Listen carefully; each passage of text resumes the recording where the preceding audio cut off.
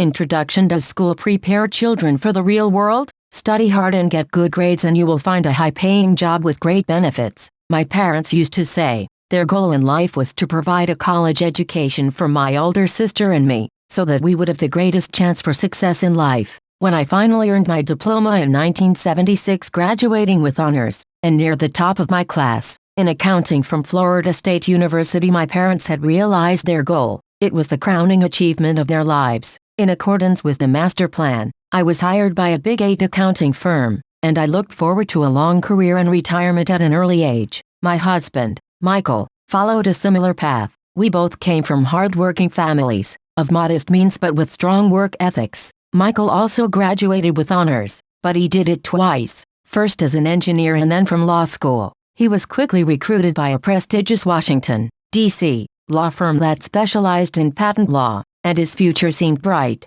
career path well-defined and early retirement guaranteed. Although we have been successful in our careers, they have not turned out quite as we expected. We both have changed positions several times for all the right reasons, but there are no pension plans vesting on our behalf. Our retirement funds are growing only through our individual contributions. Michael and I have a wonderful marriage with 3 great children. As I write this, 2 are in college and 1 is just beginning high school. We have spent a fortune making sure our children have received the best education available. One day in 1996, one of my children came home disillusioned with school. He was bored and tired of studying. "Why should I put time into studying subjects I will never use in real life?" he protested. Without thinking, I responded, "Because if you don't get good grades, you won't get into college, regardless of whether I go to college." He replied, "I'm going to be rich. If you don't graduate from college, you won't get a good job." I responded with a tinge of panic and motherly concern, "And if you don't have a good job, how do you plan to get rich?" My son smirked and slowly shook his head with mild boredom. We have had this talk many times before. He lowered his head and rolled his eyes. My words of motherly wisdom were falling on deaf ears once again. Though smart and strong-willed, he has always been a polite and respectful young man. "Mom," he began, "it was my turn to be lectured. Get with the times. Look around. The richest people didn't get rich because of their educations. Look at Michael Jordan and Madonna. Even Bill Gates, who dropped out of Harvard, founded Microsoft. He is now the richest man in page 2/114 http://motsach.info. Rich Dad Poor Dad Robert T. Kiyosaki America. And he's still in his 30s. There is a baseball pitcher who makes more than $4 million a year even though he has been labeled mentally challenged. There was a long silence between us. It was dawning on me that I was giving my son the same advice my parents had given me. The world around us has changed, but the advice hasn't. Getting a good education and making good grades no longer ensures success, and nobody seems to have noticed, except our children. "Mom," he continued, "I don't want to work as hard as you and Dad do. You make a lot of money, and we live in a huge house with lots of toys. If I follow your advice, I'll wind up like you, working harder and harder only to pay more taxes and wind up in debt. There is no job security anymore. I know all about downsizing and right-sizing. I also know that college graduates today earn less than you did when you graduated. Look at doctors. They don't make nearly as much money as they used to. I know I can't rely on Social Security or company pensions for retirement. I need new answers." He was right. He needed new answers, and so did I. My parents' advice may have worked for people born before 1945, but it may be disastrous for those of us born into a rapidly changing world. No longer can I simply say to my children, "Go to school, get good grades, and look for a safe, secure job." I knew I had to look for new ways to guide my children's education. As a mother as well as an accountant, I have been concerned by the lack of financial education our children receive in school. Many of today's youth have credit cards before they leave high school, yet they have never had a course in money or how to invest it, let alone understand how compound interest works on credit cards. Simply put, without financial literacy and the knowledge of how money works, they are not prepared to face the world that awaits them, a world in which spending is emphasized over savings. When my oldest son became hopelessly in debt with his credit cards as a freshman in college, I not only helped him destroy the credit cards, but I also went in search of a program that would help me educate my children on financial matters. One day last year, my husband called me from his office. "I have someone I think you should meet," he said. "His name is Robert Kiyosaki. He's a businessman and investor, and he is here applying for a patent on an educational product. I think it's what you have been looking for, just what I was looking for. My husband, Mike, was so impressed with cash flow, the new educational product that Robert Kiyosaki was developing,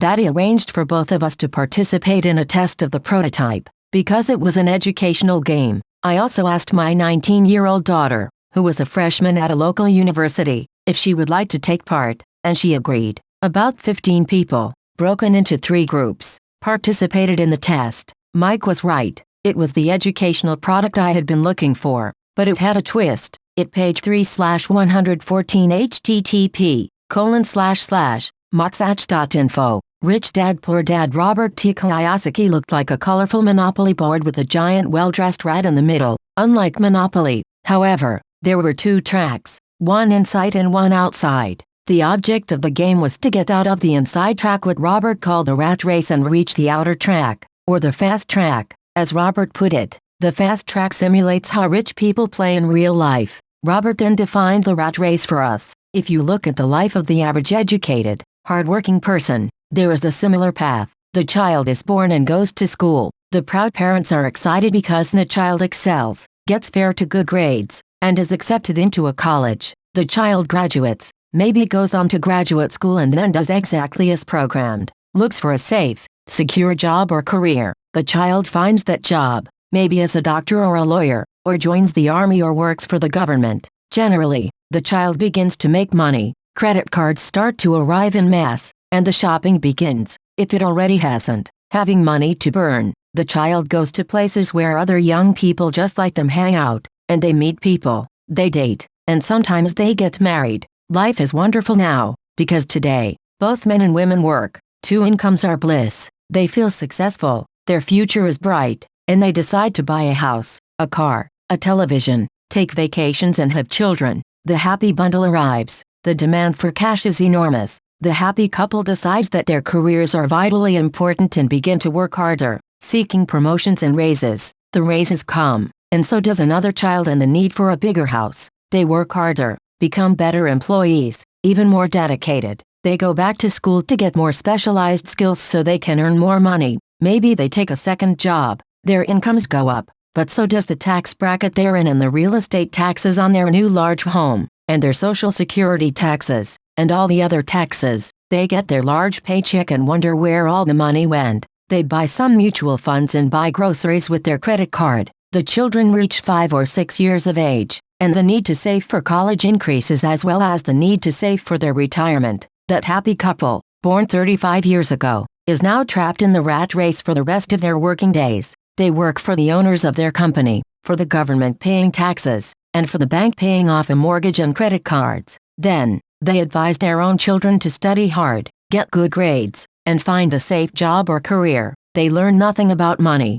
except from those who profit from their naivete, and work hard all their lives. The process repeats into another hard-working generation. This is the rat race. The only way to get out of the rat race is to prove your proficiency at both accounting and investing, arguably 2 of the most difficult subjects to master. As a trained CPA who once worked for a big 8 accounting firm, I was surprised that Robert had made the learning of these 2 subjects both fun and exciting. The process was so well disguised that while we were diligently working to get out of the rat race, we quickly forgot we were learning. Soon a product test turned into a fun afternoon with my daughter, talking about things we had never discussed before. As an accountant, playing a game that required an income statement and balance sheet was easy, so I had the time to help my daughter and the other players at my page 4/114 http://motsach.info. Rich Dad Poor Dad. Robert T. Kiyosaki table with concepts they did not understand. I was the first person and the only person in the entire test group to get out of the rat race that day.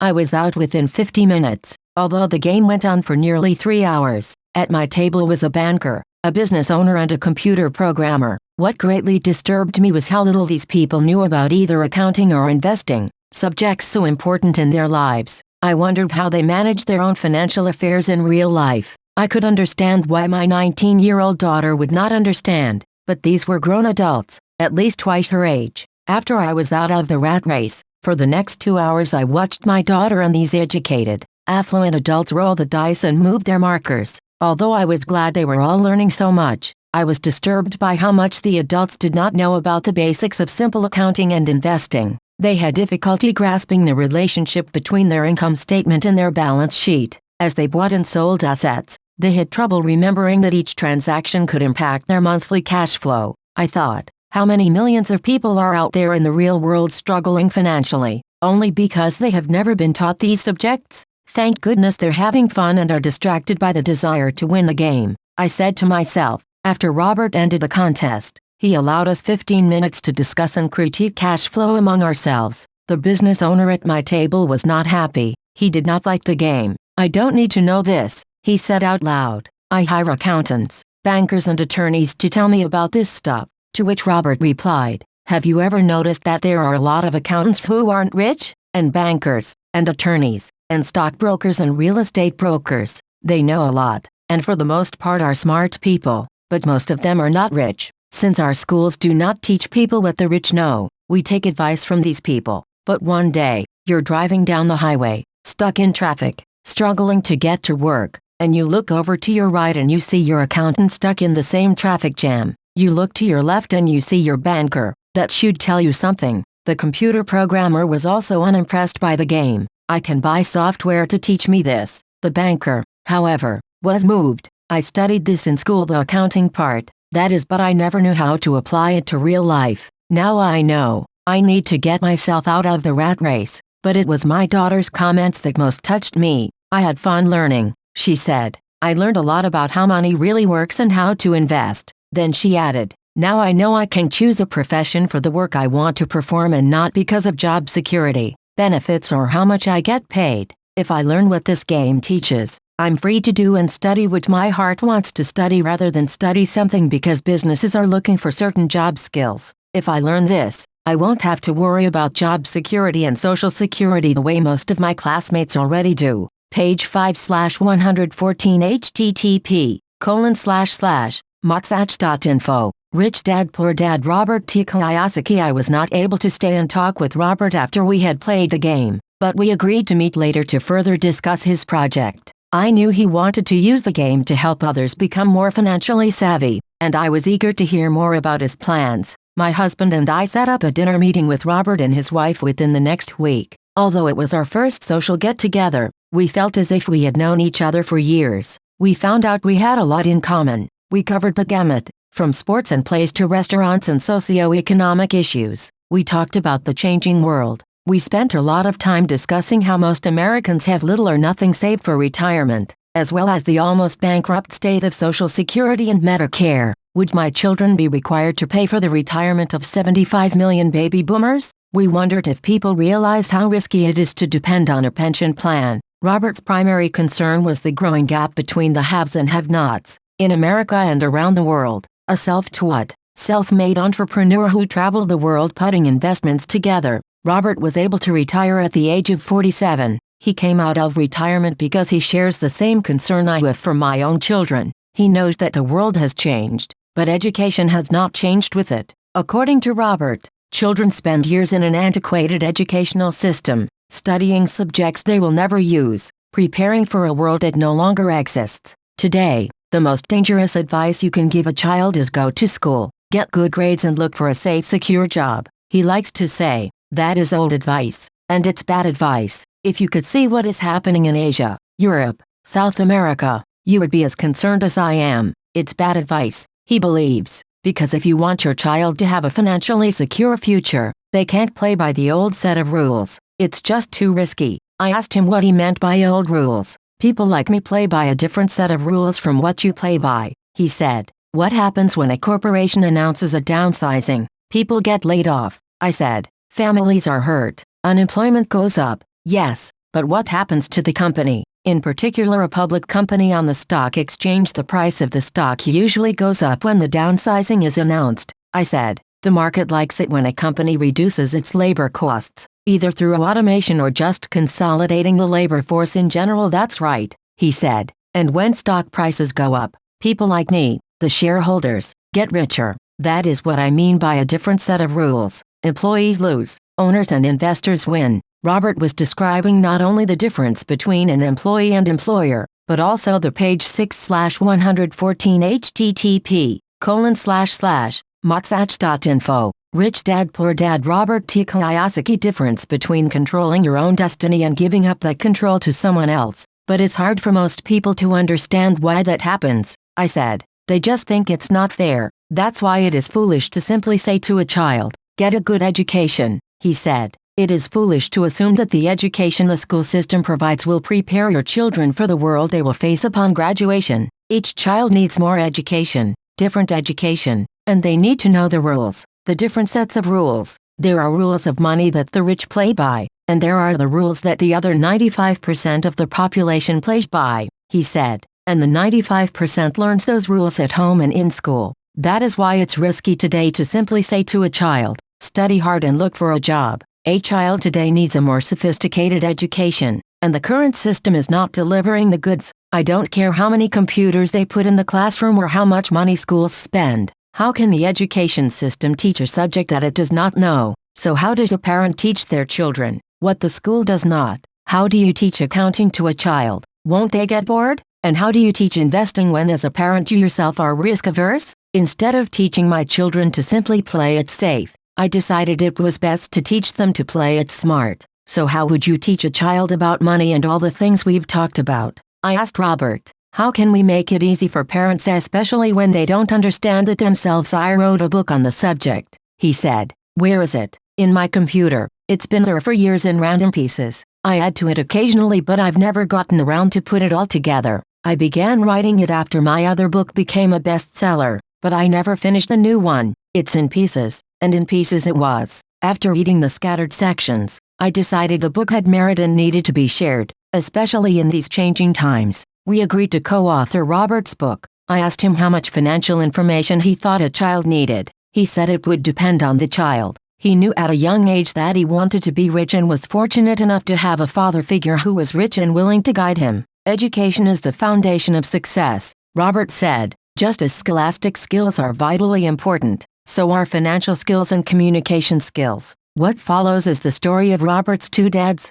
a rich one and a poor one, that expounds on the skills he's developed over a lifetime. The contrast between two dads provides an important perspective. The book is supported, edited and assembled by me. For any accountants who read this book, suspend your academic book knowledge and open your mind to the theories Robert presents. Although many of them challenge the very fundamentals of generally accepted accounting principles, they provide a valuable insight into the way through. Page 7/114 http://motsach.info. Rich Dad Poor Dad Robert T. Kiyosaki. Investors analyze their investment decisions. When we as parents advise our children to go to school, study hard and get a good job, we often do that out of cultural habit. It has always been the right thing to do. When I met Robert, his ideas initially startled me. Having been raised by two fathers, he had been taught to strive for two different goals. His educated dad advised him to work for a corporation. His rich dad advised him to own the corporation. Both life paths required education, but the subjects of study were completely different. His educated dad encouraged Robert to be a smart person. His rich dad encouraged Robert to know how to hire smart people. Having two dads caused many problems. Robert's real dad was the superintendent of education for the state of Hawaii. By the time Robert was 16, the threat of "if you don't get good grades, you won't get a good job" had little effect. He already knew his career path was to own corporations, not to work for them. In fact, if it had not been for a wise and persistent high school guidance counselor, Robert might not have gone on to college. He admits that. He was eager to start building his assets, but finally agreed that a college education would also be a benefit to him. Truthfully, the ideas in this book are probably too far-fetched and radical for most parents today. Some parents are having a hard enough time simply keeping their children in school. But in light of our changing times, as parents we need to be open to new and bold ideas. To encourage children to be employees is to advise your children to pay more than their fair share of taxes over a lifetime, with little or no promise of a pension. And it is true that taxes are a person's greatest expense. In fact, most families work from January to mid-May for the government just to cover their taxes. New ideas are needed and this book provides them. Robert claims that the rich teach their children differently. They teach their children at home, around the dinner table. These ideas may not be the ideas you choose to discuss with your children, but thank you for looking at them, and I advise you to keep searching. In my opinion, As a mom and a CPA, the concept of simply getting good grades and finding a good job is an old idea. We need to advise our children with a greater degree of sophistication. We need new ideas and different education. Maybe telling our children to strive to be good employees while also striving to own their own investment corporation is not such a bad idea. It is my hope as a mother that this book helps other parents. It is Robert's hope to inform people that anyone can achieve prosperity if they choose so. If today you are a gardener or a janitor or even unemployed, you have the ability to educate yourself and teach those you love to take care of themselves financially. Remember that financial intelligence is a mental process via which we solve our financial problems. Today we are facing global and technological changes as great or even greater than those ever faced before. No one has a crystal ball, but one thing is for certain. Changes lie ahead that are beyond our reality. Who knows what the future brings? But whatever happens, we have two fundamental choices. Play it safe or play it smart by preparing, getting educated and awakening your own and your children's financial genius. Sharon Lechter for a free audio report What My Rich Dad Taught Me About Money. All you have to do is visit our special website at www.richdadbookie.com and the report is yours free. Page 8/114 http://motsach.info. Rich Dad Poor Dad Robert T. Kiyosaki. Thank you Rich Dad, Poor Dad. Page 9/114 http://motsach.info. Rich Dad Poor Dad Robert T. Kiyosaki. Rich Dad, Poor Dad is narrated by Robert Kiyosaki. Chapter 1. I had two fathers, a rich one and a poor one. One was highly educated and intelligent. He had a PhD and completed 4 years of undergraduate work in less than 2 years. He then went on to Stanford University, the University of Chicago, and Northwestern University to do his advanced studies, all on full financial scholarships. The other father never finished the 8th grade. Both men were successful in their careers, working hard all their lives. Both earned substantial incomes, yet one struggled financially all his life. The other would become one of the richest men in Hawaii. One died leaving tens of millions of dollars to his family, charities and his church. The other left bills to be paid. Both men were strong, charismatic and influential. Both men offered me advice, but they did not advise the same things. Both men believed strongly in education but did not recommend the same course of study. If I had had only one dad,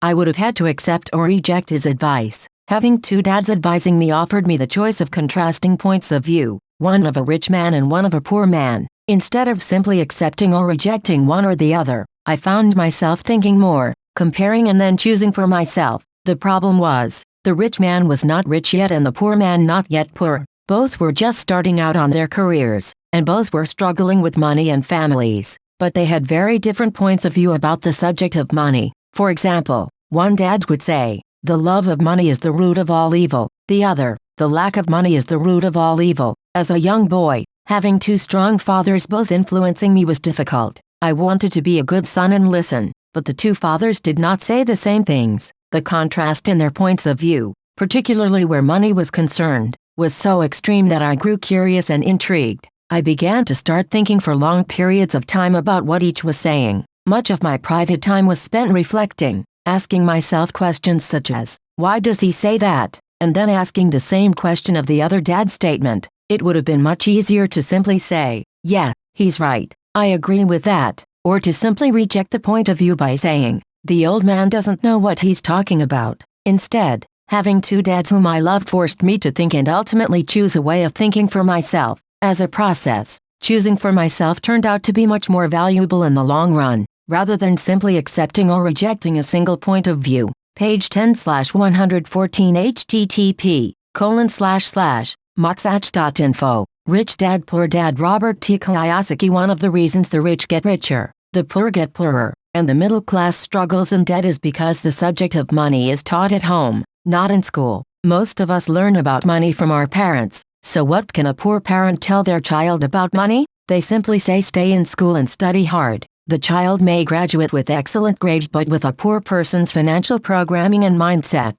It was learned while the child was young. Money is not taught in schools. Schools focus on scholastic and professional skills, but not on financial skills. This explains how smart bankers, doctors and accountants who earned excellent grades in school may still struggle financially all of their lives. Our staggering national debt is due in large part to highly educated politicians and government officials making financial decisions with little or no training on the subject of money. I often look ahead to the new millennium and wonder what will happen when we have millions of people who will need financial and medical assistance. They will be dependent on their families or the government for financial support. What will happen when Medicare and Social Security run out of money? How will a nation survive if teaching children about money continues to be left to parents, most of whom will be, or already are, poor? Because I had two influential fathers, I learned from both of them. I had to think about each dad's advice, and in doing so, I gained valuable insight into the power and effect of one's thoughts on one's life. For example, one dad had a habit of saying, "I can't afford it." The other dad forbade those words to be used. He insisted I say, "How can I afford it?" One is a statement, and the other is a question. One lets you off the hook, and the other forces you to think. My soon-to-be arch-dad would explain that by automatically saying the words "I can't afford it," your brain stops working. By asking the question "How can I afford it?" your brain is put to work. He did not mean by everything you wanted. He was fanatical about exercising your mind, the most powerful computer in the world. My brain gets stronger every day because I exercise it. The stronger it gets, the more money I can make. He believed that automatically saying "I can't afford it" was a sign of mental laziness. Although both dads worked hard, I noticed that one dad had a habit of putting his brain to sleep when it came to money matters, and the other had a habit of exercising his brain. The long-term result was that one dad grew stronger financially and the other grew weaker. It is not much different from a person who goes to the gym to exercise on a regular basis versus someone who sits on the couch watching television. Proper physical exercise increases your chances for health, and proper mental exercise increases your chances for wealth. Laziness decreases both health and wealth. My two dads had opposing attitudes in thought. One dad thought that the rich should pay more in taxes to take care of those less fortunate. The other said, taxes punish those who produce and reward those who don't produce. One dad recommended, study hard so you can find a good company to work for. The other recommended, study hard so you can find a good company to buy. One dad said, the reason I'm not rich is because I have you kids. The other said, the reason I must be rich is because I have you kids. One encouraged talking about money and business at the dinner table. The other forbade the subject of money to be discussed over a meal. One said, when it comes page 11/114 http://motsach.info. Rich Dad Poor Dad Robert T. Kiyosaki to money. Play it safe. Don't take risks. The other said, learn to manage risk. One believed, our home is our largest investment and our greatest asset. The other believed, my house is a liability, and if your house is your largest investment, you're in trouble. Both dads paid their bills on time, yet one paid his bills first while the other paid his bills last. One dad believed in a company or the government taking care of you and your needs. He was always concerned about pay raises, retirement plans, medical benefits, sick leave, vacation days and other perks. He was impressed with two of his uncles who joined the military and earned a retirement and entitlement package for life after 20 years of active service. He loved the idea of medical benefits and PX privileges the military provided its retirees. He also loved the tenure system available through the university. The idea of job protection for life and job benefits seemed more important, at times, than the job. He would often say, I've worked hard for the government, and I'm entitled to these benefits. The other believed in total financial self-reliance. He spoke out against the entitlement mentality and how it was creating weak and financially needy people. He was emphatic about being financially competent. One dad struggled to save a few dollars. The other simply created investments. One dad taught me how to write an impressive resume so I could find a good job. The other taught me how to write strong business and financial plans so I could create jobs. Being a product of two strong dads allowed me the luxury of observing the effects different thoughts have on one's life. I noticed that people really do shape their life through their thoughts. For example, my poor dad always said, I'll never be rich, and that prophecy became reality. My rich dad, on the other hand, always referred to himself as rich. He would say things like, I'm a rich man, and rich people don't do this. Even when he was flat broke after a major financial setback, he continued to refer to himself as a rich man. He would cover himself by saying, there is a difference between being poor and being broke. Broke is temporary, and poor is eternal. My poor dad would also say, I'm not interested in money, or money doesn't matter. My rich dad always said, money is power. The power of our thoughts may never be measured or appreciated, but it became obvious to me as a young boy to be aware of my thoughts and how I expressed myself. I noticed that my poor dad was poor not because of the amount of money he earned, which was significant, but because of his thoughts and actions. As a young boy, having two fathers, I became acutely aware of being careful which thoughts I chose to adopt as my own. Whom should I listen to, my rich dad or my poor dad? Although both men had tremendous respect for education and learning, they disagreed in what they thought was important to learn. One wanted me to study hard, earn a degree and get a good job to work for money. He wanted me to study to become a professional, an attorney or an accountant, or to go to business school for my MBA. The other encouraged me to study to be page 12/114 http://motsach.info. Rich Dad Poor Dad. Robert T. Kiyosaki. Rich, to understand how money works and to learn how to have it work for me. I don't work for money, were words he would repeat over and over. Money works for me. At the age of 9, I decided to listen to and learn from my rich dad about money. In doing so, I chose not to listen to my poor dad, even though he was the one with all the college degrees. A lesson from Robert Frost. Robert Frost is my favorite poet. Although I love many of his poems, my favorite is The Road Not Taken. I use its lesson almost daily. The road not taken. Two roads diverged in a yellow wood, and sorry I could not travel both, and be one traveler. Long I stood, and looked down one as far as I could, to where it bent in the undergrowth, then took the other, as just as fair, and having perhaps the better claim, because it was grassy and wanted wear, though as for that the passing there had worn them really about the same, and both that morning equally lay in leaves no step had trodden black. Oh, I kept the first for another day, yet knowing how way leads on to way, I doubted if I should ever come back. I shall be telling this with a sigh. Somewhere ages and ages hence, two roads diverged in a wood, and I took the one less traveled by, and that has made all the difference. Robert Frost, 1916, and that made all the difference. Over the years, I have often reflected upon Robert Frost's poem. Choosing not to listen to my highly educated dad's advice and attitude about money was a painful decision, but it was a decision that shaped the rest of my life. Once I made up my mind whom to listen to, my education about money began. My rich dad taught me over a period of 30 years, until I was age 39. He stopped once he realized that I knew and fully understood what he had been trying to drum into my often thick skull. Money is one form of power, but what is more powerful is financial education. Money comes and goes, but if you have the education about how money works, you gain power over it and can begin building wealth. The reason positive thinking alone does not work is because most people went to school and never learned how money works, so they spend their lives working for money. Because I was only 9 years old when I started,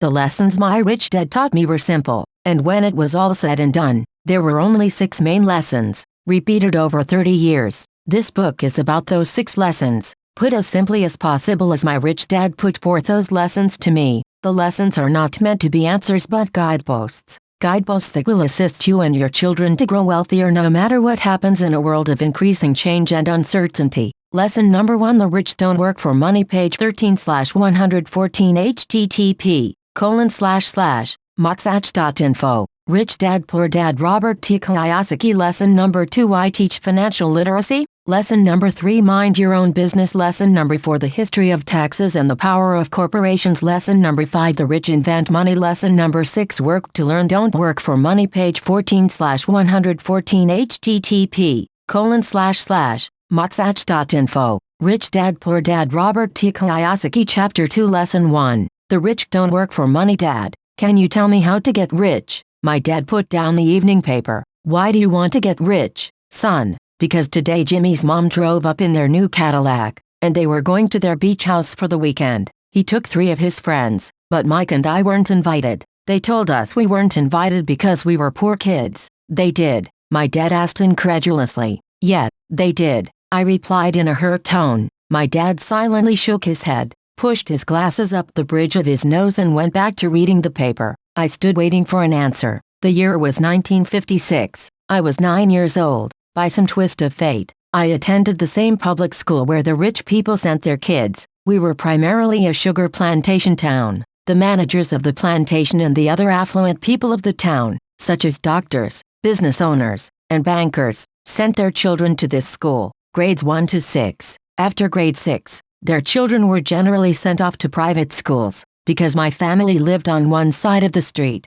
I went to this school. Had I lived on the other side of the street, I would have gone to a different school, with kids from families more like mine. After grade 6, these kids and I would go on to the public intermediate and high school. There was no private school for them or for me. My dad finally put down the paper. I could tell he was thinking. Well, son, he began slowly, if you want to be rich, you have to learn to make money. How do I make money? I asked. Well, use your head, son, he said, smiling, which really meant, that's all I'm going to tell you, or I don't know the answer, so don't embarrass me. A partnership is formed the next morning. I told my best friend, Mike, what my dad had said. As best I could tell, Mike and I were the only poor kids in this school. Mike was like me in that he was in this school by a twist of fate. Someone had drawn a jog in the line for the school district, and we wound up in school with the rich kids. We weren't really poor, but we felt as if we were because all the other boys had new baseball gloves, new bicycles, new everything. Mom and Dad provided us with the basics, like food, shelter, clothes, but that was about it. My dad used to say, if you want something, work for it. We wanted things, but there was not much work available for 9-year-old boys. Page 15/114 http://motsach.info. Rich Dad Poor Dad Robert T. Kiyosaki. So what do we do to make money? Mike asked. I don't know, I said, but do you want to be my partner? He agreed, and so on that Saturday morning, Mike became my first business partner. We spent all morning coming up with ideas on how to make money. Occasionally we talked about all the cool guys at Jimmy's beach house having fun. It hurt a little, but that hurt was good, for it inspired us to keep thinking of a way to make money. Finally, that afternoon, a bolt of lightning came through our heads. It was an idea Mike had gotten from a science book he had read. Excitedly, we shook hands, and the partnership now had a business. For the next several weeks, Mike and I ran around our neighborhood, knocking on doors and asking our neighbors if they would save their toothpaste tubes for us. With puzzled looks, most adults consented with a smile. Some asked us what we were doing, to which we replied, we can't tell you, it's a business secret. My mom grew distressed as the weeks wore on. We had selected a site next to her washing machine as the place we would stockpile our raw materials. In a brown cardboard box that one time held catsup bottles, our little pile of used toothpaste tubes began to grow. Finally my mom put her foot down. The sight of her neighbor's messy, crumpled used toothpaste tubes had gotten to her. What are you boys doing? She asked. And I don't want to hear again that it's a business secret. Do something with this mess or I'm going to throw it out. Mike and I pleaded and begged, explaining that we would soon have enough and then we would begin production. We informed her that we were waiting on a couple of neighbors to finish using up their toothpaste so we could have their tubes. Mom granted us a 1-week extension. The date to begin production was moved up. The pressure was on. My first partnership was already being threatened with an eviction notice from our warehouse space by my own mom. It became Mike's job to tell the neighbors to quickly use up their toothpaste, saying their dentist wanted them to brush more often anyway. I began to put together the production line. One day my dad drove up with a friend to see 2 9-year-old boys in the driveway with the production line operating at full speed. There was fine white powder everywhere. On a long table were small milk cartons from school, and our family's hibachi grill was glowing with red-hot coals at maximum heat. Dad walked up cautiously, having to park the car at the base of the driveway, since the production line blocked the carport. As he and his friend got closer, they saw a steel pot sitting on top of the coals, with the toothpaste tubes being melted down. In those days, toothpaste did not come in plastic tubes. The tubes were made of lead, so once the paint was burned off, the tubes were dropped in the small steel pot, melted until they became liquid, and with my mom's pot holders we were pouring the lead through a small hole in the top of the milk cartons. The milk cartons were filled with plaster of Paris. The white powder everywhere was the plaster before we mixed it with water. In my haste, I had knocked the bag over, and the entire area looked like it had been hit by a snowstorm. The milk cartons were the outer containers for plaster of Paris molds.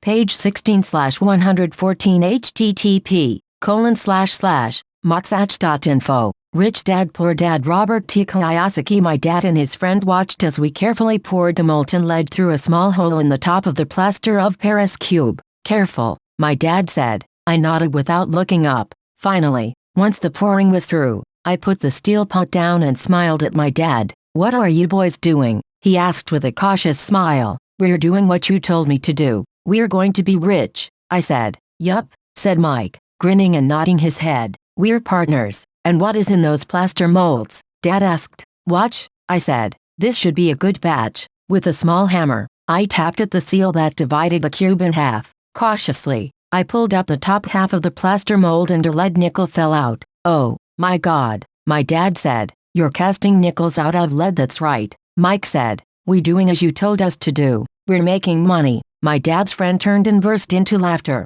My dad smiled and shook his head, along with a fire and a box of spent toothpaste tubes. In front of him were two little boys covered with white dust and smiling from ear to ear. He asked us to put everything down and sit with him on the front step of our house. With a smile, he gently explained what the word counterfeiting meant. Our dreams were dashed. You mean this is illegal? Asked Mike in a quivering voice. Let them go, my dad's friend said. They might be developing a natural talent. My dad glared at him. Yes, it is illegal, my dad said gently. But you boys have shown great creativity and original thought. Keep going. I'm really proud of you. Disappointed, Mike and I sat in silence for about 20 minutes before we began cleaning up our mess. The business was over on opening day. Sweeping the powder up, I looked at Mike and said, I guess Jimmy and his friends are right. We are poor. My father was just leaving us. I said that. Boys, he said, you're only poor if you give up. The most important thing is that you did something. Most people only talk and dream of getting rich. You've done something. I'm very proud of the two of you. I will say it again. Page 17/114 http://motsach.info. Rich Dad Poor Dad Robert T. Kiyosaki. Keep going. Don't quit. Mike and I stood there in silence. They were nice words, but we still did not know what to do. So how come you're not rich, Dad? I asked. Because I chose to be a school teacher. School teachers really don't think about being rich. We just like to teach. I wish I could help you, but I really don't know how to make money. Mike and I turned and continued our cleanup. I know, said my dad. If you boys want to learn how to be rich, don't ask me. Talk to your dad. Mike, my dad, asked Mike with a scrunched up face. Yeah, your dad, repeated my dad with a smile. Your dad and I have the same banker, and he raves about your father. He's told me several times that your father is brilliant when it comes to making money. My dad, Mike asked again in disbelief. Then how come we don't have a nice car and a nice house like the rich kids at school? A nice car and a nice house does not necessarily mean you're rich or you know how to make money, my dad replied. Jimmy's dad works for the sugar plantation. He's not much different from me. He works for a company, and I work for the government. The company buys the car for him. The sugar company is in financial trouble, and Jimmy's dad may soon have nothing. Your dad is different, Mike. He seems to be building an empire, and I suspect in a few years he will be a very rich man. With that, Mike and I got excited again. With new vigor, we began cleaning up the mess caused by our now defunct first business. As we were cleaning, we made plans on how and when to talk to Mike's dad. The problem was that Mike's dad worked long hours and often did not come home until late. His father owned warehouses, a construction company, a chain of stores, and 3 restaurants. It was the restaurants that kept him out late. Mike caught the bus home after we had finished cleaning up. He was going to talk to his dad when he got home that night and ask him if he would teach us how to become rich.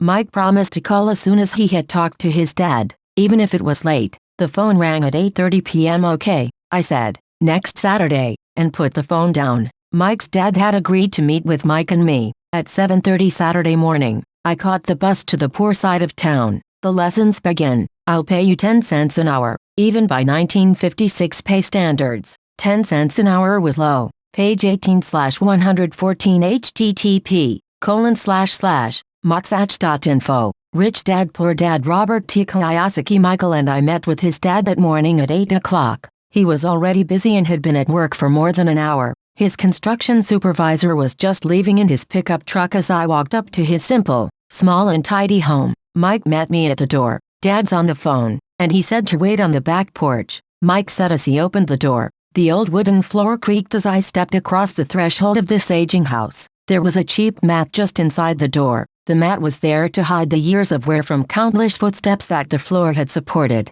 Although clean, it needed to be replaced. I felt claustrophobic as I entered the narrow living room, which was filled with old musty overstuffed furniture that today would be collector's items. Sitting on the couch were 2 women, a little older than my mom. Across from the women sat a man in workman's clothes. He wore khaki slacks and a khaki shirt. neatly pressed but without starch, and polished workbooks. He was about 10 years older than my dad, I'd say about 45 years old. They smiled as Mike and I walked past them, heading for the kitchen, which led to the porch that overlooked the backyard. I smiled back shyly. "Who are those people?" I asked. "Oh, they work for my dad. The older man runs his warehouses, and the women are the managers of the restaurants. And you saw the construction supervisor, who is working on a road project about 50 miles from here. His other supervisor, who is building a track of houses, had already left before you got here. Does this go on all the time?" I asked. "Not always, but quite often," said Mike, smiling as he pulled up a chair to sit down next to me.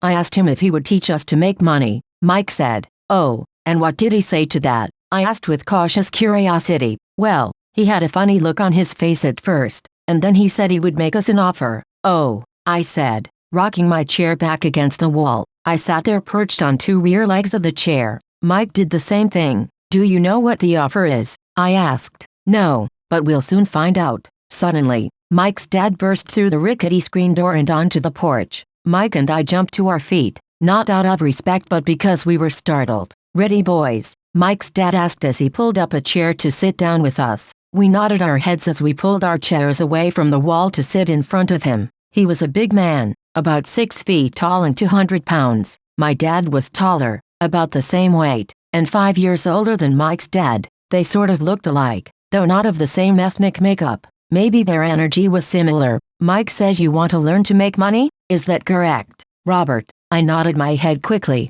but with a little intimidation. He had a lot of power behind his words. Page 19/114 http://motsach.info. Rich Dad Poor Dad Robert T. Kiyosaki and smile. "Okay, here's my offer. I'll teach you, but I won't do it classroom style. You work for me. I'll teach you. You don't work for me. I won't teach you. I can teach you faster if you work, and I'm wasting my time if you just want to sit and listen, like you do in school. That's my offer. Take it or leave it." May I ask a question first?" I asked. "No, take it or leave it. I've got too much work to do to waste my time. If you can't make up your mind decisively, then you'll never learn to make money anyway. Opportunities come and go. Being able to know when to make quick decisions is an important skill. You have an opportunity that you asked for. School is beginning or it's over in 10 seconds. Mike's dad said with a teasing smile. "Take it," I said. "Take it," said Mike. "Good," said Mike's dad. "Mrs. Martin will be by in 10 minutes. After I'm through with her, you ride with her to my superette and you can begin working. I'll pay you 10 cents an hour and you will work for 3 hours every Saturday. But I have a softball game today," I said. Mike's dad lowered his voice to a stern tone. "Take it or leave it." "I'll take it," I replied, choosing to work and learn instead of playing softball. 30 cents later by 9 a.m. on a beautiful Saturday morning, Mike and I were working for Mrs. Martin. She was a kind and patient woman. She always said that Mike and I reminded her of her 2 sons who were grown and gone. Although kind,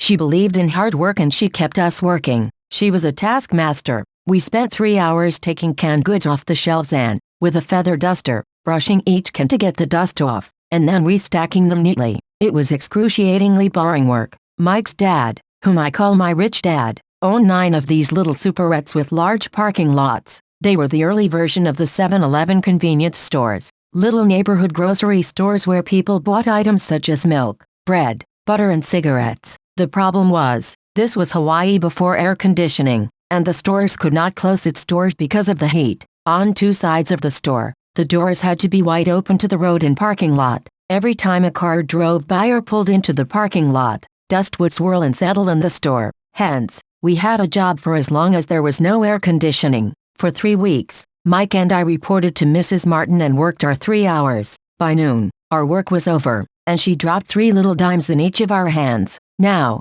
even at the age of 9 in the mid-1950s, 30 cents was not too exciting. Comic books cost 10 cents back then, so I usually spent my money on comic books and went home. Page 20/114 http://motsach.info. Rich Dad Poor Dad Robert T. Kiyosaki. By Wednesday of the 4th week, I was ready to quit. I had agreed to work only because I wanted to learn to make money from Mike's dad, and now I was a slave for 10 cents an hour. On top of that, I had not seen Mike's dad since that first Saturday. "I'm quitting," I told Mike at lunchtime. The school lunch was miserable, school was boring, and now I did not even have my Saturdays to look forward to. But it was the 30 cents that really got to me. This time Mike smiled. "What are you laughing at?" I asked with anger and frustration. "Dad said this would happen. He said to meet with him when you were ready to quit." "What?" I said indignantly. "He's been waiting for me to get fed up." "Sort of," Mike said.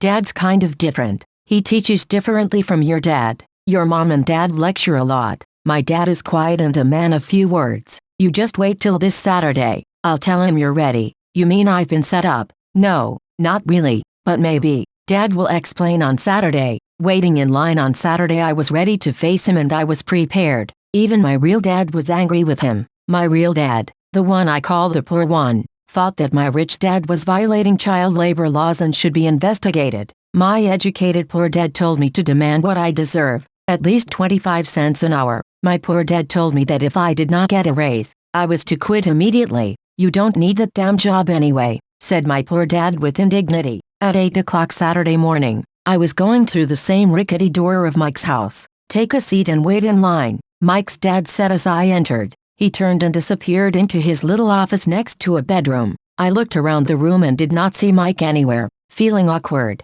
I cautiously sat down next to the same two women who were there 4 weeks earlier. They smiled and slid across the couch to make room for me. 45 minutes went by, and I was steaming. The two women had met with him and left 30 minutes earlier. An older gentleman was in there for 20 minutes and was also gone. The house was empty, and I sat out in his musty dark living room on a beautiful sunny Hawaiian day, waiting to talk to a cheapskate who exploited children. I could hear him rustling around the office, talking on the phone, and ignoring me. I was now ready to walk out, but for some reason I stayed. Finally, 15 minutes later, at exactly 9 o'clock, Rich Dad walked out of his office, said nothing. Page 21/114 http://motsach.info. Rich Dad Poor Dad Robert T. Kiyosaki and signaled with his hand for me to enter his dingy office. "I understand you want a raise or you're going to quit," Rich Dad said as he swiveled in his office chair. "Well, you're not keeping your end of the bargain," I blurted out nearly in tears.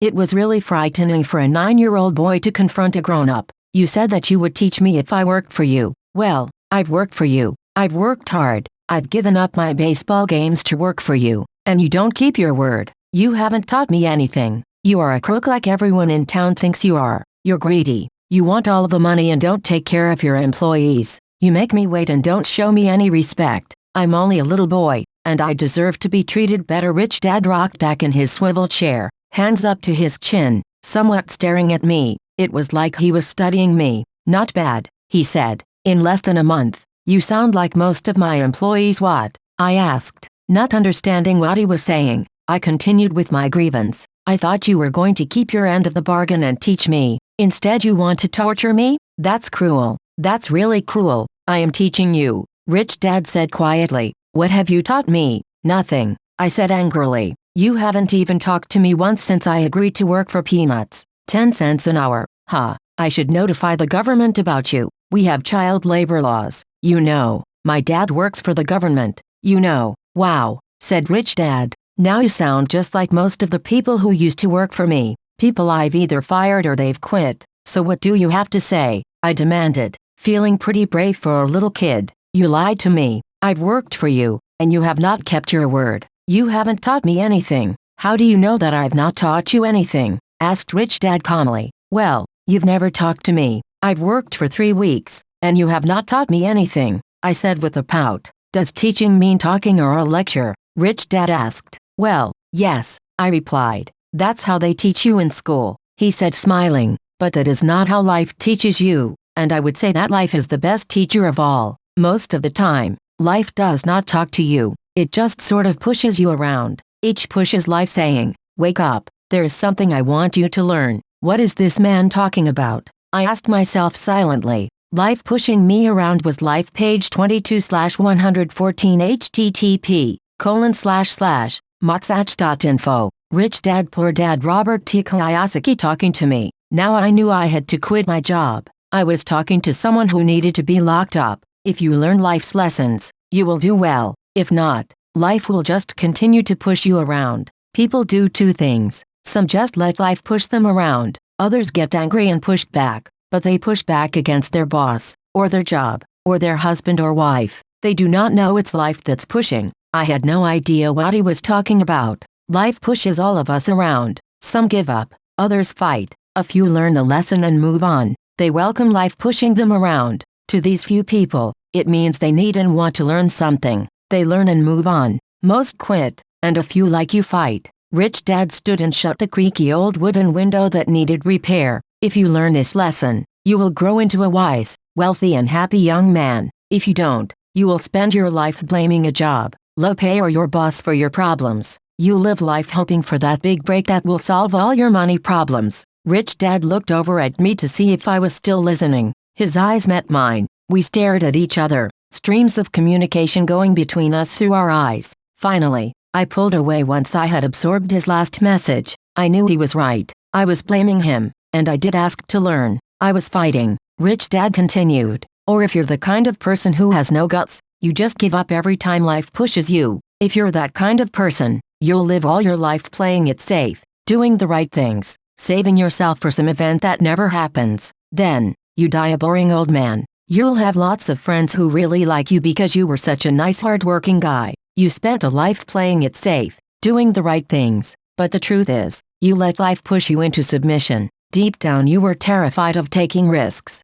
You really wanted to win, but the fear of losing was greater than the excitement of winning. Deep inside, you and only you will know you didn't go for it. You chose to play it safe. Our eyes met again. For 10 seconds, we looked at each other, only pulling away once the message was received. You've been pushing me around, I asked. Some people might say that, smiled Rich Dad. I would say that I just gave you a taste of life. What taste of life? I asked, still angry, but now curious, even ready to learn. You boys are the first people that have ever asked me to teach them how to make money. I have more than 150 employees, and not one of them has asked me what I know about money. They ask me for a job and a paycheck, but never to teach them about money. So most will spend the best years of their lives working for money, not really understanding what it is they are working for. I sat there listening intently. So when Mike told me about you wanting to learn how to make money, I decided to design a page 23/114 http://motsach.info.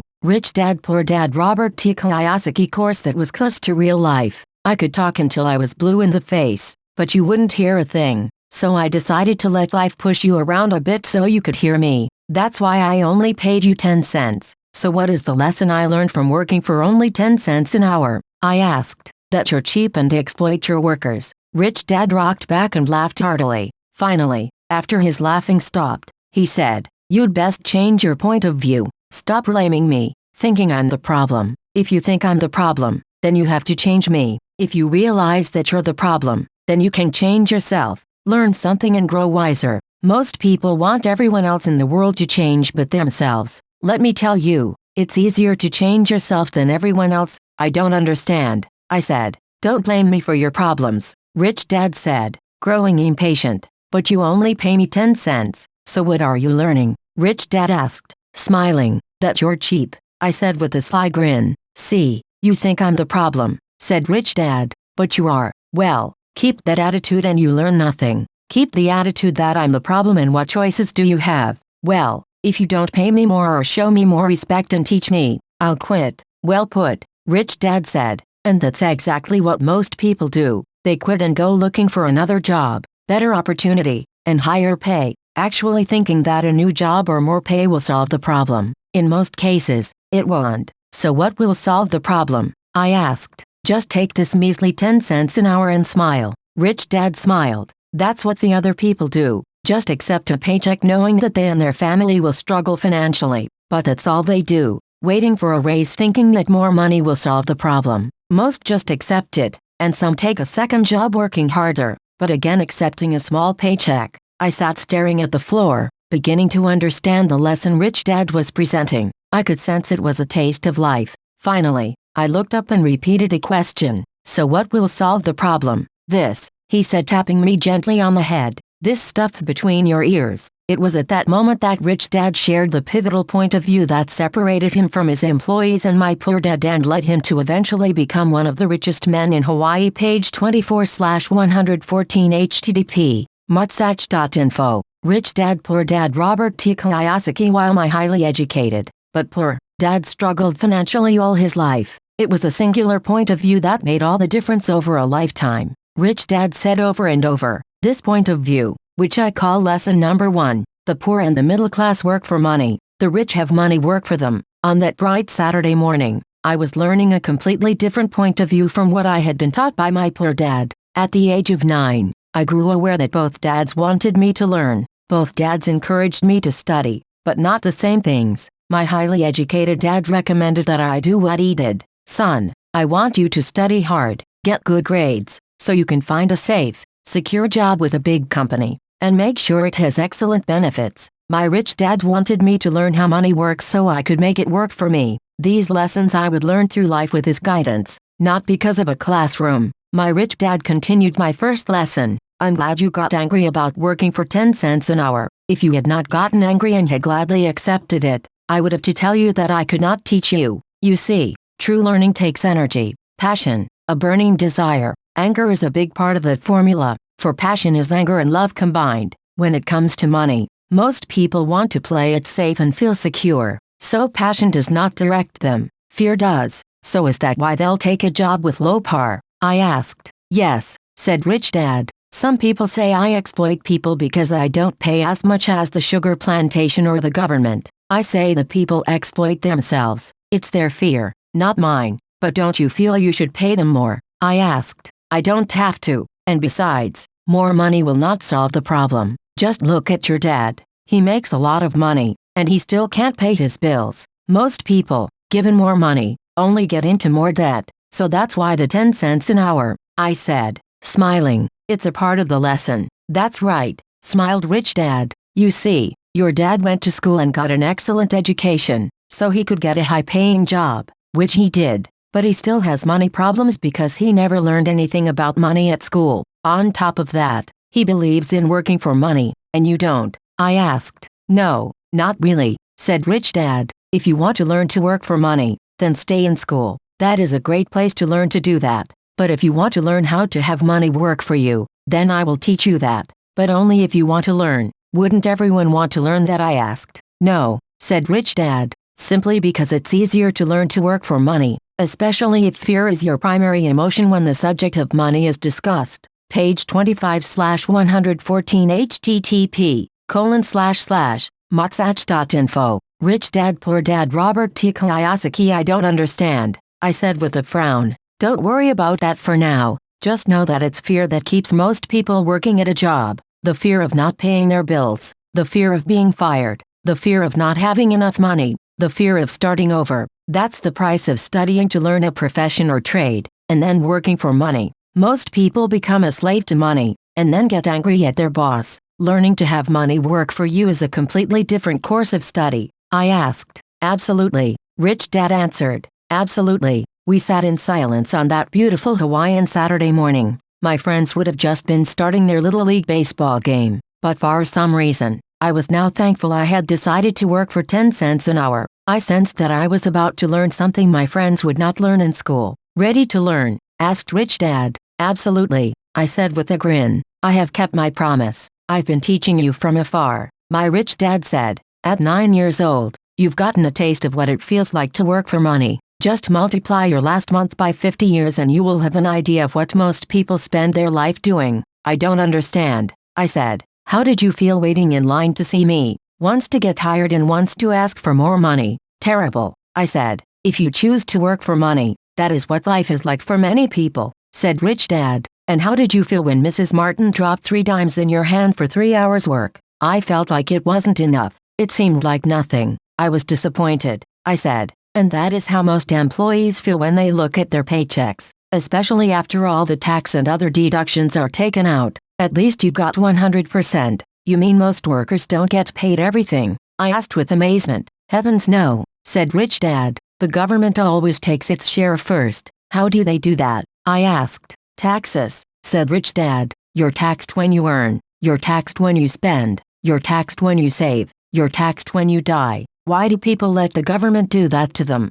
Page 26/114 http://mutsach.info. Rich Dad Poor Dad Robert T. Kiyosaki. The rich don't, said Rich Dad with a smile. The poor and the middle class do. I'll bet you that I earn more than your dad, yet he pays more in taxes. How can that be? I asked. As a 9-year-old boy, that made no sense to me. Why would someone let the government do that to them? Rich Dad sat there in silence. I guess he wanted me to listen instead of jabber away at the mouth. Finally, I calmed down. I did not like what I had heard. I knew my dad complained constantly about paying so much in taxes, but really did nothing about it. Was that life pushing him around? Rich Dad rocked slowly and silently in his chair, just looking at me. Ready to learn? He asked. I nodded my head slowly. As I said, there is a lot to learn. Learning how to have money work for you is a lifetime study. Most people go to college for 4 years, and their education ends. I already know that my study of money will continue over my lifetime,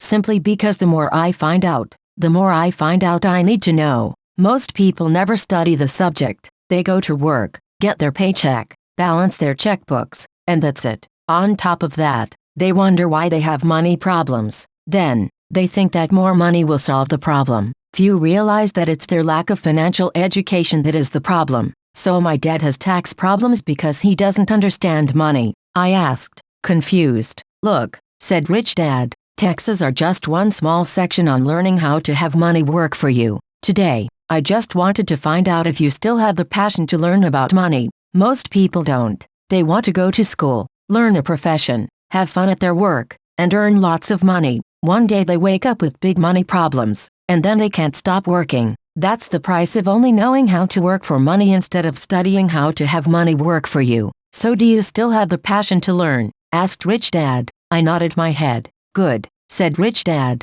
Now get back to work. This time, I will pay you nothing. What? I asked in amazement. You heard me. Nothing. You will work the same 3 hours every Saturday, but this time you will not be paid 10 cents per hour. You said you wanted to learn to not work for money, so I'm not going to pay you anything. I couldn't believe what I was hearing. I've already had this conversation with Mike. He's already working, dusting and stacking canned goods for free. You'd better hurry and get back there. That's not fair, I shouted. You've got to pay something. Page 27/114 http://motsach.info. Rich Dad Poor Dad Robert T. Kiyosaki. You said you wanted to learn. If you don't learn this now, you'll grow up to be like the 2 women and the older man sitting in my living room, working for money and hoping I don't fire them. Or like your dad, earning lots of money only to be in debt up to his eyeballs, hoping more money will solve the problem. If that's what you want, I'll go back to our original deal of 10 cents an hour.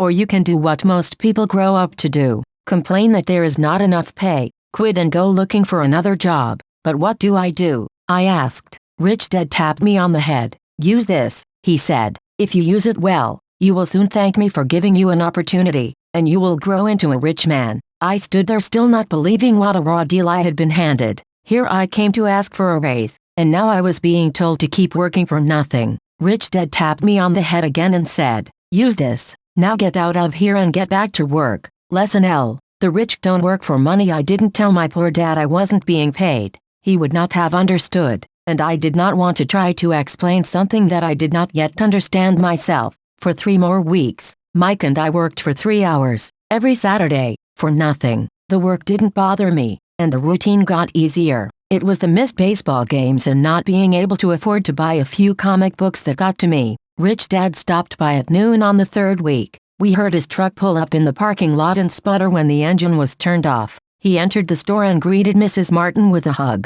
After finding out how things were going in the store, he reached into the ice cream freezer, pulled out 2 bars, paid for them, and signaled to Mike and me, "Let's go for a walk, boys." We crossed the street, dodging a few cars, and walked across a large grassy field, where a few adults were playing softball. Sitting down at a remote picnic table, he handed Mike and me the ice cream bars. "How's it going, boys?" "Okay," Mike said. I nodded in agreement. "Learn anything yet?" Rich Dad asked. Mike and I looked at each other, shrugged our shoulders and shook our heads in unison. Avoiding one of life's biggest traps. Well, you boys had better start thinking. You're staring at one of life's biggest lessons. If you learn the lesson, you'll enjoy a life of great freedom and security. If you don't learn the lesson, page 28/114 http://motsach.info. Rich Dad Poor Dad Robert T. Kiyosaki. You'll wind up like Mrs. Martin and most of the people playing softball in this park. They work very hard, for little money,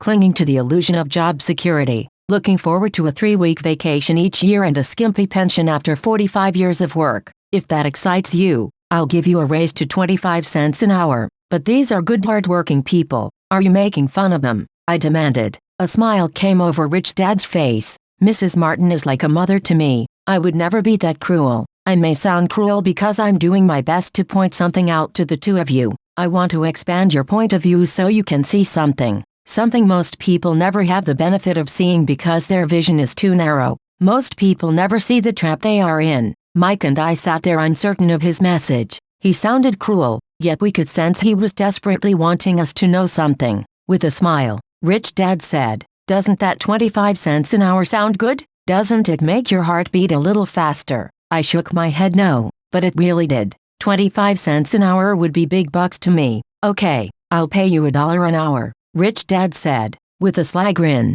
Now my heart was beginning to race. My brain was screaming, and take it, take it. I could not believe what I was hearing. Still, I said nothing. Okay, $2 an hour. My little 9-year-old brain and heart nearly exploded. After all, it was 1956 and being paid $2 an hour would have made me the richest kid in the world. I couldn't imagine earning that kind of money. I wanted to say yes. I wanted the deal. I could see a new bicycle, new baseball glove, and adoration of my friends when I flashed some cash. On top of that, Jimmy and his rich friends could never call me poor again. But somehow my mouth stayed silent. Maybe my brain had overheated and blown a fuse. But deep down, I badly wanted the $2 an hour. The ice cream had melted and was running down my hand. The ice cream stick was empty, and under it was a sticky mess of vanilla and chocolate that ants were enjoying. Rich Dad was looking at two boys staring back at him, eyes wide open and brains empty. He knew he was testing us, and he knew there was a part of our emotions that wanted to take the deal. He knew that each human being has a weak and needy part of their soul that can be bought.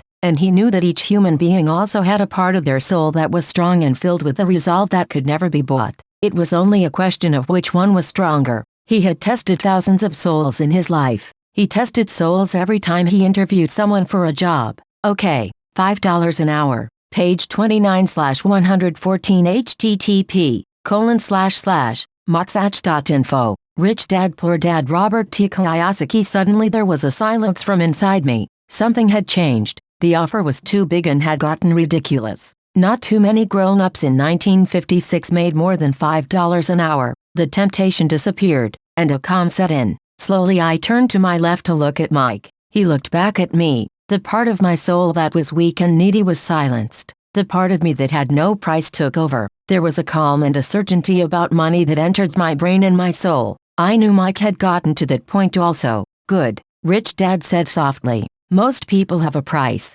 and they have a price because of human emotions named fear and greed. First, the fear of being without money motivates us to work hard, and then once we get that paycheck, greed or desire starts us thinking about all the wonderful things money can buy. The pattern is then set. What pattern? I asked. The pattern of get up, go to work, pay bills, get up, go to work, pay bills. Their lives are then run forever by two emotions, fear and greed. Offer them more money, and they continue the cycle by also increasing their spending. This is what I call the rat race. There is another way, Mike asked. Yes, said Rich Dad slowly, but only a few people find it. And what is that way? Mike asked. That's what I hope you boys will find out as you work and study with me. That is why I took away all forms of pay. Any hints? Mike asked. We're kind of tired of working hard, especially for nothing. Well, the first step is telling the truth, said Rich Dad. We haven't been lying, I said. I did not say you were lying.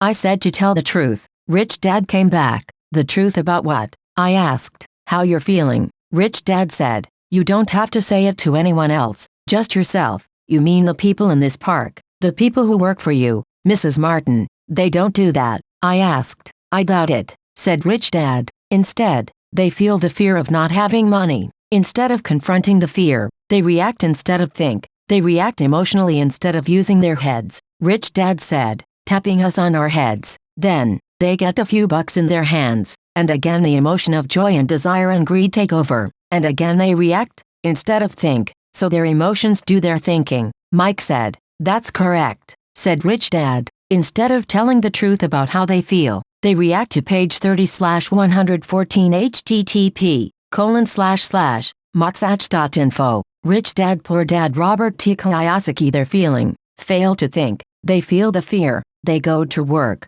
hoping that money will soothe the fear, but it doesn't. That old fear haunts them, and they go back to work, hoping again that money will calm their fears, and again it doesn't. Fear has them in this trap of working, earning money, working, earning money, hoping the fear will go away, but every day they get up, and that old fear wakes up with them. For millions of people, that old fear keeps them awake all night, causing a night of turmoil and worry, so they get up and go to work, hoping that a paycheck will kill that fear gnawing at their soul. Money is running their lives, and they refuse to tell the truth about that. Money is in control of their emotions and hence their souls. Rich Dad sat quietly, letting his words sink in. Mike and I heard what he said, but really did not understand fully what he was talking about. I just knew that I often wondered why grown-ups hurried off to work. It did not seem like much fun, and they never looked that happy, but something kept them hurrying off to work. Realizing we had absorbed as much as possible of what he was talking about, Rich Dad said, I want you boys to avoid the trap.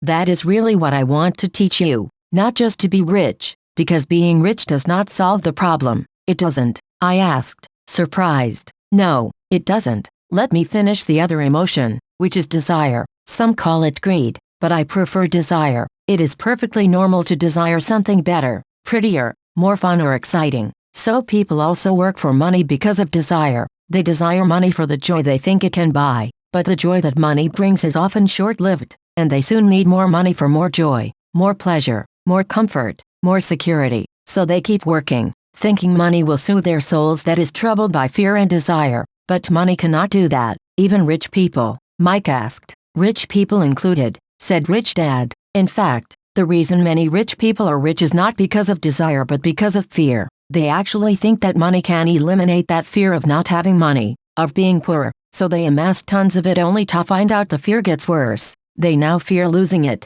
I have friends who keep working even though they have plenty. I know people who have millions who are more afraid now than when they were poor. They're terrified of losing all their money. The fears that drove them to get rich got worse. That weak and needy part of their soul is actually screaming louder. They don't want to lose the big houses, the cars, the high life that money has bought them. They worry about what their friends would say if they lost all their money. Many are emotionally desperate and neurotic, although they look rich and have more money. So is a poor man happier? I asked. No, I don't think so, replied Rich Dad. The avoidance of money is just as psychotic as being attached to money. As if on cue, the town derelict went past our table, stopping by the large rubbish can and rummaging around in it. The three of us watched him with great interest. When before we page 31/114 http://motsach.info. Rich Dad Poor Dad Robert T. Kiyosaki probably would have just ignored him. Rich Dad pulled $1 out of his wallet and gestured to the older man.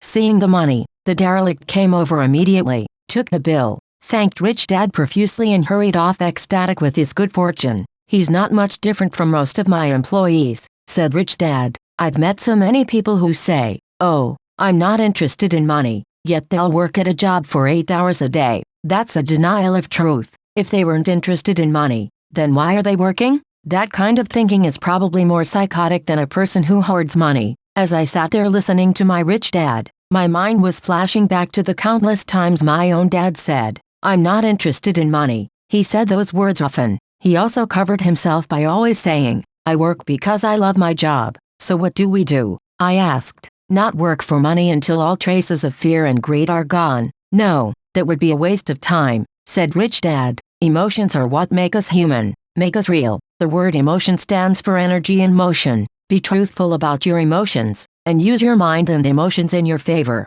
not against yourself. Whoa, said Mike. Don't worry about what I just said. It will make more sense in years to come. Just be an observer, not a reactor, to your emotions. Most people do not know that it's their emotions that are doing the thinking. Your emotions are your emotions, but you have got to learn to do your own thinking. Can you give me an example? I asked. Sure, replied Rich Dad. When a person says, I need to find a job, it's most likely an emotion doing the thinking. Fear of not having money generates that thought. But people do need money if they have bills to pay. I said, sure they do, smiled Rich Dad. All I'm saying is that it's fear that is all too often doing the thinking. I don't understand, said Mike. For example, said Rich Dad, if the fear of not having enough money arises, instead of immediately running out to get a job so they can earn a few bucks to kill the fear, they instead might ask themselves this question: will a job be the best solution to this fear over the long run? In my opinion, the answer is no, especially when you look over a person's lifetime.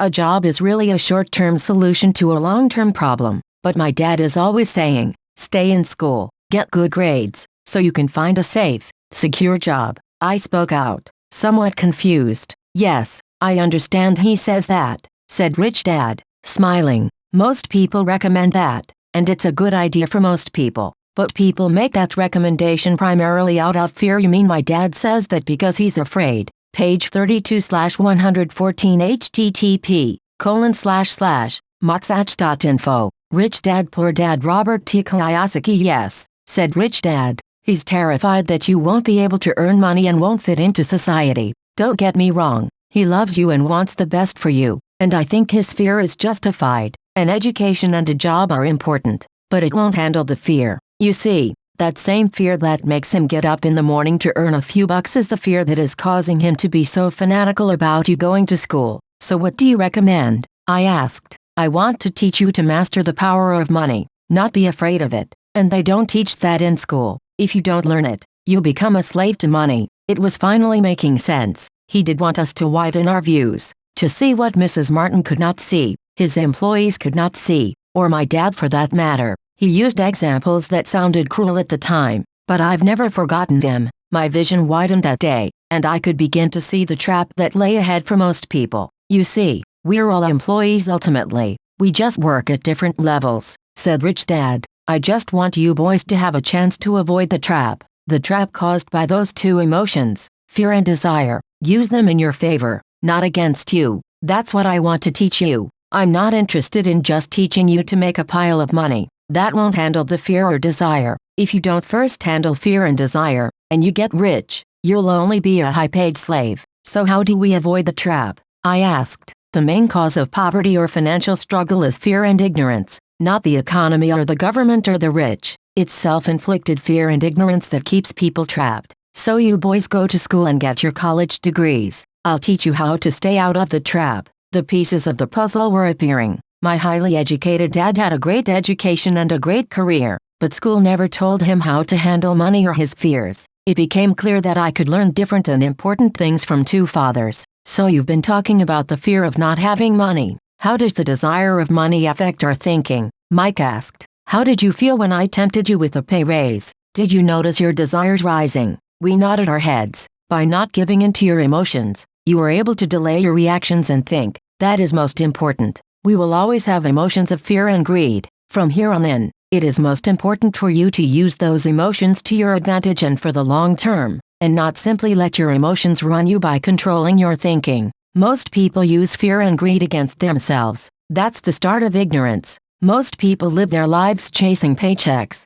pay raises and job security because of the emotions of desire and fear, not really questioning where those emotion-driven thoughts are leading them. It's just like the picture of a donkey dragging a cart, with its owner dangling a carrot just in front of the donkey's nose. The donkey's owner may be going where he wants to go, but the donkey is chasing an illusion. Tomorrow there will only be another carrot for the donkey. Page 33/114 http://motsach.info. Rich Dad Poor Dad Robert T. Kiyosaki. You mean the moment I began to picture a new baseball glove, candy and toys, that's like a carrot to a donkey? Mike asked. Yes, and as you get older, your toys get more expensive. A new car, a boat and a big house to impress your friends, said Rich Dad with a smile. Fear pushes you out the door, and desire calls to you, enticing you toward the rocks. That's the trap. So what's the answer? Mike asked. What intensifies fear and desire is ignorance. That is why rich people with lots of money often have more fear the richer they get.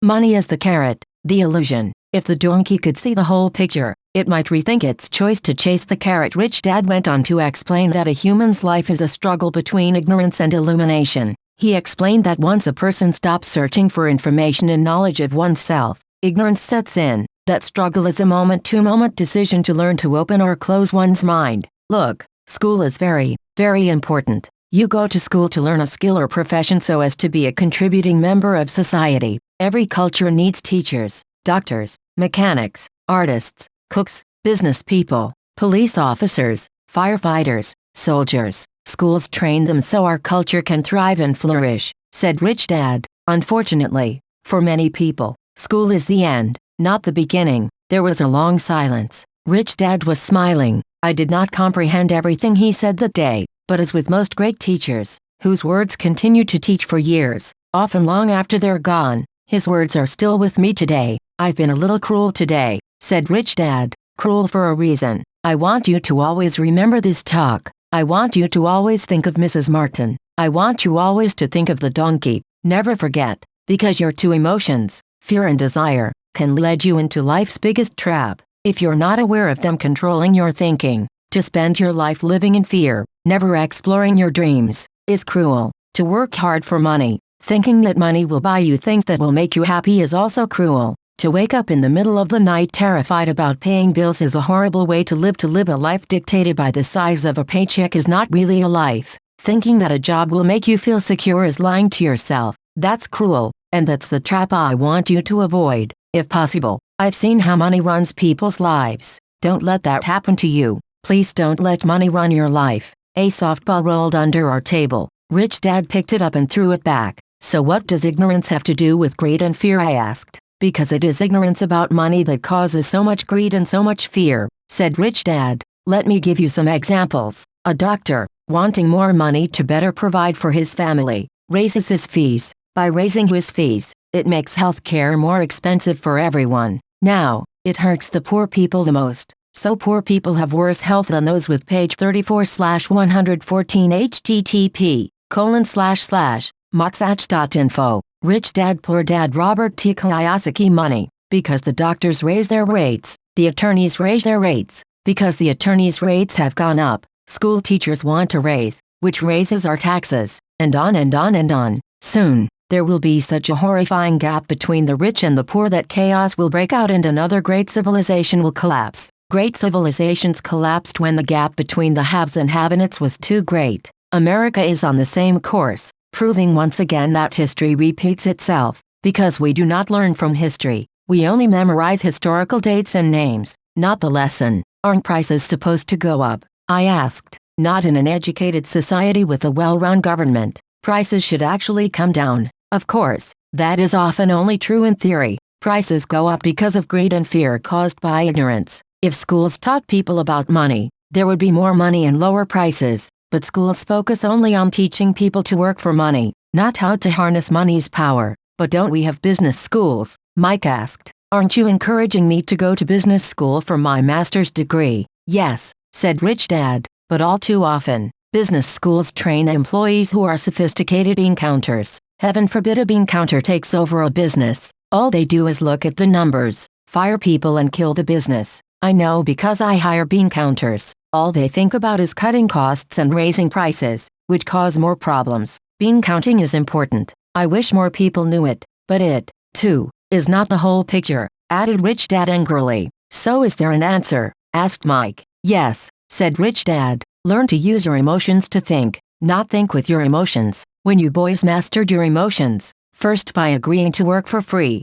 I knew there was hope. When you again resisted your emotions when I tempted you with more money, you were again learning to think in spite of being emotionally charged. That's the first step. Why is that step so important? I asked. Well, that's up to you to find out. If you want to learn, I'll take you boys into the briar patch. That place where almost everyone else avoids. I'll take you to that place where most people are afraid to go. If you go with me, you'll let go of the idea of working for money and instead learn to have money work for you. And what will we get if we go with you? What if we agree to learn from you? What will we get? I asked. The same thing Briar Rabbit got, said Rich Dad. Freedom from the tar baby. Is there a briar patch? I asked. Yes, said Rich Dad. The briar patches are fear and our greed. Going into our fear and confronting our greed, our weaknesses, our neediness is the way out. And the way out is through the mind, by choosing our thoughts. Page 35/114 http://motsach.info.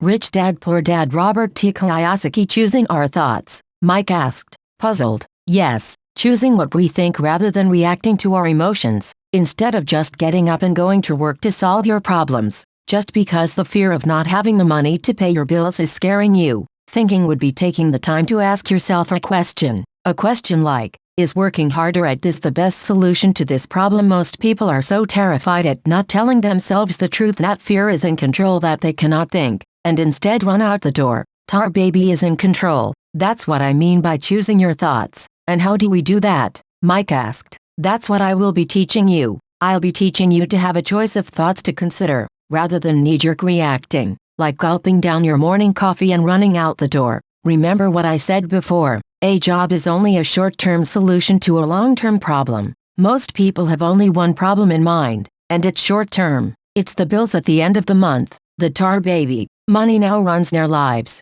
or should I say the fear and ignorance about money, so they do as their parents did, get up every day and go work for money, not having the time to say, is there another way? Their emotions now control their thinking, not their heads. Can you tell the difference between emotions thinking and the head thinking? Mike asked. Oh, yes, I hear it all the time, said Rich Dad. I hear things like, well, everyone has to work, or the rich are crooks, or I'll get another job, I deserve this raise, you can't push me around, or I like this job because it's secure, instead of, is there something I'm missing here? Which breaks the emotional thought, and gives you time to think clearly. I must admit, it was a great lesson to be getting, to know when someone was speaking out of emotions or out of clear thought. It was a lesson that served me well for life, especially when I was the one speaking out of reaction and not from clear thought. As we headed back to the store, Rich Dad explained that the rich really did make money, they did not work for it. He went on to explain that when Mike and I were casting 5-cent pieces out of lead, thinking we were making money, we were very close to thinking the way the rich think. The problem was that it was illegal for us to do it. It was legal for the government and banks to do it, but not us. He explained that there are legal ways to make money and illegal ways. Rich Dad went on to explain that the rich know that money is an illusion, truly like the carrot for the donkey. It's only out of fear and greed that the illusion of money is held together by billions of people thinking that money is real. Money is really made up. It was only because of the illusion of confidence and the ignorance of the masses that the house of cards stood standing. In fact, he said, in many ways the donkey's carrot was more valuable than money. He talked about the gold standard that America was on, and that each dollar bill was actually a silver certificate. What concerned him was the rumor that we would someday go off the gold standard and our dollars would no longer be silver certificates. When that happens, boys, all hell is going to break loose. The poor, the middle class and the ignorant will have their lives ruined simply because they will continue to believe that money is. Page 36/114 http://motsach.info. Rich Dad Poor Dad Robert T. Kiyosaki real and that the company they work for, or the government, will look after them. We really did not understand what he was saying that day, but over the years it's made more and more sense. Seeing what others miss as he climbed into his pickup truck, outside of his little convenience store, he said, keep working boys, but the sooner you forget about needing a paycheck, the easier your adult life will be. Keep using your brain, work for free, and soon your mind will show you ways of making money far beyond what I could ever pay you. You'll see things that other people never see, opportunities right in front of their noses. Most people never see these opportunities because they are looking for money and security, so that's all they get. The moment you see one opportunity, you will see them for the rest of your life. The moment you do that, I'll teach you something else. Learn this, and you'll avoid one of life's biggest traps. You'll never, ever, touch the tar baby. Mike and I picked up our things from the store and waved goodbye to Mrs. Martin. We went back to the park,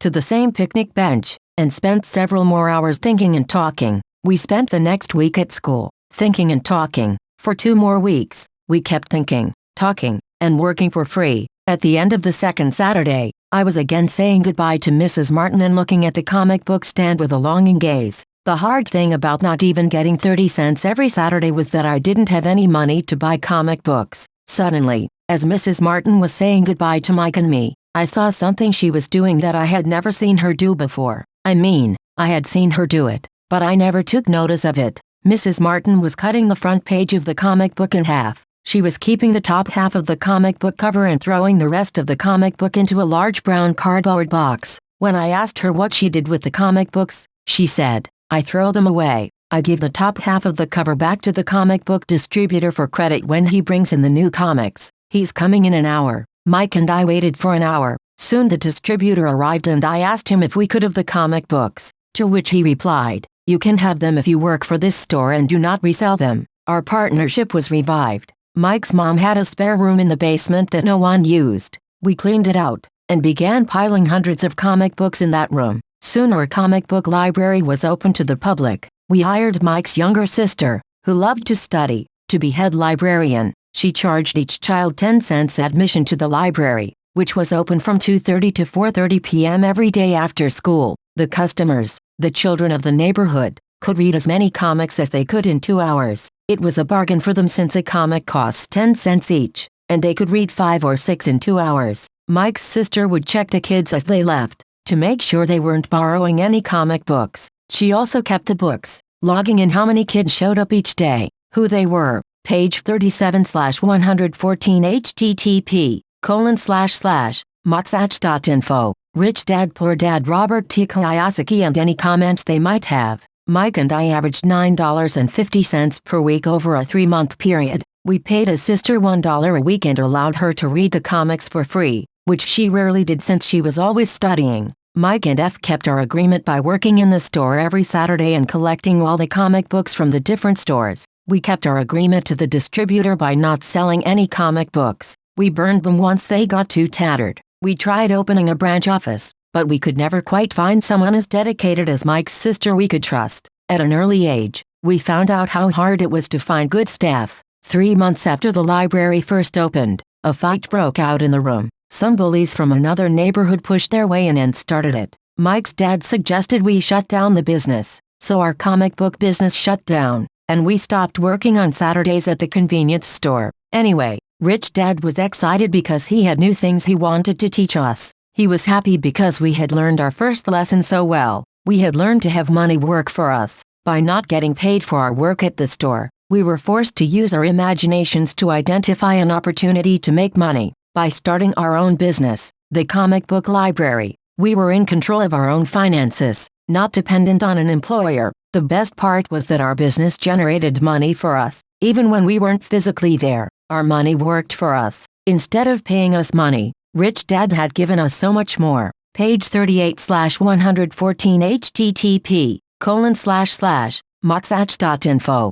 Rich Dad Poor Dad Robert T. Kiyosaki Chapter 3 Lesson 2. Why teach financial literacy? In 1990, my best friend, Mike, took over his father's empire and is, in fact, doing a better job than his dad did. We see each other once or twice a year on the golf course. He and his wife are wealthier than you could imagine. Rich Dad's empire is in great hands, and Mike is now grooming his son to take his place, as his dad had groomed us. In 1994, I retired at the age of 47, and my wife, Kim, was 37. Retirement does not mean not working. To my wife and me, it means that barring unforeseen cataclysmic changes, we can work or not work, and our wealth grows automatically, staying way ahead of inflation. I guess it means freedom. The assets are large enough to grow by themselves. It's like planting a tree. You water it for years and then one day it doesn't need you anymore. Its roots have gone down deep enough. Then, the tree provides shade for your enjoyment. Mike chose to run the empire and I chose to retire. Whenever I speak to groups of people, they often ask what I would recommend or what could they do. How do they get started? Is there a good book I would recommend? What should they do to prepare their children? What is the secret to success? How do I make millions? I am always reminded of this article I was once given. It goes as follows. The richest businessmen in 1923. A group of our greatest leaders and richest businessmen held a meeting at the Edgewater Beach Hotel in Chicago. Among them were Charles Schwab, head of the largest independent steel company; Samuel Instill, president of the world's largest utility; Howard Hobson, head of the largest gas company; Ivar Kreuger, president of the International Match Company, one of the world's largest companies at the time; Leon Fraser, president of the Bank of International Settlements; Richard Whitney, president of the New York Stock Exchange; Arthur Cotton and Jesse Livermore, two of the biggest stock speculators; and Albert Fall, a member of President Harding's cabinet. 25 years later, 9 of them, those listed above, ended as follows. Schwab died penniless after living for 5 years on borrowed money. Instill died broke living in a foreign land. Kroeger and Cotton also died broke. Hobson went insane. Whitney and Albert Fall were just released from prison. Fraser and Livermore committed suicide. I doubt if anyone can say what really happened to these men. If you look at the date, 1923, it was just before the 1929 market crash and the Great Depression, which I suspect had a great impact on these men and their lives. The point is this: today we live in times of greater and faster change than these men did. I suspect there will be many booms and busts in the next 25 years that will parallel the ups and downs these men faced. I am concerned that too many people are focused too much on money and not their greatest wealth, which is their education. If people are prepared to be flexible, keep an open mind and learn, they will grow richer and richer through the changes. If they think money will solve problems, I am afraid those people will have a rough ride. Intelligence solves problems and produces money. Money Without page 39/114 http://motsach.info. Rich Dad Poor Dad Robert T. Kiyosaki. Financial intelligence is money soon gone. Most people fail to realize that in life, it's not how much money you make, it's how much money you keep. We have all heard stories of lottery winners who are poor, then suddenly rich, then poor again. They win millions and are soon back to where they started. Or stories of professional athletes, who, at the age of 24, are earning millions of dollars a year, and are sleeping under a bridge by age 34. In the paper this morning, as I write this, there is a story of a young basketball player who a year ago had millions. Today, he claims his friends, attorney and accountant took his money, and now he works at a car wash for minimum wage. He is only 29. He was fired from the car wash because he refused to take off his championship ring as he was wiping off the cars, so his story made the newspaper.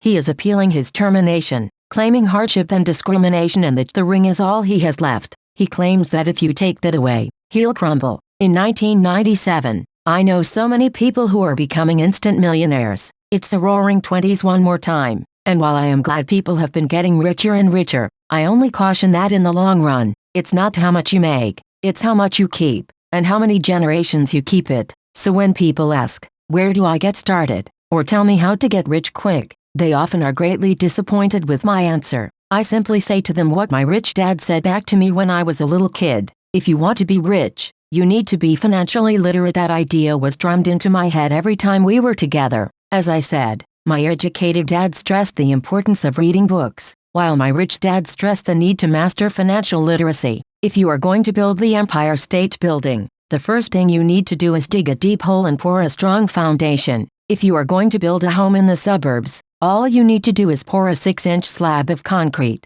Most people, in their drive to get rich, are trying to build an Empire State Building on a 6-inch slab. Our school system, having been created in the agrarian age, still believes in homes with no foundation. Dirt floors are still the rage, so kids graduate from school with virtually no financial foundation. One day, sleepless and deep in debt in suburbia, living the American dream, they decide that the answer to their financial problems is to find a way to get rich quick. Construction on the skyscraper begins. It goes up quickly, and soon, instead of the Empire State Building, we have the Leaning Tower of suburbia. The sleepless nights return. As for Mike and me in our adult years, both of our choices were possible because we were taught to pour a strong financial foundation when we were just kids. Now, accounting is possibly the most boring subject in the world. It also could be the most confusing. But if you want to be rich, long term, it could be the most important subject. The question is, how do you take a boring and confusing subject and teach it to kids? The answer is, make it simple. Teach it first in pictures. My rich dad poured a strong financial foundation for Mike and me, since we were just kids. He page 40/114 http://motsach.info. Rich Dad Poor Dad Robert T. Kiyosaki created a simple way to teach us. For years he only drew pictures and used words. Mike and I understood the simple drawings, the jargon, the movement of money, and then in later years, Rich Dad began adding numbers. Today, Mike has gone on to master much more complex and sophisticated accounting analysis because he has had to. He has a billion-dollar empire to run. I am not as sophisticated because my empire is smaller, yet we come from the same simple foundation. In the following pages, I offer to you the same simple line drawings Mike's dad created for us. Though simple, those drawings helped guide two little boys in building great sums of wealth on a solid and deep foundation. Rule 1. You must know the difference between an asset and a liability,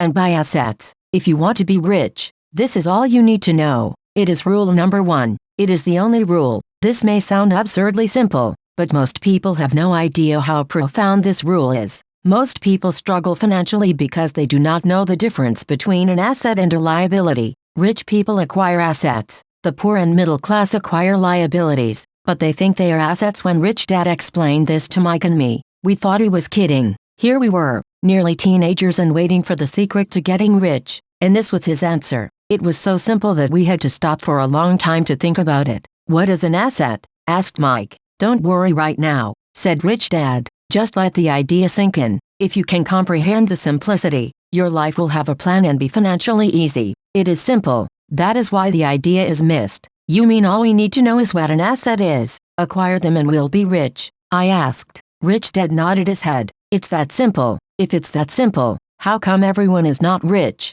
I asked. Rich Dad smiled. "Because people do not know the difference between an asset and a liability." I remember asking, how could adults be so silly? If it is that simple, if it is that important, why would everyone not want to find out? It took our Rich Dad only a few minutes to explain what assets and liabilities were. As an adult, I have difficulty explaining it to other adults. Why? Because adults are smarter. In most cases, the simplicity of the idea escapes most adults because they have been educated differently. They have been educated by other educated professionals, such as bankers, accountants, real estate agents, financial planners, and so forth. The difficulty comes in asking adults to unlearn, or become children again. An intelligent adult often feels it is demeaning to pay attention to simplistic definitions. Rich Dad believed in the KISS principle, keep it simple stupid, so he kept it simple for 2 young boys, and that made the financial foundation strong. So what causes the confusion? Or how could something so simple be so screwed up?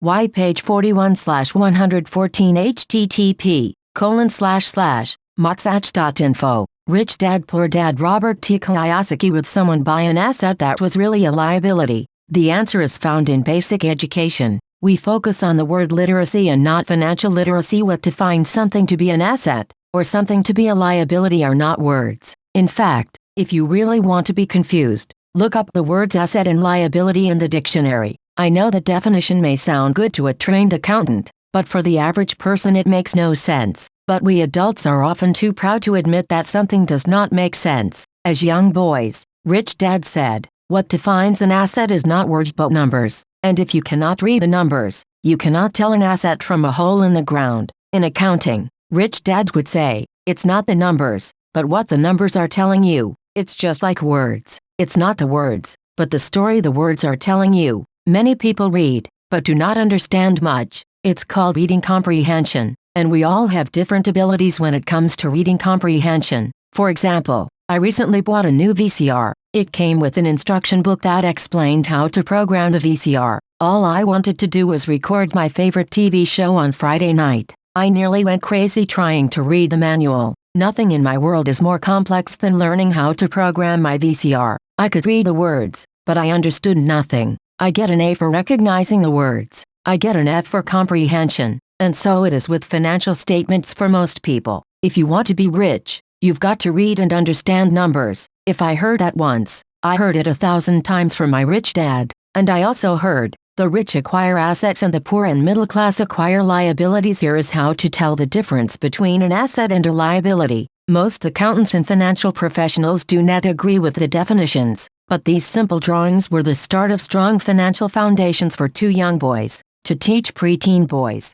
Rich Dad kept everything simple, using as many pictures as possible, as few words as possible, and no numbers for years. This is the cash flow pattern of an asset. Plus income, expense plus, assets, liabilities. Page 42/114 http://motsach.info. Rich Dad Poor Dad. Robert T. Kiyosaki. The above box is an income statement, often called a profit and loss statement. It measures income and expenses, money in and money out. The bottom diagram is the balance sheet. It is called that because it is supposed to balance assets against liabilities. Many financial novices don't know the relationship between the income statement and the balance sheet. That relationship is vital to understand. The primary cause of financial struggle is simply not knowing the difference between an asset and a liability. The cause of the confusion is found in the definition of the two words. If you want a lesson in confusion, simply look up the words asset and liability in the dictionary. Now it may make sense to trained accountants, but to the average person, it may as well be written in Mandarin. You read the words in the definition, but true comprehension is difficult. So as I said earlier, my rich dad simply told two young boys that assets put money in your pocket. Nice, simple and usable. This is cash flow pattern of a liability. Now that assets and liabilities have been defined through pictures, it may be easier to understand my definitions in words. An asset is something that puts money in my pocket. A liability is something that takes money out of my pocket. This is really all you need to know. If you want to be rich, simply spend your life buying assets. If you want to be poor or middle class, spend your life buying liabilities. It's not knowing the difference that causes most of the financial struggle in the real world. Illiteracy, both in words and numbers, is the foundation of financial struggle. If people are having page 43/114 http://motsach.info, Rich Dad Poor Dad Robert T. Kiyosaki difficulties financially. There is something that they cannot read, either in numbers or words. Something is misunderstood. The rich are rich because they are more literate in different areas than people who struggle financially. So if you want to be rich and maintain your wealth, it's important to be financially literate, in words as well as numbers. The arrows in the diagrams represent the flow of cash, or cash flow. Numbers alone really mean little, just as words alone mean little. It's the story that counts. In financial reporting, reading numbers is looking for the plot, the story of where the cash is flowing. In 80% of most families, the financial story is a story of working hard in an effort to get ahead, not because they don't make money, but because they spend their lives buying liabilities instead of assets. For instance, this is the cash flow pattern of a poor person, or a young person still at home. Job, provides income, expenses, taxes, food, rent, clothes, fund, transportation. Asset, none. Liability, none. This is the cash flow pattern of a person in the middle class. Job, provides income, expenses, taxes, food, mortgage, clothes, fund, transportation. Asset, none. Liability, mortgage, consumer loans, credit cards. This is the cash flow pattern of a wealthy person. Assets, stocks, bonds, notes, real estate, intellectual property, income, dividends, interest, rental income, royalties. Liabilities, none. All of these diagrams were obviously oversimplified. Everyone has living expenses, the need for food, shelter and clothing. The diagrams show the flow of cash through a poor, middle class or wealthy person's life. It is the cash flow that tells the story. It is the story of how a person handles their money, what they do after they get the money in their hand. The reason I started with the story of the richest men in America is to illustrate the flaw in the thinking of so many people. The flaw is that money will solve all problems. That is why I cringe whenever one hear people ask me how to get rich quicker, or where do they start? I often hear, I'm in debt so I need to make more money, but more money will often not solve the problem. In fact, it may actually accelerate the problem. Money often makes obvious our tragic human flaws. Money often puts a spotlight on what we do not know. That is why, all too often, a person who comes into a sudden windfall of cash, let's say an inheritance, a pay raise or lottery winning, soon returns to the same financial mess, if not worse than the mess they were in before they received the money. Money only. Rich Dad Poor Dad Robert T. Kiyosaki accentuates the cash flow pattern running in your head. If your pattern is to spend everything you get, most likely an increase in cash will just result in an increase in spending. Thus, the saying, a fool and his money is one big party. I have said many times that we go to school to gain scholastic skills and professional skills, both important. We learn to make money with our professional skills. In the 1960s, when I was in high school, if someone did well in school academically, almost immediately people assumed this bright student would go on to be a medical doctor. Often no one asked the child if they wanted to be a doctor. It was assumed.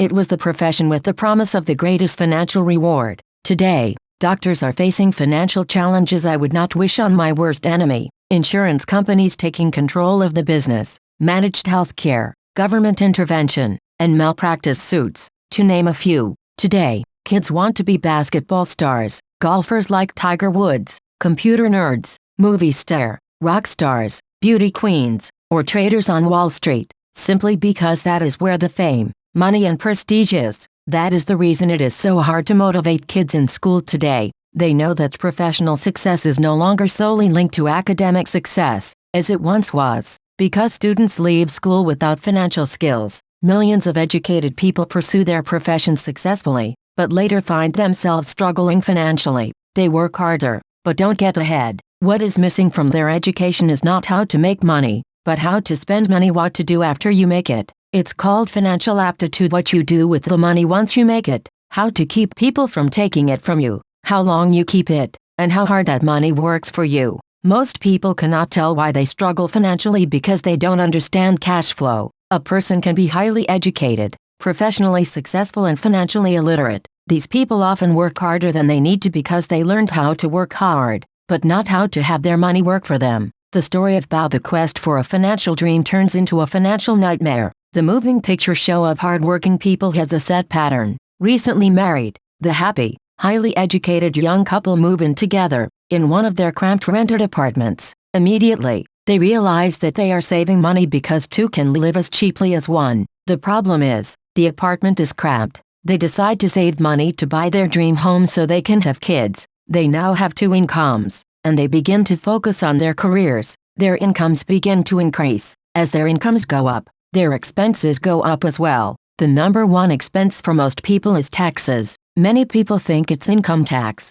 but for most Americans their highest tax is Social Security. As an employee, it appears as if the Social Security tax combined with the Medicare tax rate is roughly 7.5%, but it's really 15% since the employer must match the Social Security amount. In essence, it is money the employer cannot pay you. On top of that, you still have to pay income tax on the amount deducted from your wages for Social Security tax, income you never receive because it went directly to Social Security through withholding. Then, their liabilities go up. Rich Dad Poor Dad. Robert T. Kiyosaki. This is best demonstrated by going back to the young couple. As a result of their incomes going up, they decide to go out and buy the house of their dreams. Once in their house, they have a new tax, called property tax. Then, they buy a new car, new furniture and new appliances to match. New house. All of a sudden, they wake up and their liabilities column is full of mortgage debt and credit card debt. They're now trapped in the rat race. A child comes along.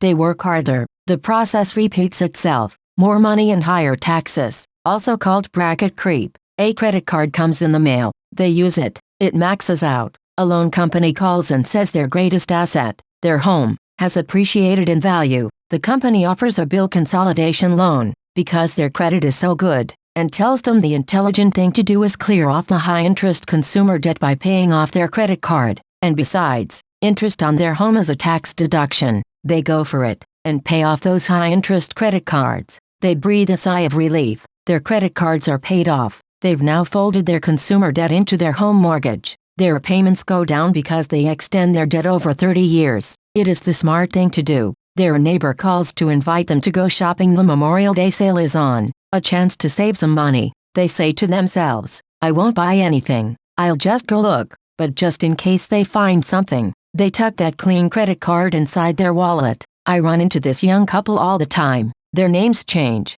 but their financial dilemma is the same. They come to one of my talks to hear what I have to say. They ask me, can you tell us how to make more money? Their spending habits have caused them to seek more income. They don't even know that the trouble is really how they choose to spend the money they do have, and that is the real cause of their financial struggle. It is caused by financial illiteracy and not understanding the difference between an asset and a liability. More money seldom solves someone's money problems. Intelligence solves problems. There is a saying a friend of mine says over and over to people in debt: if you find you have dug yourself into a hole, stop digging. As a child, my dad often told us that the Japanese were aware of three powers: the power of the sword, the jewel and the mirror. The sword symbolizes the power of weapons. America has spent trillions of dollars on weapons and, because of this, is the supreme military presence in the world. The jewel symbolizes the power of money. There is some degree of truth to the saying. Remember the golden rule: he who has the gold makes the rules. The mirror symbolizes the power of self-knowledge.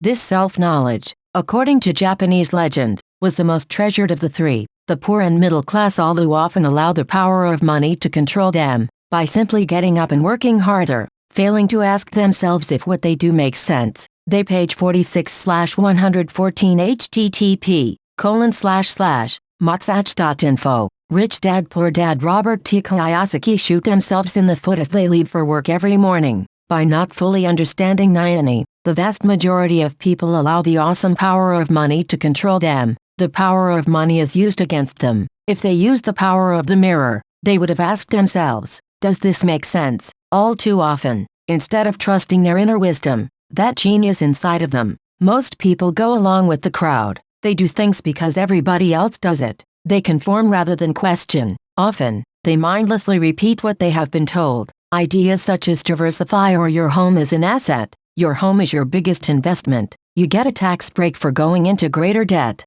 Get a safe job. Don't make mistakes. Don't take risks. It is said that the fear of public speaking is a fear greater than death for most people. According to psychiatrists, the fear of public speaking is caused by the fear of ostracism, the fear of standing out, the fear of criticism, the fear of ridicule, the fear of being an outcast. The fear of being different prevents most people from seeking new ways to solve their problems. That is why my educated dad said the Japanese value the power of the mirror the most, for it is only when we as humans look into the mirror do we find truth. And the main reason that most people say play it safe 1 feet is out of fear. That goes for anything, be it sports, relationships, career, money. It is that same fear, the fear of ostracism, that causes people to conform and not question commonly accepted opinions or popular trends. Your home is an asset. Get a bill consolidation loan and get out of debt. Work harder. It's a promotion. Someday I'll be a vice president. Save money. When get a raise, I'll buy us a bigger house.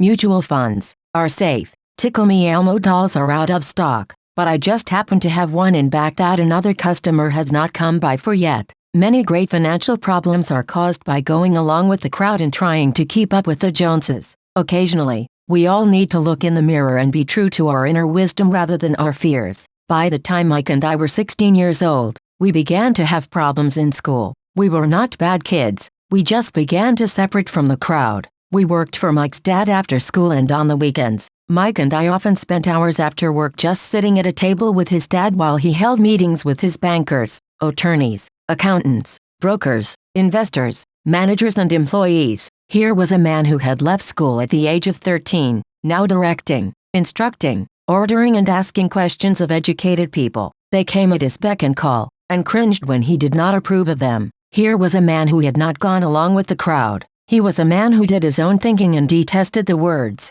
"We have to do it this way because that's the way everyone else does it." He also hated the word can't. If you wanted him to do something, just say, "I don't think you can do it." Mike and I learned more sitting at his meetings than we did in all our years of school, college included. Mike's dad was not school educated, but he was financially educated and successful, as page 47/114 http://motsach.info. Rich Dad Poor Dad Robert T. Kiyosaki. A result he used to tell us over and over again: an intelligent person hires people who are more intelligent than they are. So Mike and I had the benefit of spending hours listening to and, in the process, learning from intelligent people. But because of this, both Mike and I just could not go along with the standard dogma that our teachers preached, and that caused the problems. Whenever the teacher said, "If you don't get good grades, you won't do well in the real world," Mike and I just raised our eyebrows. When we were told to follow set procedures and not deviate from the rules, we could see how this schooling process actually discouraged creativity. We started to understand why our rich dad told us that schools were designed to produce good employees instead of employers. Occasionally Mike or I would ask our teachers how what we studied was applicable, or we asked why we never studied money and how it worked. To the later question, we often got the answer that money was not important, that if we excelled in our education, the money would follow. The more we knew about the power of money, the more distant we grew from the teachers and our classmates. My highly educated dad never pressured me about my grades. I often wondered why, but we did begin to argue about money. By the time I was 16, I probably had a far better foundation with money than both my mom and dad. I could keep books. I listened to tax accountants, corporate attorneys, bankers, real estate brokers, investors and so forth. My dad talked to teachers. One day, my dad was telling me why our home was his greatest investment. A not too pleasant argument took place when I showed him why I thought a house was not a good investment. The following diagram illustrates the difference in perception between my rich dad and my poor dad when it came to their homes. One dad thought his house was an asset, and the other dad thought it was a liability. I remember when I drew a diagram for my dad showing him the direction of cash flow. I also showed him the ancillary expenses that went along with owning the home. A bigger home meant bigger expenses, and the cash flow kept going out through the expense column. Today, I am still challenged on the idea of a house not being an asset, and know that for many people, it is their dream as well as their largest investment, and owning your own home is better than nothing. I simply offer an alternate way of looking at this popular dogma. If my wife and I were to buy a bigger, more flashy house, we realize it would not be an asset, it would be a liability, since it would take money out of our pocket. So here is the argument I put forth. I really do not expect most people to agree with it because a nice home is an emotional thing, and when it comes to money, high emotions tend to lower financial intelligence. One know from personal experience that money has a way of making every decision emotional. Page 48/114 http://motsach.info. Rich Dad Poor Dad Robert T. Kiyosaki 1. When it comes to houses, I point out that most people work all their lives paying for a home they never own. In other words, most people buy a new house every so many years, each time incurring a new 30-year loan to pay off the previous one too. Even though people receive a tax deduction for interest on mortgage payments, they pay for all their other expenses with after-tax dollars. Even after they pay off their mortgage, property taxes. My wife's parents were shocked when the property taxes on their home went to $1,000 a month. This was after they had retired, so the increase put a strain on their retirement budget, and they felt forced to move. For houses do not always go up in value. In 1997, I still have friends who owe $1 million for a home that will today sell for only $700,000. 5. The greatest losses of all are those from missed opportunities. If all your money is tied up in your house, you may be forced to work harder because your money continues blowing out of the expense column, instead of adding to the asset column. The classic middle-class cash flow pattern. If a young couple would put more money into their asset column early on, their later years would get easier, especially as they prepared to send their children to college. Their assets would have grown and would be available to help cover expenses. All too often, a house only serves as a vehicle for incurring a home equity loan to pay for mounting expenses. In summary, the end result in making a decision to own a house that is too expensive in lieu of starting an investment portfolio early on impacts an individual in at least the following 3 ways. 1. Loss of time, during which other assets could have grown in value. 2. Loss of additional capital, which could have been invested instead of paying for high maintenance expenses related directly to the home. 3. Loss of education. Too often, people count their house, savings and retirement plan as all they have in their asset column. Because they have no money to invest, they simply do not invest. This costs them investment experience. Most never become what the investment world calls a sophisticated investor, and the best investments are usually first sold to sophisticated investors, who then turn around and sell them to the people playing it safe. I am not saying don't buy a house. I am saying, understand the difference between an asset and a liability. When I want a bigger house, I first buy assets that will generate the cash flow to pay for the house. My educated dad's personal financial statement best demonstrates the life of someone in the rat race. His expenses seem to always keep up with his income, never allowing him to invest in assets. As a result, his liabilities, such as his mortgage and credit card debts, are larger than his assets. The following picture is worth 1,000 words. Educated dad's financial statement: income equals expense, asset, liability. Page 49/114 http://motsach.info. Rich Dad Poor Dad Robert T. Kiyosaki. My rich dad's personal financial statement, on the other hand, reflects the results of a life dedicated to investing and minimizing liabilities.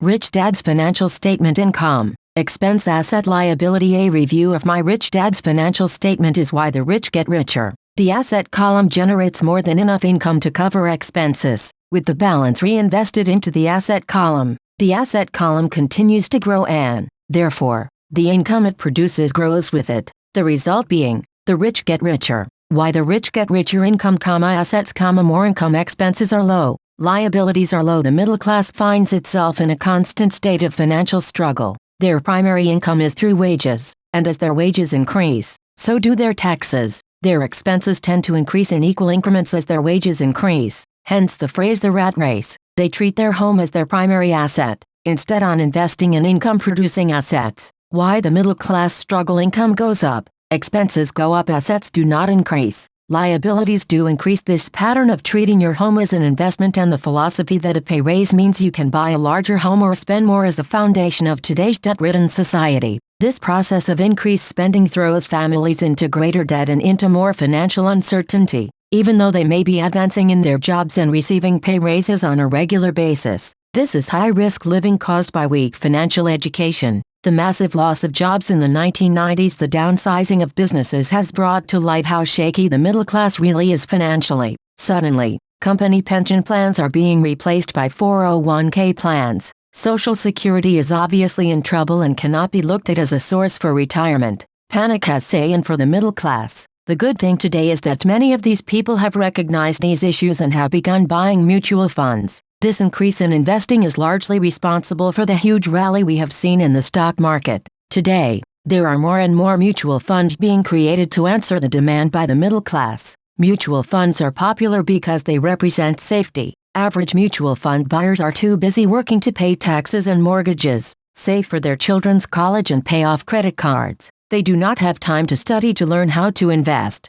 so they rely on the expertise of the manager of a mutual fund. Also, because the mutual fund includes many different types of investments, they feel their money is safer because too is diversified. Page 50/114 http://motsach.info. Rich Dad Poor Dad Robert T. Kiyosaki. This group of educated middle class subscribes to the diversified dogma put out by mutual fund brokers and financial planners. Play it safe. Avoid risk. The real tragedy is that the lack of early financial education is what creates the risk faced by average middle-class people. The reason they have to play it safe is because their financial positions are tenuous at best. Their balance sheets are not balanced. They are loaded with liabilities, with no real assets that generate income. Typically, their only source of income is their paycheck. Their livelihood becomes entirely dependent on their employer. So when genuine deals of a lifetime come along, those same people cannot take advantage of the opportunity. They must play it safe, simply because they are working so hard, are taxed to the max, and are loaded with debt. As I said at the start of this section, the most important rule is to know the difference between an asset and a liability. Once you understand the difference, concentrate your efforts on only buying income-generating assets. That's the best way to get started on a path to becoming rich. Keep doing that, and your asset column will grow. Focus on keeping liabilities and expenses down. This will make more money available to continue pouring into the asset column. Soon, the asset base will be so deep that you can afford to look at more speculative investments. Investments that may have returns of 100% to infinity. Investments that for $5,000 are soon turned into $1 million or more. Investments that the middle class calls too risky. The investment is not risky. It's the lack of simple financial intelligence, beginning with financial literacy, that causes the individual to be too risky. If you do what the masses do, you get the following picture. Income equals work for owner, expense equals work for government, asset equals non-liability equals work for bank as an employee who is also a homeowner. Your working efforts are generally as follows. 1. You work for someone else. Most people, working for a paycheck, are making the owner, or the shareholders, richer. Your efforts and success will help provide for the owner's success and retirement too. You work for the government. The government takes its share from your paycheck before you even see it. By working harder, you simply increase the amount of taxes taken by the government. Most people work from January to May just for the government. 3. You work for the bank. After taxes, your next largest expense is usually your mortgage and credit card debt. The problem with simply working harder is that each of these 3 levels takes a greater share of your increased efforts. You need to learn how to have your increased efforts benefit you and your family directly. Once you have decided to concentrate on minding your own business, how do you set your goals? For most people, they must keep their profession and rely on their wages to fund their acquisition of assets. Page 51/114 http://motsach.info. Rich Dad Poor Dad Robert T. Kiyosaki. As their assets grow, how do they measure the extent of their success? When does someone realize that they are rich, that they have wealth? As well as having my own definitions for assets and liabilities, I also have my own definition for wealth. Actually, I borrowed it from a man named Buckminster Fuller. Some call him a quack, and others call him a living genius. Years ago he got all the architects buzzing because he applied for a patent in 1961 for something called a geodesic dome. But in the application, Fuller also said something about wealth. It was pretty confusing at first, but after reading it for a while, it began to make some sense. Wealth is a person's ability to survive so many number of days forward, or if I stopped working today, how long could I survive? Unlike net worth, the difference between your assets and liabilities, which is often filled with a person's expensive junk and opinions of what things are worth, this definition creates the possibility for developing a truly accurate measurement. I could now measure and really know where I was in terms of my goal to become financially independent. Although net worth often includes these non-cash producing assets, like stuff you bought that now sits in your garage, wealth measures how much money your money is making and, therefore, your financial survivability. Wealth is the measure of the cash flow from the asset column compared with the expense column. Let's use an example. Let's say I have cash flow from my asset column of SJ 000 a month, and I have monthly expenses of $52,000. What is my wealth? Let's go back to Buckminster Fuller's definition. Using his definition, how many days forward can I survive? And let's assume a 30-day month. By that definition, I have enough cash flow for half a month. When I have achieved $2,000 a month cash flow from my assets, then I will be wealthy. So I am not yet rich, but I am wealthy. I now have income generated from assets each month that fully cover my monthly expenses. If I want to increase my expenses, I first must increase my cash flow from assets to maintain this level of wealth.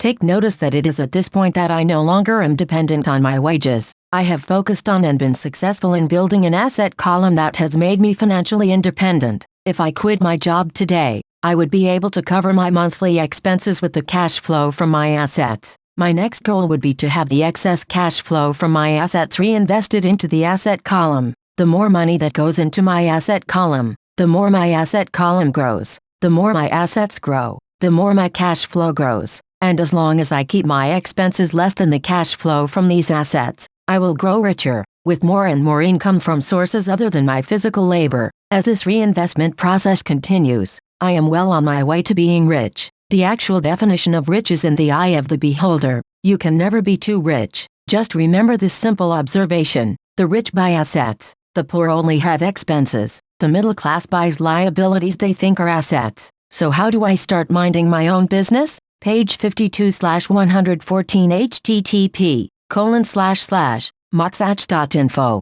Rich Dad Poor Dad Robert T. Kiyosaki. What is the answer? Listen to the founder of McDonald's. Page 53/114 http://motsach.info. Rich Dad Poor Dad Robert T. Kiyosaki. Chapter 4 Lesson 3. Mind Your Own Business. In 1974, Ray Kroc, the founder of McDonald's, was asked to speak to the MBA class at the University of Texas at Austin. A dear friend of mine, Keith Cunningham, was a student in that MBA class. After a powerful and inspiring talk, the class adjourned and the students asked Ray if he would join them at their favorite hangout to have a few beers. Ray graciously accepted. What business am I in? Ray asked. Once the group had all their beers in hand, everyone laughed, said Keith. Most of the MBA students thought Ray was just fooling around. No one answered. So Ray asked the question again. What business do you think I'm in? The students laughed again, and finally one brave soul yelled out, Ray, who in the world does not know that you're in the hamburger business?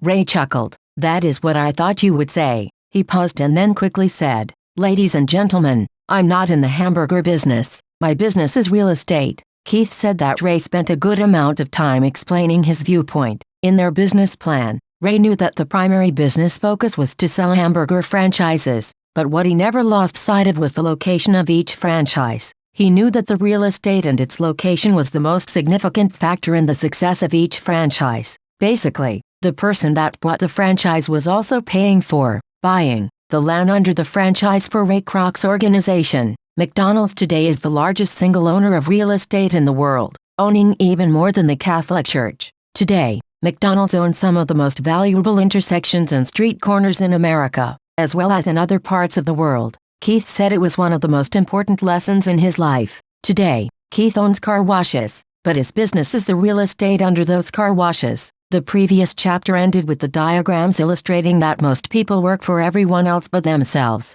They work first for the owners of the company, then for the government through taxes, and finally for the bank that owns their mortgage. As a young boy, we did not have a McDonald's nearby. Yet, My rich dad was responsible for teaching Mike and me the same lesson that Ray Kroc talked about at the University of Texas. It is secret number 3 of the rich. The secret is, mind your own business. Financial struggle is often directly the result of people working all their life for someone else. Many people will have nothing at the end of their working days. Again, a picture is worth 1,000 words. Here is a diagram of the income statement in page 54/114 http://motsach.info. Rich Dad Poor Dad Robert T. Kiyosaki balance sheet that best describes Ray Kroc's advice. Most people your profession, your income. The richer assets, your income. Our current educational system focuses on preparing today's youth to get good jobs by developing scholastic skills. Their lives will revolve around their wages, or as described earlier, their income column, and after developing scholastic skills, they go on to higher levels of schooling to enhance their professional abilities. They study to become engineers, scientists, cooks, police officers, artists, writers, and so on. These professional skills allow them to enter the workforce and work for money. There is a big difference between your profession and your business. Often I ask people, "What is your business?" And they will say, "Oh, I'm a banker." Then I ask them if they own a bank, and they usually respond, "No, I work there." In that instance, they have confused their profession with their business. Their profession may be a banker, but they still need their own business. Ray Kroc was clear on the difference between his profession and his business. His profession was always the same. Me was a salesman. At one time he sold mixers for milkshakes, and soon thereafter he was selling hamburger franchises. But while his profession was selling hamburger franchises, his business was the accumulation of income-producing real estate. A problem with school is that you often become what you study. So if you study, say, cooking, you become a chef. If you study the law, you become an attorney. And a study of auto mechanics makes you a mechanic. The mistake in becoming what you study is that too many people forget to mind their own business. They spend their lives minding someone else's business and making that person rich. To become financially secure, a person needs to mind their own business. Your business revolves around your asset column, as opposed to your income column. As stated earlier, the number 1 rule is to know the difference between an asset and a liability, and to buy assets. The rich focus on their asset columns while everyone else focuses on their income statements. That is why we hear so often, "I need a raise. If only I had a promotion. I am going to go back to school to get more training so I can get a better job. I am going to work overtime. Maybe I can get a second job. I'm quitting in 2 weeks. I found a job that pays more." In some circles, these are sensible ideas. Yet, if you listen to Ray Kroc, you are still not minding your own business. These ideas all still focus on the income column and will only help a person become more financially secure if the additional money is used to purchase income-generating assets. The primary reason the majority of the poor and middle class are fiscally conservative, which means, "I can't afford to take risks," is that they have no financial foundation. They have to cling. Page 55/114 http://motsach.info. Rich Dad Poor Dad Robert T. Kiyosaki. To their jobs, they have to play it safe. When downsizing became the in thing, millions of workers found out their largest so-called asset, their home, was eating them alive. Their asset, called a house, still cost them money every month. Their car, another asset, was eating them alive. The golf clubs in the garage that cost $1,000 were not worth $51,000 anymore. Without job security, they had nothing to fall back on. What they thought were assets could not help them survive in a time of financial crisis. One assumes most of us have filled out a credit application for a banker to buy a house or to buy a car. It is always interesting to look at the net worth one section. It is interesting because of what accepted banking and accounting practices allow a person to count as assets. One day, to get a loan, my financial position did not look too good, so I added my new golf clubs, my art collection, books, stereo, television, Armani suits, wristwatches, shoes, and other personal effects to boost the number in the asset column. But I was turned down for the loan because I had too much investment real estate. The loan committee did not like that one made so much money off of apartment houses. They wanted to know why I did not have a normal job, with a salary. They did not question the Armani suits, golf clubs, or art collection. Life is sometimes tough when you do not fit the standard profile. I cringe every time I hear someone say to me that their net worth is $1 million or $100,000 or whatever. One of the main reasons net worth is not accurate is simply because the moment you begin selling your assets, you are taxed for any gains. So many people have put themselves in deep financial trouble when they run short of income. To raise cash, they sell their assets. First, their personal assets can generally be sold for only a fraction of the value that is listed in their personal balance sheet. Or if there is a gain on the sale of the assets, they are taxed on the gain. So again, the government takes its share of the gain, thus reducing the amount available to help them out of debt. That is why I say someone's net worth is often worth less than they think. Start minding your own business. Keep your daytime job, but start buying real assets, not liabilities or personal effects that have no real value once you get them home. A new car loses nearly 25% of the price you pay for it the moment you drive it off the lot. It is not a true asset even if your banker lets you list it as one. My $400 new titanium driver was worth as $150 the moment I teed off. For adults, keep your expenses low, reduce your liabilities and diligently build a base of solid assets. For young people who have not yet left home, it is important for parents to teach them the difference between an asset and a liability. Get them to start building a solid asset column before they leave home. Get married, buy a house, have kids and get stuck in a risky financial position, clinging to a job and buying everything on credit. I see so many young couples who get married and trap themselves into a lifestyle that will not let them get out of debt for most of their working years. For most people, just as the last child leaves home, the parents realize they have not adequately paid 56/114 http://motsach.info. Rich Dad Poor Dad Robert T. Kiyosaki prepared for retirement and they begin to scramble to put some money away. Then, their own parents become ill and they find themselves with new responsibilities. So what kind of assets am I suggesting that you or your children acquire? In my world, real assets fall into several different categories. 1. Businesses that do not require my presence. I own them, but they are managed or run by other people. If I have to work there, it's not a business. It becomes my job too. Stocks. 3. Bonds. 4. Mutual funds. 5. Income-generating real estate. 6. Notes. 7. Royalties from intellectual property such as music, scripts, patents. 8. And anything else that has value, produces income or appreciates and has a ready market. As a young boy, my educated dad encouraged me to find a safe job. My rich dad, on the other hand, encouraged me to begin acquiring assets that I loved. If you don't love it, you won't take care of it. I collect real estate simply because I love buildings and land. I love shopping for them. One could look at them all day long. When problems arise, the problems are not so bad that it changes my love for real estate. For people who hate real estate, they shouldn't buy it. I love stocks of small companies, especially startups. The reason is that I am an entrepreneur, not a corporate person. In my early years, I worked in large organizations, such as Standard Oil of California, the U.S. Marine Corps, and Xerox Corp. I enjoyed my time with those organizations and have fond memories, but I know deep down I am not a company man. I like starting companies,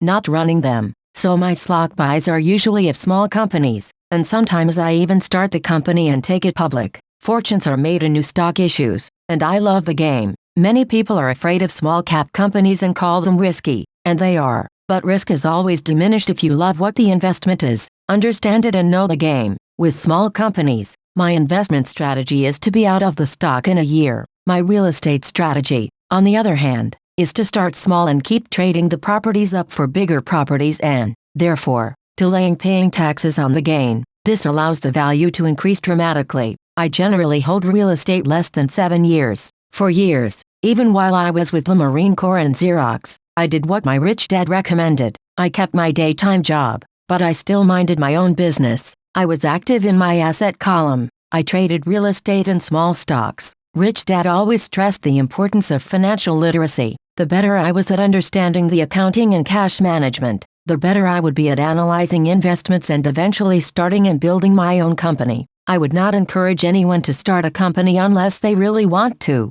Knowing what I know about running a company, I would not wish the task on anyone. There are times when page 57/114 http://motsach.info. Rich Dad Poor Dad Robert T. Kiyosaki. People cannot find employment, where starting a company is a solution for them. The odds are against success. 9 out of 10 companies fail in 5 years. Of those that survive the first 5 years, 9 out of every 10 of those eventually fail, as well. So only if you really have the desire to own your own company do I recommend it. Otherwise, keep your daytime job and mind your own business. When I say mind your own business, one mean to build and keep your asset column strong. Once a dollar goes into it, never let it come out. Think of it this way. Once a dollar goes into your asset column, it becomes your employee. The best thing about money is that it works 24 hours a day and can work for generations. Keep your daytime job. Be a great hardworking employee, but keep building that asset column.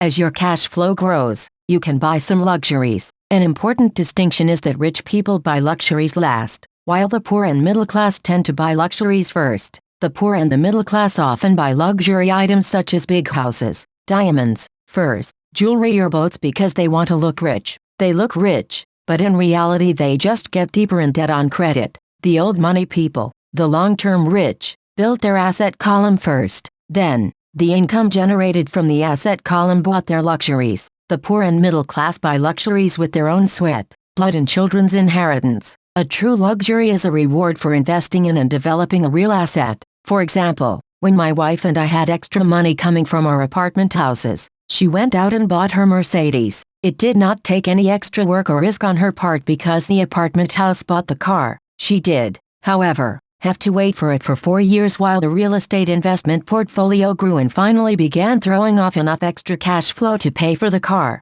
But the luxury, the Mercedes, was a true reward because she had proved she knew how to grow her asset column. That car now means a lot more to her than simply another pretty car. It means she used her financial intelligence to afford it. What most people do is they impulsively go out and buy a new car, or some other luxury, on credit. They may feel bored and just want a new toy. Buying a luxury on credit often causes a person to sooner or later actually resent that luxury because the debt on the luxury becomes a financial burden. After you've taken the time and invested in and built your own business, you are now ready to add the magic touch, the biggest secret of the rich, the secret that puts the rich way ahead of the pack, the reward at the end of the road for diligently taking the time to mind your own business. Page 58/114 http://motsach.info. Rich Dad Poor Dad Robert T. Kiyosaki Chapter 5 Lesson 4 The History of and the Power of Corporation. I remember in school being told the story of Robin Hood and his merry men.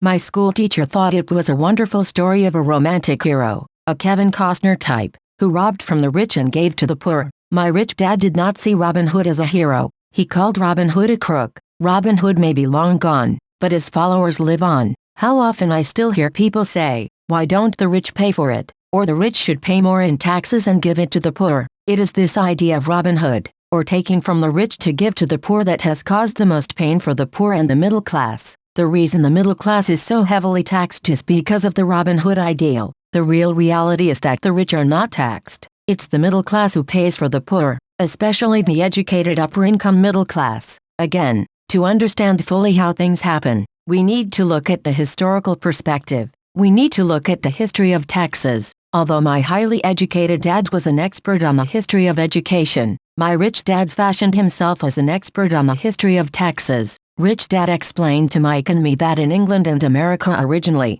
there were no taxes. Occasionally there were temporary taxes levied in order to pay for wars. The king or the president would put the word out and ask everyone to chip in. Taxes were levied in Britain for the fight against Napoleon from 1799 to 1816. And in America taxes were levied to pay for the Civil War from 1861 to 1865. In 1874, England made income tax a permanent levy on its citizens. In 1913, an income tax became permanent in the United States with the adoption of the 16th Amendment to the Constitution. At one time, Americans were anti-tax. It had been the excessive tax on tea that led to the famous Tea Party in Boston Harbor, an incident that helped ignite the Revolutionary War. It took approximately 50 years in both England and the United States to sell the idea of a regular income tax. What these historical dates fail to reveal is that both of these taxes were initially levied against only the rich. It was this point that Rich Dad wanted Mike and me to understand. He explained that the idea of taxes was made popular and accepted by the majority by telling the poor and the middle class that taxes were created only to punish the rich. This is how the masses voted for the law, and it became constitutionally legal. Although it was intended to punish the rich, in reality it wound up punishing the very people who voted for it, the poor and middle class. Once government got a taste of money, The appetite grew, said Rich Dad. Your dad and I are exactly opposite. He's a government bureaucrat, and I am a capitalist. We get paid, and our success is measured on opposite behaviors. He gets paid to spend money and hire people. The more he spends and the more people he hires, the larger his organization becomes. In the government, the larger his organization, the more he is respected. On the other hand, within page 59/114 http://motsach.info, Rich Dad Poor Dad Robert T. Kiyosaki. My organization, the fewer people I hire and the less money I spend,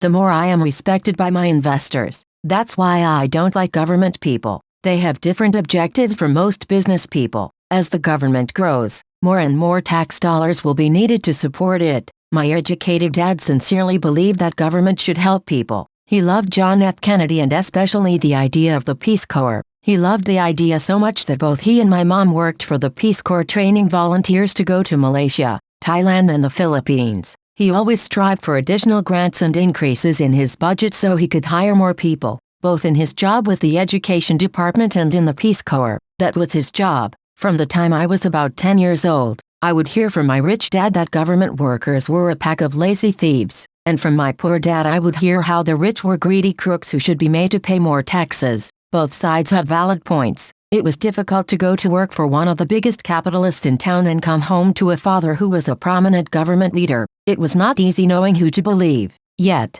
when you study the history of taxes, an interesting perspective emerges. As I said, the passage of taxes was only possible because the masses believed in the Robin Hood theory of economics, which was to take from the rich and give to everyone else. The problem was that the government's appetite for money was so great that taxes soon needed to be levied on the middle class, and from there it kept trickling down. The rich, on the other hand, saw an opportunity. They do not play by the same set of rules. As I've stated, the rich already knew about corporations, which became popular in the days of sailing ships. The rich created the corporation as a vehicle to limit their risk to the assets of each voyage. The rich put their money into a corporation to finance the voyage. The corporation would then hire a crew to sail to the New World to look for treasures. If the ship was lost, the crew lost their lives, but the loss to the rich would be limited only to the money they invested for that particular voyage. The diagram that follows shows how the corporate structure sits outside your personal income statement and balance sheet.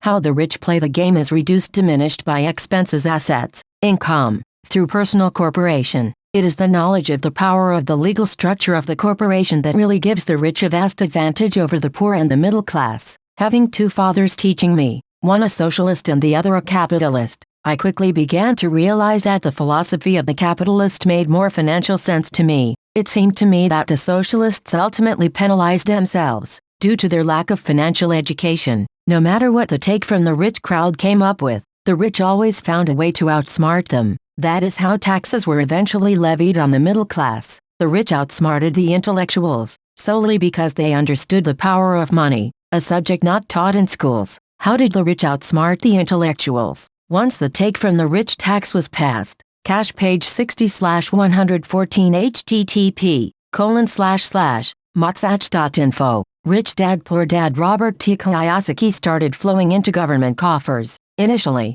people were happy. Money was handed out to government workers and the rich. It went to government workers in the form of jobs and pensions. It went to the rich via their factories receiving government contracts. The government became a large pool of money, but the problem was the fiscal management of that money. There really is no recirculation. In other words, the government policy, if you were a government bureaucrat, was to avoid having excess money. If you failed to spend your allotted funding, you risked losing it in the next budget. You would certainly not be recognized for being efficient. Business people, on the other hand, are rewarded for having excess money and are recognized for their efficiency. As this cycle of growing government spending continued, the demand for money increased and the tax-the-rich idea was now being adjusted to include lower income levels, down to the very people who voted it in, the poor and the middle class. True capitalists use their financial knowledge to simply find a way to escape. They headed back to the protection of a corporation. A corporation protects the rich. But what many people who have never formed a corporation do not know is that a corporation is not really a thing. A corporation is merely a file folder with some legal documents in it, sitting in some attorney's office registered with a state government agency. It's not a big building with the name of the corporation on it. It's not a factory or a group of people. A corporation is merely a legal document that creates a legal body without a soul. The wealth of the rich was once again protected. Once again, the use of corporations became popular once the permanent income laws were passed because the income tax rate of the corporation was less than the individual income tax rates. In addition, as described earlier, certain expenses could be paid with pre-tax dollars within the corporation. This war between the haves and have-nots has been going on for hundreds of years. It is the take from the rich crowd versus the rich. The battle is waged whenever and wherever laws are made. The battle will go on forever. The problem is, the people who lose are the uninformed, the ones who get up every day and diligently go to work and pay taxes. If they only understood the way the rich play the game, they could play it too. Then, they would be on their way to their own financial independence. This is why I cringe every time I hear a parent advise their children to go to school, so they can find a safe, secure job. An employee with a safe, secure job, without financial aptitude, has no escape. Average Americans today work 5 to 6 months for the government before they make enough to cover their taxes. In my opinion, that is a long time. The harder you work, the more you pay the government. That is why I believe that the idea of take from the rich backfired on the very people who voted it in. Every time people try to punish the rich don't simply comply. They react. They have the money, power and intent to change things. They do not just sit there and voluntarily pay more taxes. They search for ways to minimize their tax burden. They hire smart attorneys and accountants, and persuade politicians to change laws or create legal loopholes. They have the resources to effect change. Page 61/114 http://motsach.info. Rich Dad Poor Dad Robert T. Kiyosaki. The tax code of the United States also allows other ways to save on taxes. Most of these vehicles are available to anyone, but it is the rich who usually look for them because they are minding their own business. For example, 1031 is jargon for Section 1031 of the Internal Revenue Code, which allows a seller to delay paying taxes on a piece of real estate that is sold for a capital gain through an exchange for a more expensive piece of real estate. Real estate is one investment vehicle that allows such a great tax advantage. As long as you keep trading up in value, you will not be taxed on the gains until you liquidate. People who do not take advantage of these tax savings offered legally are missing a great opportunity to build their asset columns. The poor and middle class do not have the same resources. They sit there and let the government's needles enter their arm and allow the blood donation to begin. Today, I am constantly shocked at the number of people who pay more taxes, or take fewer deductions, simply because they are afraid of the government. And I do know how frightening and intimidating a government tax agent can be. I have had friends who have had their businesses shut down and destroyed, only to find out it was a mistake on the part of the government. I realize all that, but the price of working from January to mid-May is a high price to pay for that intimidation. My poor dad never fought back. My rich dad didn't either. He just played the game smarter, and he did it through corporations. The biggest secret of the rich. You may remember the first lesson I learned from my rich dad. I was a little boy of 9 who had to sit and wait for him to choose to talk to me. I often sat in his office waiting for him to get to me. He was ignoring me on purpose. He wanted me to recognize his power and desire to have that power for myself one day. For all the years I studied Jay and learned from him, he always reminded me that knowledge was power. And with money comes great power that requires the right knowledge to keep it and make it multiply. Without that knowledge, the world pushes you around. Rich Dad constantly reminded Mike and me that the biggest bully was not the boss or the supervisor, but the tax man. The tax man will always take more if you let him. The first lesson of having money work for me, as opposed to working for money, is really all about power. If you work for money, you give the power up to your employer. If your money works for you, you keep and control the power. Once we had this knowledge of the power of money working for us, he wanted us to be financially smart and not let bullies push us around. You need to know the law and how the system works. If you're ignorant, it is easy to be bullied. If you know what you're talking about, you have a fighting chance. That is why he paid so much for smart tax accountants and attorneys. It was less expensive to pay them than pay the government. His best lesson to me, which I have used most of my life, is be smart and you won't be pushed around as much. He knew the law because he was a law-abiding citizen. He knew the law because it was expensive to not know the law. If you know you're right,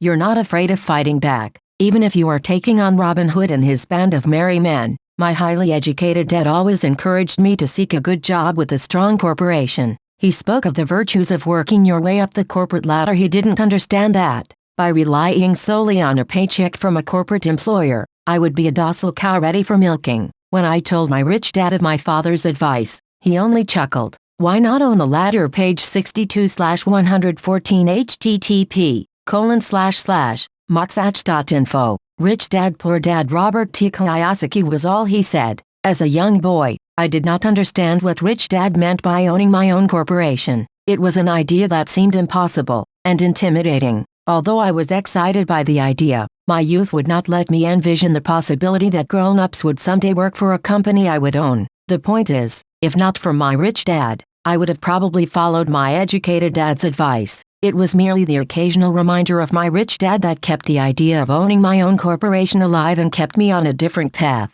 By the time I was 15 or 16, I knew I was not going to continue down the path my educated dad was recommending. I did not know how I was going to do it, but I was determined not to head in the direction most of my classmates were heading. That decision changed my life. It was not until I was in my mid-20s that my rich dad's advice began to make more sense. I was just out of the Marine Corps and working for Xerox. I was making a lot of money, but every time I looked at my paycheck, I was always disappointed. The deductions were so large, and the more I worked, the greater the deductions. As I became more successful, my bosses talked about promotions and raises. It was flattering, but I could hear my rich dad asking me in my ear, "Who are you working for? Who are you making rich?" In 1974, while still an employee for Xerox, I formed my first corporation and began minding my own business. There were already a few assets in my asset column, but now I was determined to focus on making it bigger. Those paychecks with all the deductions made all the years of my rich dad's advice make total sense.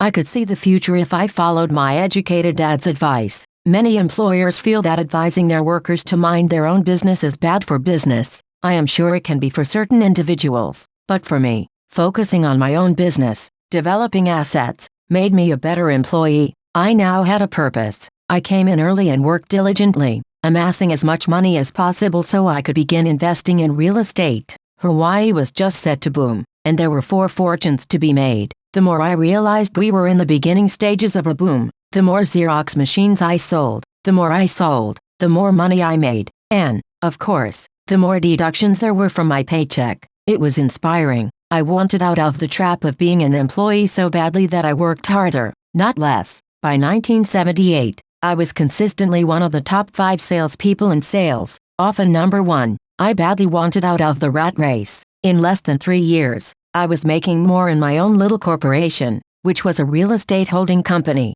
than I was making at Xerox, and the money I was making in my asset column, in my own corporation, was money working for me, not me pounding on doors selling copiers. My rich dad's advice made much more sense. Soon the cash flow from my properties was so strong that my company bought me my first Porsche. My fellow Xerox salespeople thought I was spending my commissions. I wasn't. I was investing my commissions in assets. My money was working hard to make more money. Each dollar in my asset column was a great employee, working hard to make more employees and buy the boss a new Porsche with before-tax dollars. I began to work harder for Xerox. The plan was working, and my Porsche was the page 63/114 http://motsach.info. Rich Dad Poor Dad. Robert T. Kiyosaki. Proof. By using the lessons I learned from my rich dad, I was able to get out of the proverbial rat race of being an employee at an early age. It was made possible because of the strong financial knowledge I had acquired through these lessons.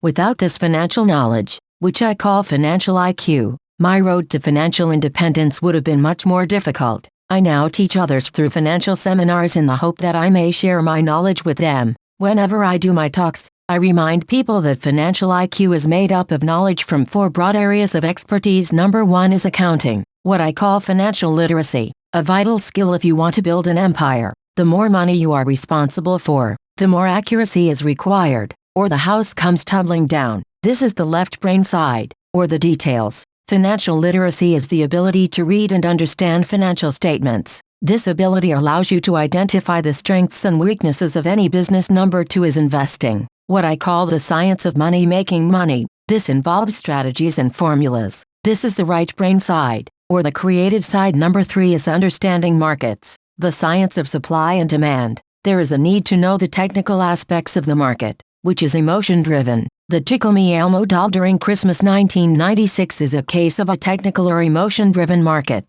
The other market factor is the fundamental or the economic sense of an investment. Does an investment make sense or does it not make sense based on the current market conditions? Many people think the concepts of investing and understanding the market are too complex for kids. They fail to see that kids know those subjects intuitively. For those not familiar with the Elmo doll, it was a Sesame Street character that was highly touted to the kids just before Christmas. Most all kids wanted one, and put it at the top of their Christmas list. Many parents wondered if the company intentionally held the product off the market, while continuing to advertise it for Christmas. A panic set in due to high demand and lack of supply. Having no dolls to buy in the stores, scalpers saw an opportunity to make a small fortune from desperate parents. The unlucky parents who did not find a doll were forced to buy another toy for Christmas. The incredible popularity of the Tickle Me Elmo doll made no sense to me, but it serves as an excellent example of supply and demand economics. The same thing goes on in the stock,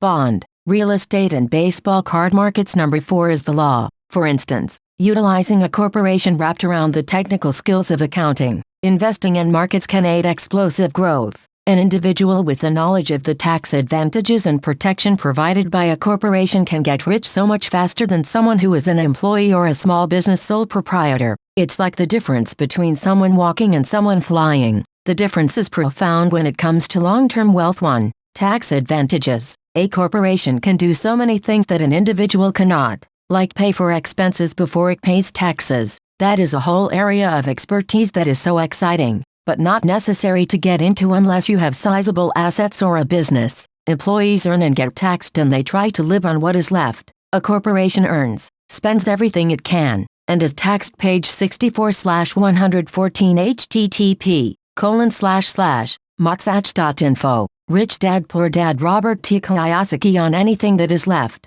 It's one of the biggest legal tax loopholes that the rich use. They're easy to set up and are not expensive if you own investments that are producing good cash flow. For example, by owning your own corporation, vacations are board meetings in Hawaii, car payments, insurance, repairs are company expenses, health club membership is a company expense, most restaurant meals are partial expenses, and on and on. But do it legally with pre-tax dollars too. Protection from lawsuits. We live in a litigious society. Everybody wants a piece of your action. The rich hide much of their wealth using vehicles such as corporations and trusts to protect their assets from creditors. When someone sues a wealthy individual, they are often met with layers of legal protection, and often find that the wealthy person actually owns nothing. They control everything, but own nothing. The poor and middle class try to own everything and lose it to the government or to fellow citizens who like to sue the rich. They learned it from the Robin Hood story. Take from the rich, give to the poor. It is not the purpose of this book to go into the specifics of owning a corporation,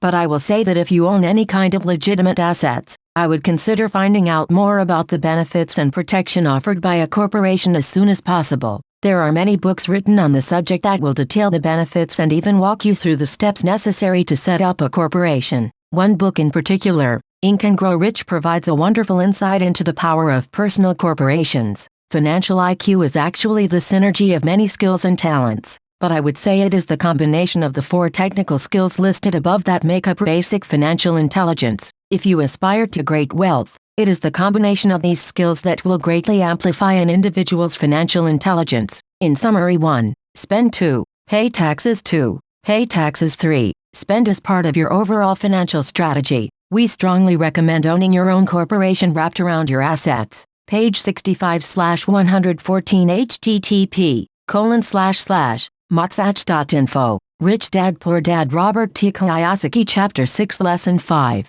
The Rich Invent Money. Last night, I took a break from writing and watched a TV program on the history of a young man named Alexander Graham Bell. Bell had just patented his telephone, and was having growing pains because the demand for his new invention was so strong, needing a bigger company. He then went to the giant at that time, Western Union, and asked them if they would buy his patent and his tiny company. He wanted $100,000 for the whole package. The president of Western Union scoffed at him and turned him down, saying the price was ridiculous. The rest is history. A multi-billion-dollar industry emerged, and AT&T was born. The evening news came on right after the story of Alexander Graham Bell ended. On the news was the story of another downsizing at a local company. The workers were angry and complained that the company ownership was unfair. A terminated manager of about 45 years of age had his wife and 2 babies at the plant and was begging the guards to let him talk to the owners to ask if they would reconsider his termination. He had just bought a house and was afraid of losing it. The camera focused in on his pleading for all the world to see. Needless to say, it held my attention. I have been teaching professionally since 1984. It has been a great experience and rewarding. It is also a disturbing profession, for I have taught thousands of individuals and I see one thing in common in all of us, myself included. We all have tremendous potential, and we all are blessed with gifts. Yet, the one thing that holds all of us back is some degree of self-doubt. It is not so much the lack of technical information that holds us back, but more the lack of self-confidence. Some are more affected than others. Once we leave school, most of us know that it is not as much a matter of college degrees or good grades that count. In the real world outside of academics, something more than just grades is required. I have heard it called guts, chutzpah, balls, audacity, bravado, cunning, daring, tenacity, and brilliance. This factor, whatever it is labeled, ultimately decides one's future much more than school grades.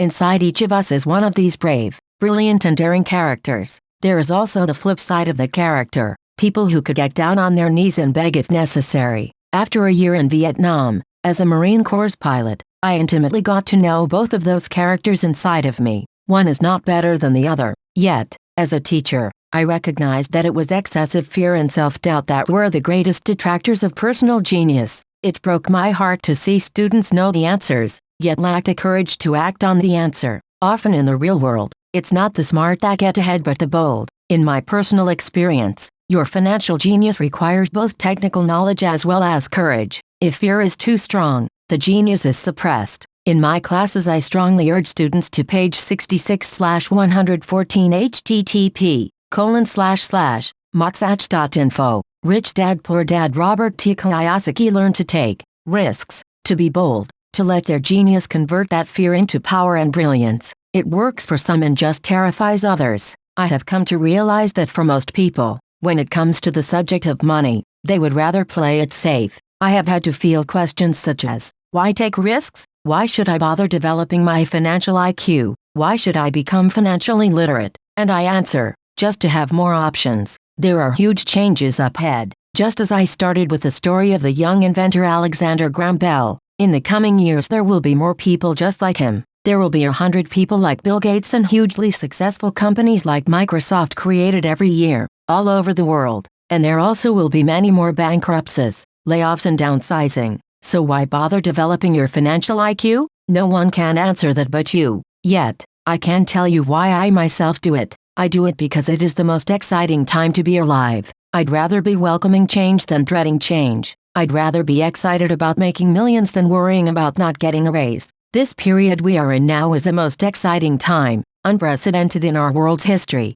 Generations from now, people will look back at this period of time and remark at what an exciting era it must have been. It was the death of the old and birth of the new. It was full of turmoil and it was exciting. So why bother developing your financial IQ? Because if you do, you will prosper greatly. And if you don't, this period of time will be a frightening one. It will be a time of watching people move boldly forward while others cling to decaying life rings. Land was wealth 300 years ago, so the person who owned the land owned the wealth. Then, it was factories and production, and America rose to dominance. The industrialist owned the wealth. Today, it is information, and the person who has the most timely information owns the wealth. The problem is, information flies all around the world at the speed of light. The new wealth cannot be contained by boundaries and borders as land and factories were. The changes will be faster and more dramatic. There will be a dramatic increase in the number of new multimillionaires. There also will be those who are left behind. Today, I find so many people struggling,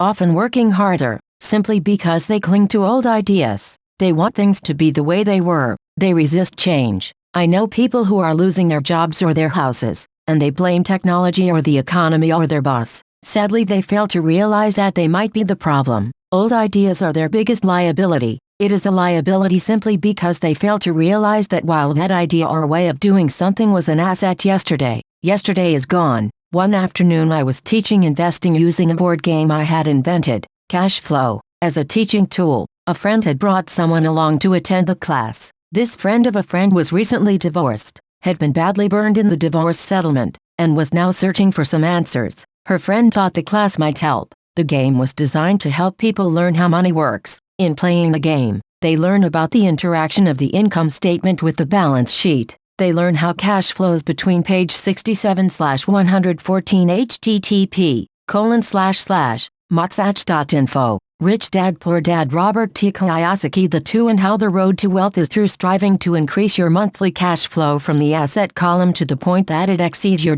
monthly expenses. Once you accomplish this, you are able to get out of the rat race and out onto the fast track. As I have said, some people hate the game, some love it, and others miss the point. This woman missed a valuable opportunity to learn something. In the opening round, she drew a doodad card with the boat on it. At first she was happy. Oh, I've got a boat. Then, as her friend tried to explain how the numbers worked on her income statement and balance sheet, she got frustrated because she had never liked math. The rest of her table waited while her friend continued explaining the relationship between the income statement, balance sheet and monthly cash flow. Suddenly, when she realized how the numbers worked, it dawned on her that her boat was eating her alive. Later on in the game, she was also downsized and had a child. It was a horrible game for her. After the class, her friend came by and told me that she was upset. She had come to the class to learn about investing and did not like the idea that it took so long to play a silly game. Her friend attempted to tell her to look within herself to see if the game reflected on herself in any way.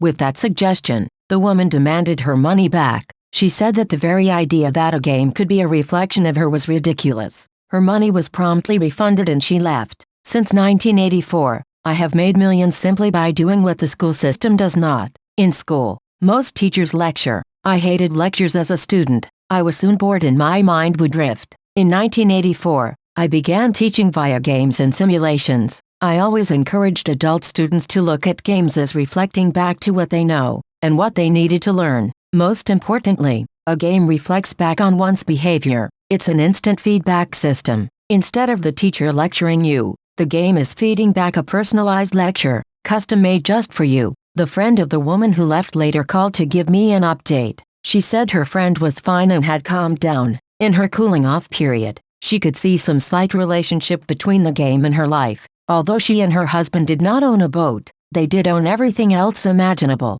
She was angry after their divorce, both because he had run off with a younger woman and because after 20 years of marriage, they had accumulated little in the way of assets. There was virtually nothing for them to split. Their 20 years of married life had been incredible fun, but all they had accumulated was a ton of doodads. She realized that her anger at doing the numbers, the income statement and balance sheet, came from her embarrassment of not understanding them. She had believed that finances were the man's job. She maintained the house and did the entertaining, and he handled the finances. She was now quite certain that in the last 5 years of their marriage, he had hidden money from her. She was angry at herself for not being more aware of where the money was going, as well as for not knowing about the other woman. Page 68/114 http://motsach.info. Rich Dad Poor Dad Robert T. Kiyosaki Just like a board game, the world is always providing us with instant feedback. We could learn a lot if we tuned in more. One day not long ago, I complained to my wife that the cleaners must have shrunk my pants. My wife gently smiled and poked me in the stomach to inform me that the pants had not shrunk.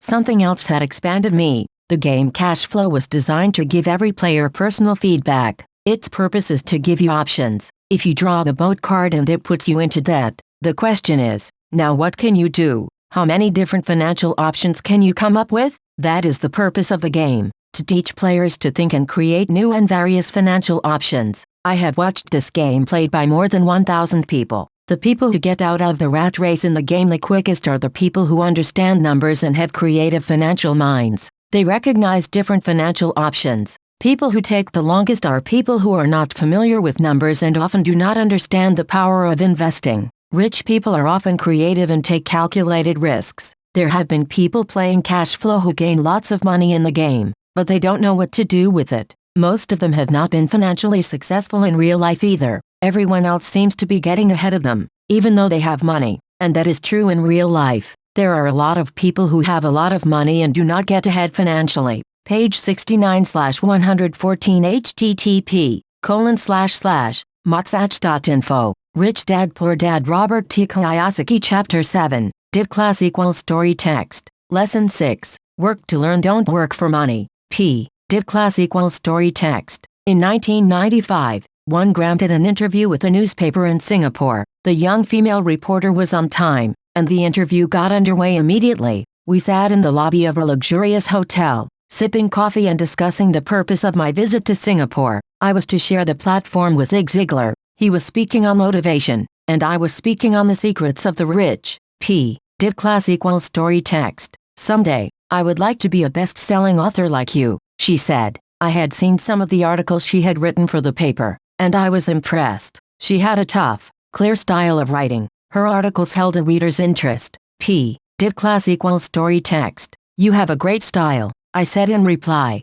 What holds you back from achieving your dream? P. Dip class equals story text. My work does not seem to go anywhere, she said quietly. Everyone says that my novels are excellent, but nothing happens, so I keep my job with the paper. At least it pays the bills. Do you have any suggestions? P. Dip class equals story text. Yes, I do, I said brightly. A friend of mine here in Singapore runs a school that trains people to sell. He runs sales training courses for many of the top corporations here in Singapore, and I think attending one of his courses would greatly enhance your career. P. Dip class equals story text. She stiffened. Are you saying I should go to school to learn to sell? P. Dip class equals story text. I nodded. P. Dip class equals story text. You aren't serious, are you? P. Dip class equals story text. Again, I nodded. What is wrong with that? I was now backpedaling. She was offended by something, and now I was wishing 11 had not said anything. In my attempt to be helpful, I found myself defending my suggestion. P. Dip class equals story text. I have a master's degree in English literature. Why would I go to school to learn to be a salesperson? I am a professional. I went to school to be trained in a profession so I would not have to be a salesperson. I hate salespeople. All they want is money. So tell me why I should study sales. She was now packing her briefcase forcibly. The interview was over. P. Dip class equals story text. On the coffee table sat a copy of an earlier best-selling book I wrote. I picked it up as well as the notes she had jotted down on her legal pad. Do you see this? I said, pointing to her notes. P. Dip class equals story text. She looked down at her notes. What? She said, confused. P. Dip class equals story text. Again, I pointed deliberately to her notes. On her pad she had written Robert Kiyosaki, best-selling author. P. Dip class equals story text. It says best-selling author, not best writing author. P. Dip class equals story text. Her eyes widened immediately. P. Dip class equals story text. I am a terrible writer. You are a great writer. I went to sales school. You have a master's degree. Put them together and you get a best-selling author and a best writing author. P. Dip class equals story text. Anger flared from her eyes. I'll never stoop so low as to learn how to sell. People like you have no business writing. I am a professionally trained writer and you are a salesman. It is not fair. P. Dip class equals story text. The rest of her notes were put away, and she hurried out through the large glass doors into the humid Singapore morning. P. Dip class equals story text. At least she gave me a fair and favorable write up the next morning. P. Dip class equals story text. The world is filled with smart, talented, educated and gifted people. We meet them every day. They are all around us. P. Dip class equals story text. A few days ago, my car was not running well. I pulled into a garage, and the young mechanic had it fixed in just a few minutes. He knew what was page 70/114 http://motsach.info. Rich Dad Poor Dad Robert T. Kiyosaki wrong by simply listening to the engine. I was amazed. P. Dip class equals story text. The sad truth is, great talent is not enough. P. Dip class equals story text. I am constantly shocked at how little talented people earn. I heard the other day that less than 5% of Americans earn more than $100,000 a year. I have met brilliant, highly educated people who earn less than $20,000 a year. A business consultant who specializes in the medical trade was telling me how many doctors, dentists and chiropractors struggle financially. All this time, I thought that when they graduated, the dollars would pour in. It was this business consultant who gave me the phrase, they are one skill away from great wealth. P. Dip class equals story text. What this phrase means is that most people need only to learn and master one more skill and their income would jump exponentially. I have mentioned before that financial intelligence is a synergy of accounting, investing, marketing and law. Combine those 4 technical skills and making money with money is easier. When it comes to money, the only skill most people know is to work hard. P. Dip class equals story text. The classic example of a synergy of skills was that young writer for the newspaper. If she diligently learned the skills of sales and marketing, her income would jump dramatically. If I were her, I would take some courses in advertising, copywriting as well as sales. Then, instead of working at the newspaper, I would seek a job at an advertising agency. Even if it were a cut in pay, she would learn how to communicate in shortcuts that are used in successful advertising. She also would spend time learning public relations, an important skill. She would learn how to get millions in free publicity. Then, at night and on weekends, she could be writing her great novel. When it was finished, she would be better able to sell her book. Then, in a short while, she could be a best-selling author. P. Dip class equals story text. When I first came out with my first book, If You Want to Be Rich and Happy, Don't Go to School, a publisher suggested I change the title to The Economics of Education. I told the publisher that with a title like that, I would sell 2 books, one to my family and one to my best friend. The problem is, they would expect it for free. The obnoxious title If You Want to Be Rich and Happy, Don't Go to School was chosen because we knew it would get tons of publicity. I am pro-education and believe in education reform. Otherwise, why would I continue to press for changing our antiquated educational system? So I chose a title that would get me on more TV and radio shows, simply because I was willing to be controversial. Many people thought I was a fruitcake, but the book sold and sold. P. Dip class equals story text. When I graduated from the U.S. Merchant Marine Academy in 1969, my educated dad was happy. Standard Oil of California had hired me for its oil tanker fleet. I was a third mate, and the pay was low compared with my classmates, but it was okay for a first real job after college. My starting pay was about $42,000 a year, including overtime, and I only had to work for 7 months. I had 5 months of vacation. If I had wanted to, I could have taken the run to Vietnam with a subsidiary shipping company, and easily doubled my pay instead of taking the 5 months vacation. P. Dip class equals story text. I had a great career ahead of me, yet I resigned after 6 months with the company and joined the Marine Corps to learn how to fly. My educated dad was devastated. Rich dad congratulated me. P. Dip class equals story text. In school and in the workplace, the popular opinion is the idea of specialization, that is, in order to make more money or get promoted, you need to specialize. That is why medical doctors immediately begin to seek a specialty such as orthopedics or pediatrics. The same is true for accountants, architects, lawyers, pilots and others. P. Dip class equals story text. My educated dad believed in the same dogma. That is why he was thrilled when he eventually achieved his doctorate. He often admitted that schools reward people who study more and more about less and less. P. Dip class equals story text. Rich dad encouraged me to do exactly the opposite. You want to page 71/114 http://motsach.info. Rich dad poor dad Robert T. Kiyosaki know a little about a lot was his suggestion. That is why for years I worked in different areas of his companies. For a while, I worked in his accounting department. Although I would probably never have been an accountant, he wanted me to learn via osmosis. Rich dad knew I would pick up jargon and a sense of what is important and what is not. I also worked as a busboy and construction worker, as well as in sales, reservations and marketing. He was grooming Mike and me. That is why he insisted we sit in on the meetings with his bankers, lawyers, accountants and brokers. He wanted us to know a little about every aspect of his empire.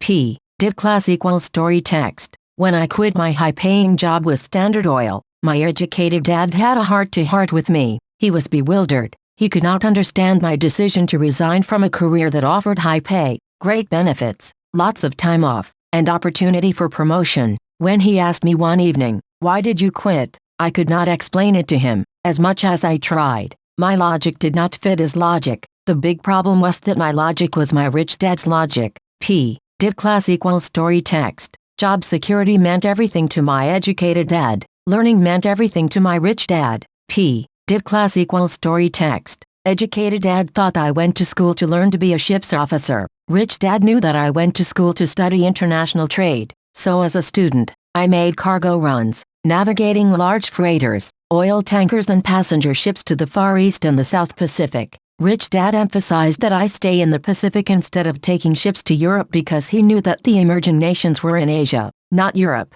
while most of my classmates, including Mike, were partying at their fraternity houses. I was studying trade, people, business styles and cultures in Japan, Taiwan, Thailand, Singapore, Hong Kong, Vietnam, Korea, Tahiti, Samoa and the Philippines. I also was partying, but it was not in any frat house. I grew up rapidly. Did class equals story text. Educated Dad just could not understand why I decided to quit and join the Marine Corps. I told him I wanted to learn to fly, but really I wanted to learn to lead troops. Rich Dad explained to me that the hardest part of running a company is managing people. He had spent 3 years in the Army. My educated dad was draft exempt. Rich Dad told me of the value of learning to lead men into dangerous situations. Leadership is what you need to learn next, he said. If you're not a good leader, you'll get shot in the back, just like they do in business. Did class equals story text. Returning from Vietnam in 1973, one resigned my commission. Even though I love flying, I found a job with Xerox Corp. I joined it for one reason, and it was not for the benefits. I was a shy person, and the thought of selling was the most frightening subject in the world. Xerox has one of the best sales training programs in America. Did class equals story text. Rich Dad was proud of me.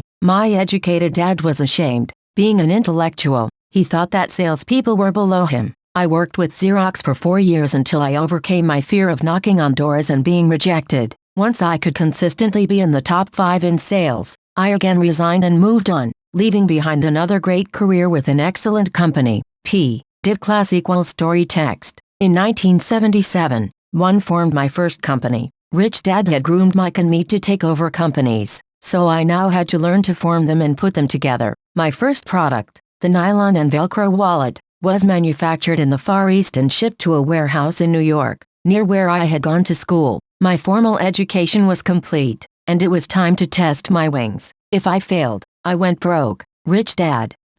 Did class equals story text. Thought it best to go broke before 30. You still have time to recover.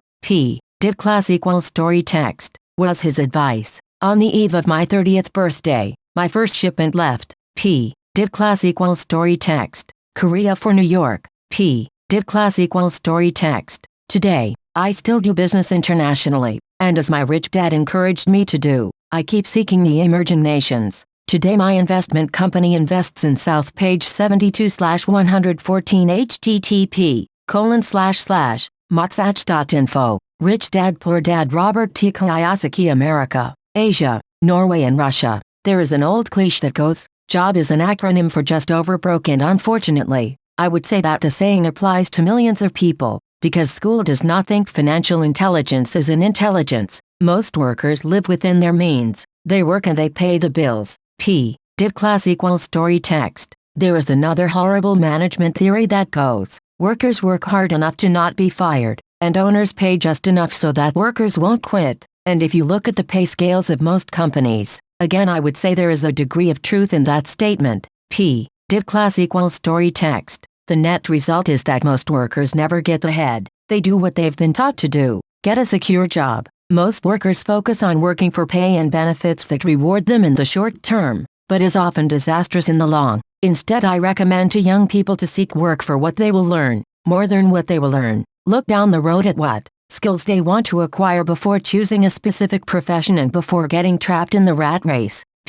Did class equals story text. Once people are trapped in the lifelong process of bill paying, they become like those little hamsters running around in those little metal wheels. Their little furry legs are spinning furiously, the wheel is turning furiously, but come tomorrow morning, they'll still be in the same cage. Great job. Did class equals story text. In the movie Jerry Maguire, starring Tom Cruise, there are many great one-liners. Probably the most memorable is "Show me the money," but there is one line I thought most truthful. It comes from the scene where Tom Cruise is leaving the firm. He has just been fired, and he is asking the entire company who wants to come with me, and the whole place is silent and frozen. Only one woman speaks up and says, "I'd like to, but I'm due for a promotion in 3 months. Did class equals story text. That statement is probably the most truthful statement in the whole movie. It is the type of statement that people use to keep themselves. P. Did class equals story text. Busy working away to pay bills. I know my educated dad looked forward to his pay raise every year, and every year he was disappointed. So he would go back to school to earn more qualifications so he could get another raise. But again, it would be another disappointment. P. Did class equals story text. The question I often ask people is, where is this daily activity taking you? Just like the little hamster, I wonder if people look at where their hard work is taking them. What does the future hold? P. Did class equals story text. Cyril Brickfield, the former executive director of the American Association of Retired People, reports that private pensions are in a state of chaos. First of all, 50% of the workforce today has no pension. That alone should be of great concern. And 75 to 80% of the other 50% have ineffective pensions that pay $55 or $150 or $300 a month. P. Did class equals story text. In his book The Retirement Myth, Craig S. Carpel writes, I visited the headquarters of a major national pension consulting firm and met with the managing director who specializes in designing lush retirement plans for top management. When I asked her what people who don't have corner offices will be able to expect in the way of pension income, she said with a confident smile, the silver bullet. P. Did class equals story text. What? I asked. Is the silver bullet. P. Did class equals story text. She shrugged. If baby boomers discover they don't have enough money to live on when they're older, they can always blow their brains out. Carpel goes on to explain the difference between the old defined benefit retirement plans and the new 401k plans, which are riskier. It is not a pretty picture for most people working today, and that is just for retirement. When medical fees and long-term nursing home care are added to the picture is frightening. In his 1995 book, he indicates that nursing home fees run from $30,000 to $125,000 per year. He went to a clean no-frills nursing home in his area and found the price to be $88,000 a year in 1995. P. Div page 73/114 http://motsach.info. Rich Dad Poor Dad Robert T. Kiyosaki class equals story text. Already, many hospitals in countries with socialized medicine need to make tough decisions such as who will live and who will die. They make those decisions purely on how much money they have and how old the patients are. If the patient is old, they often will give the medical care to someone younger. The older poor patient gets put to the back of the line. So just as the rich can afford better education, the rich will be able to keep themselves alive, while those who have little wealth will die. P. Did class equals story text. So I wonder, are workers looking into the future or just until their next paycheck, never questioning where they are headed? P. Did class equals story text. When I speak to adults who want to earn more money, I always recommend the same thing. I suggest taking a long view of their life. Instead of simply working for the money and security, which I admit are important, I suggest they take a second job that will teach them a second skill. Often I recommend joining a network marketing company, also called multi-level marketing, if they want to learn sales skills. Some of these companies have excellent training programs that help people get over their fear of failure and rejection, which are the main reasons people are unsuccessful. Education is more valuable than money, in the long run. P. Did class equals story text. When I offer this suggestion, I often hear in response, oh, that is too much hassle, or I only want to do what I am interested in. P. Did class equals story text. To the statement of it's too much of a hassle, I ask, so you would rather work all your life giving 50% of what you earn to the government? To the other statement, I only do what I am interested in, I say, I'm not interested in going to the gym, but I go because I want to feel better and live longer. P. Did class equals story text. Unfortunately, there is some truth to the old statement, you can't teach an old dog new tricks. Unless a person is used to changing, it's hard to change. P. Did class equals story text. But for those of you who might be on the fence when it comes to the idea of working to learn something new, I offer this word of encouragement. Life is much like going to the gym. The most painful part is deciding to go. Once you get past that, it's easy. There have been many days I have dreaded going to the gym, but once I am there and in motion, it is a pleasure. After the workout is over, I am always glad I talked myself into going. P. Did class equals story text. If you are unwilling to work to learn something new and insist on, instead, becoming highly specialized within your field, make sure the company you work for is unionized. Labor unions are designed to protect specialists. P. Did class equals story text. My educated dad, after falling from grace with a governor, became the head of the teachers' union in Hawaii. He told me that it was the hardest job he ever held. My rich dad, on the other hand, spent his life doing his best to keep his companies from becoming unionized. He was successful. Although the unions came close, rich dad was always able to fight them off. Did class equals story text. Personally, I take no sides because I can see the need for and the benefits of both sides. If you do as school recommends, become highly specialized, then seek union protection. For example, had I continued on with my flying career, I would have sought a company that had a strong pilots union. Why? Because my life would be dedicated to learn a skill that was valuable in only one industry. If I were pushed out of that industry, my life skills would not be as valuable to another industry. A displaced senior pilot with 100,000 hours of heavy airline transport time, earning $150,000 a year would have a hard time finding an equivalent high-paying job in school teaching. The skills do not necessarily transfer from industry to industry, because the skills the pilots are paid for in the airline industry are not as important in, say, the school system. Did class equals story text. The same is true even for doctors today. With all the changes in medicine, many medical specialists are needing to conform to medical organizations such as HMOs. School teachers definitely need to be union members. Today in page 74/114 http://motsach.info. Rich Dad Poor Dad Robert T. Kiyosaki America. The teachers' union is the largest and the richest labor union of all. The NEA, National Education Association, has tremendous political clout. Teachers need the protection of their union because their skills are also of limited value to an industry outside of education. So the rule of thumb is, highly specialized, then unionize. It's the smart thing to do. Did class equals story text. When I ask the classes I teach, how many of you can cook a better hamburger than McDonald's? Almost all the students raise their hands. I then ask, so if most of you can cook a better hamburger, how come McDonald's makes more money than you?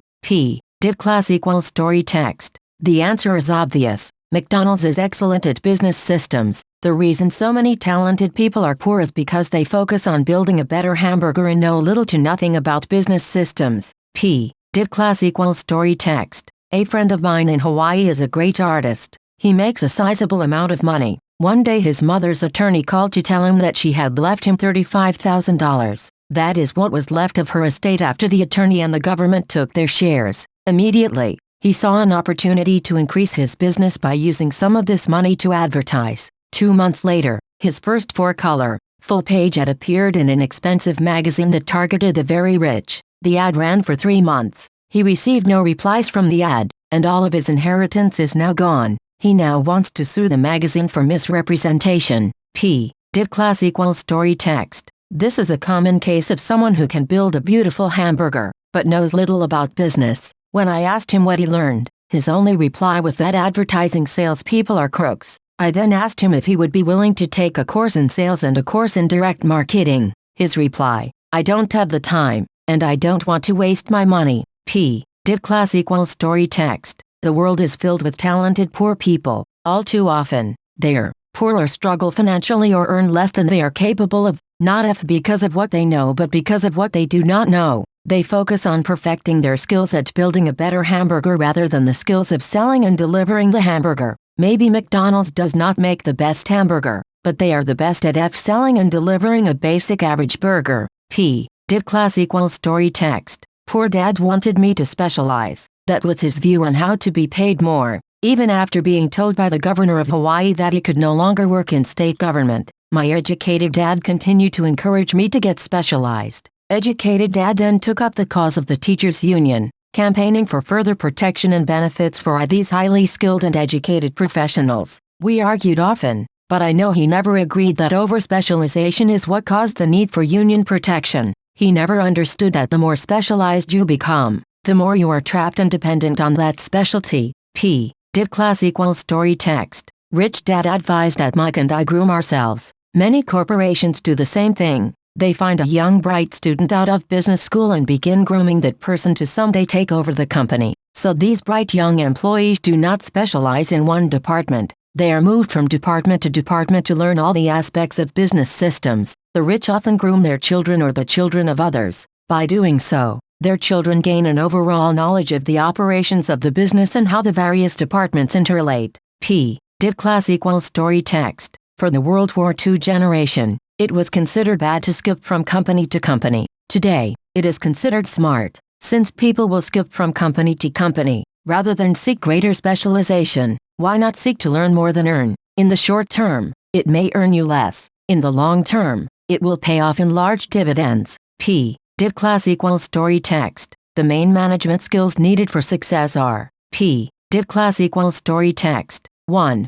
The management of cash flow. P. Div page 75/114 http://motsach.info. Rich Dad Poor Dad Robert T. Kiyosaki. Class equals story text. 2. The management of systems, including yourself and time with family. P. Did class equals story text. 3. The management of people. P. Did class equals story text. The most important specialized skills are sales and understanding marketing. It is the ability to sell, therefore, to communicate to another human being, be it a customer, employee, boss, spouse or child. That is the base skill of personal success. It is communication skills such as writing, speaking and negotiating that are crucial to a life of success. It is a skill that I work on constantly, attending courses or buying educational tapes to expand my knowledge. P. Did class equals story text. As I have mentioned, my educated dad worked harder and harder the more competent he became.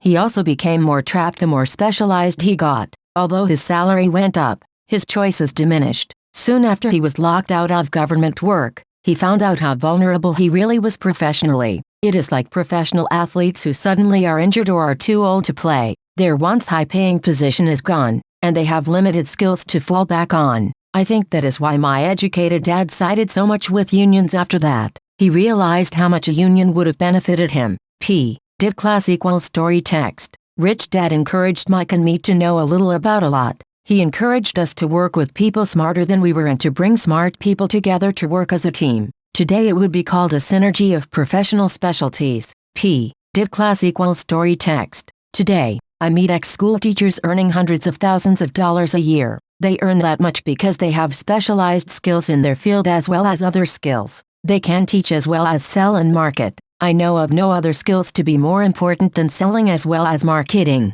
The skills of selling and marketing are difficult for most people primarily due to their fear of rejection. The better you are at communicating, negotiating and handling your fear of rejection, the easier life is. Just as I advised that newspaper writer who wanted to become a best-selling author, I advise anyone else today. Being technically specialized has its strengths as well as its weaknesses. I have friends who are geniuses, but they cannot communicate effectively with other human beings and, as a result, their earnings are pitiful. I advise them to just spend a year learning to sell. Even if they earn nothing, their communication skills will improve, and that is priceless. P. Did class equals story text. In addition to being good learners, sellers and marketers, we need to be good teachers as well as good students. To be truly rich, we need to be able to give as well as to receive. In cases of financial or professional struggle, there is often a lack of giving and receiving. I know many people who are poor because they are neither good students nor good teachers.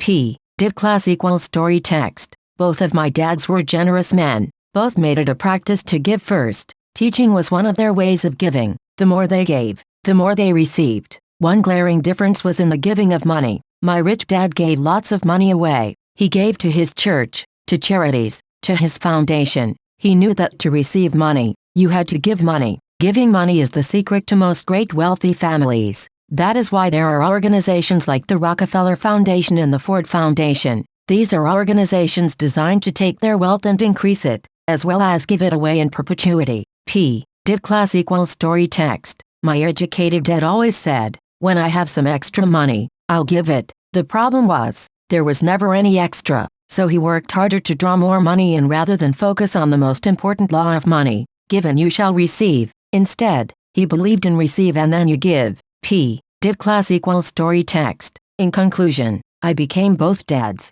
One part of me is a hardcore capitalist who loves the game of money making money. The other side is a socially responsible teacher who is deeply concerned with this ever-widening gap between the haves and have-nots. I personally hold the page 76/114 http://motsach.info. Rich Dad Poor Dad Robert T. Kiyosaki Archaic educational system primarily responsible for this growing gap. Page 77/114 http://motsach.info. Rich Dad Poor Dad Robert T. Kiyosaki Overcoming Obstacles Chapter 8. Once people have studied and become financially literate, they may still face roadblocks to becoming financially independent. There are 5 main reasons why financially literate people may still not develop abundant asset columns. Asset columns that could produce large sums of cash flow. Asset columns that could free them to live the life they dream of, instead of working full-time just to pay bills. The 5 reasons are: 1.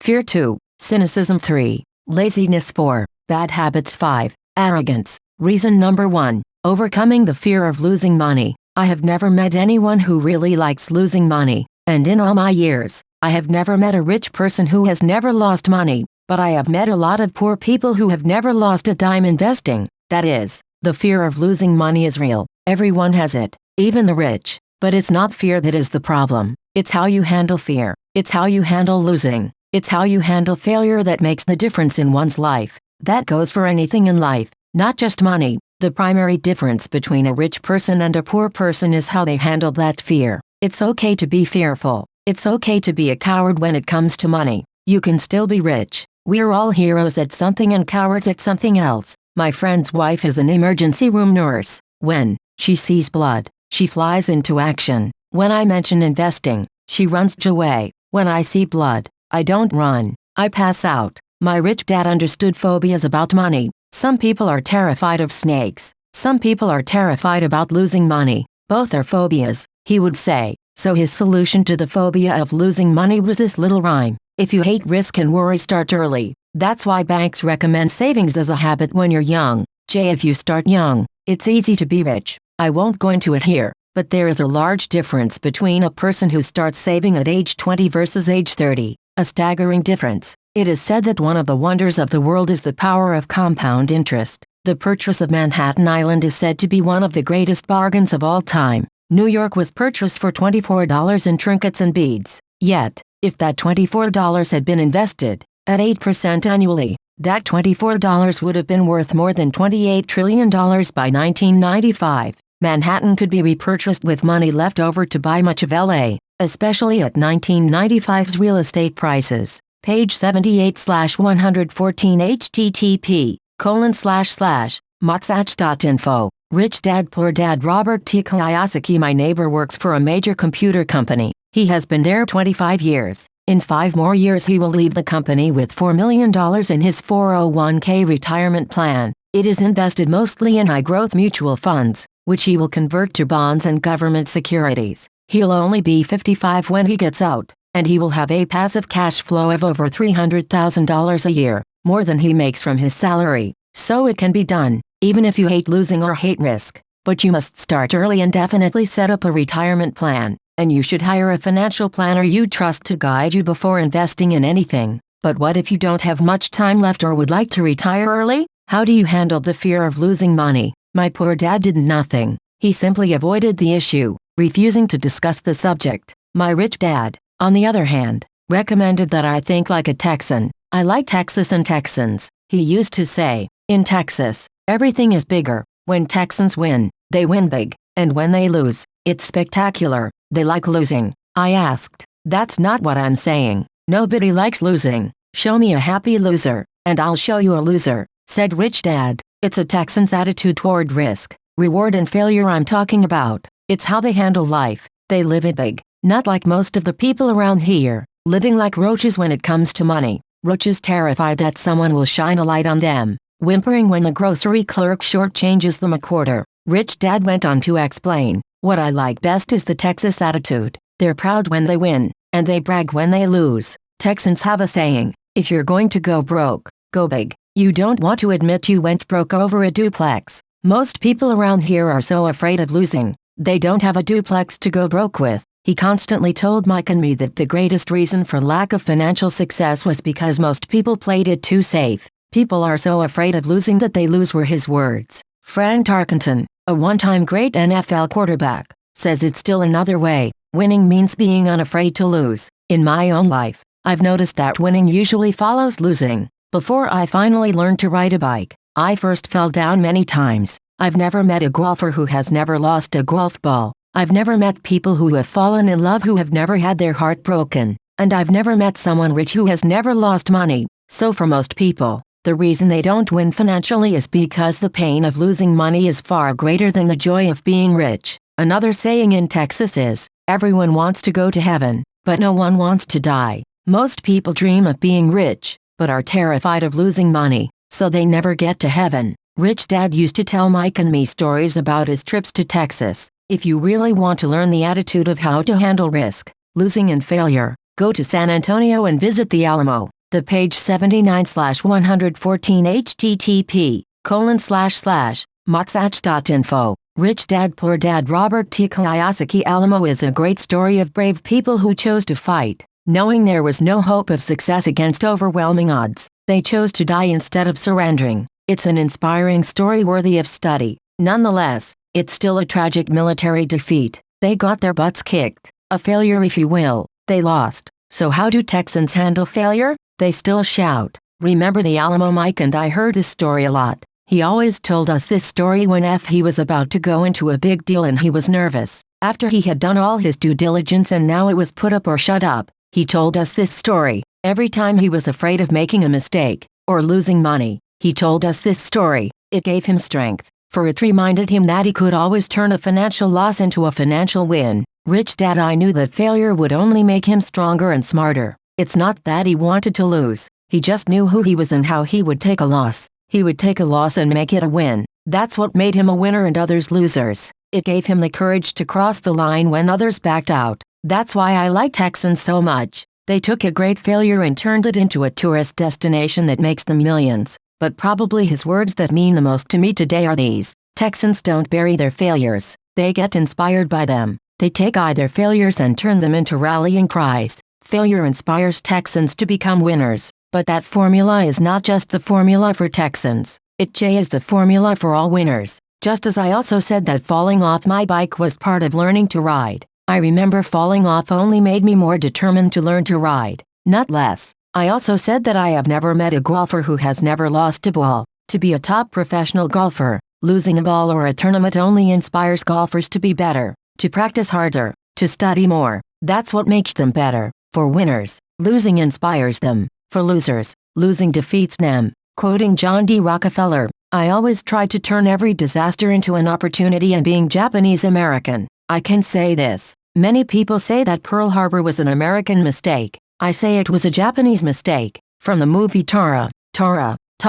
a somber Japanese admiral says to his cheering subordinates, I am afraid we have awakened a sleeping giant. Remember, Pearl Harbor became a rallying cry. It turned one of America's greatest losses into the reason to win. This great defeat gave America strength, and America soon emerged as a world power. Failure inspires winners, and failure defeats losers. It is the biggest secret of winners. It's the secret that losers do not know. The greatest secret of winners is that failure inspires winning. Thus, they're not afraid of losing. Repeating Fran Tarkenton's quote, winning means being unafraid to lose. People like Fran Tarkenton are not afraid of losing because they know who they are. They hate losing, so they know that losing will only inspire them to become better. There is a big difference between hating losing and being afraid to lose. Most people are so afraid of losing money that they lose. They go broke over a duplex. Financially, they play life too safe and too small. They buy big houses and big cars, but not big investments. The main reason that over 90% of the American public struggles financially is because they play not to lose.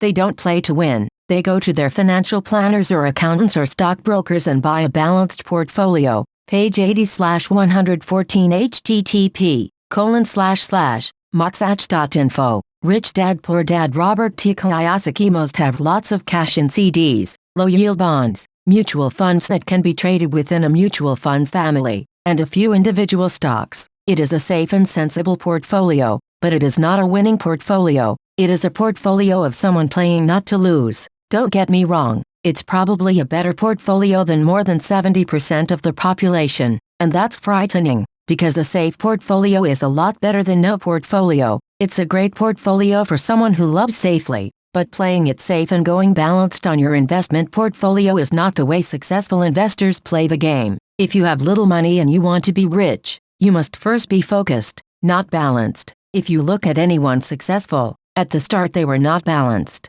Balanced people go nowhere, they stay in one spot. To make progress, you must first go unbalanced. Just look at how you make progress walking. Thomas Edison was not balanced. He was focused. Bill Gates was not balanced. He was focused. Donald Trump is focused. George Soros is focused. George Patton did not take his tanks wide. He focused them and blew through the weak spots in the German line. The French went wide with the Maginot Line, and you know what happened to them. If you have any desire of being rich, you must focus. Put a lot of your eggs in a few baskets. Do not do what poor and middle-class people do. Put their few eggs in many baskets. If you hate losing, play it safe. If losing makes you weak, play it safe. Go with balanced investments. If you're over 25 years old and are terrified of taking risks, don't change. Play it safe, but start early. Start accumulating your nest egg early because it will take time. But if you have dreams of freedom of getting out of the rat race, the first question to ask yourself is,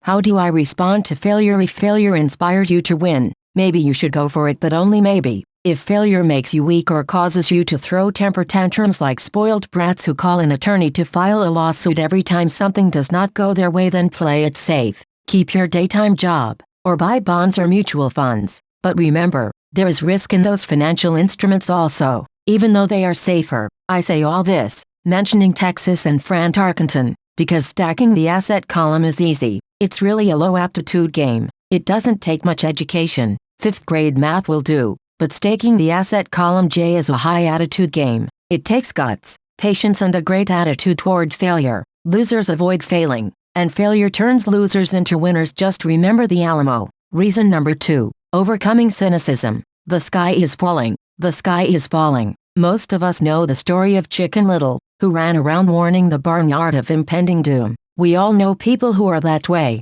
but we all have a Chicken Little inside each of us. And as I stated earlier, the cynic is really a little chicken. We all get a little chicken when fear and doubt cloud our thoughts. All of us have doubts. I'm not smart. I'm not good enough. So $ and so is better than me. Or our doubts often paralyze us. We play the what if game. What if the economy crashes right after I invest? Or what if I lose control and I can't pay the money back? What if things don't go as I planned? Or we have friends or loved ones who will remind us of our page 81/114 http://motsach.info. Rich Dad Poor Dad Robert T. Kiyosaki. Shortcomings. Regardless of whether we ask, they often say, what makes you think you can do that? Or if it's such a good idea, how come someone else hasn't done it? Or that will never work. You don't know what you're talking about. These words of doubt often get so loud that we fail to act. A horrible feeling builds in our stomach. Sometimes we can't sleep. We fail to move forward.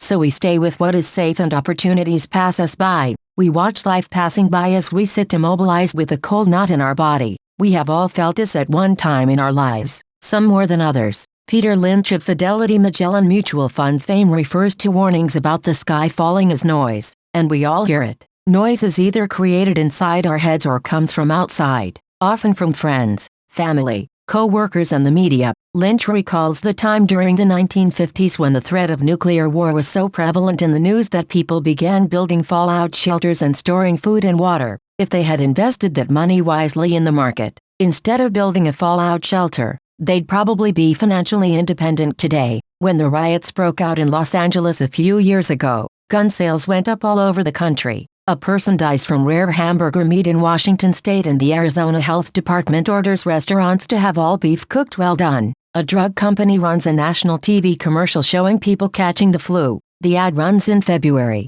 Colds go up as well as sales of their cold medicine. Most people are poor because when it comes to investing, the world is filled with Chicken Littles running around yelling, "The sky is falling, the sky is falling." And Chicken Littles are effective because every one of us is a little chicken. It often takes great courage to not let rumors and talk of doom and gloom affect your doubts and fears. In 1992, a friend named Richard came from Boston to visit my wife and me in Phoenix. He was impressed with what we had done through stocks and real estate. The prices of real estate in Phoenix were depressed. We spent 2 days with him showing him what we thought were excellent opportunities for cash flow and capital appreciation. My wife and I are not real estate agents, We are strictly investors. After identifying a unit in a resort community, we called an agent who sold it to him mid-afternoon. The price was a mere $42,000 for a 2-bedroom townhome. Similar units were going for $65,000. He had found a bargain. Excited, he bought it and returned to Boston.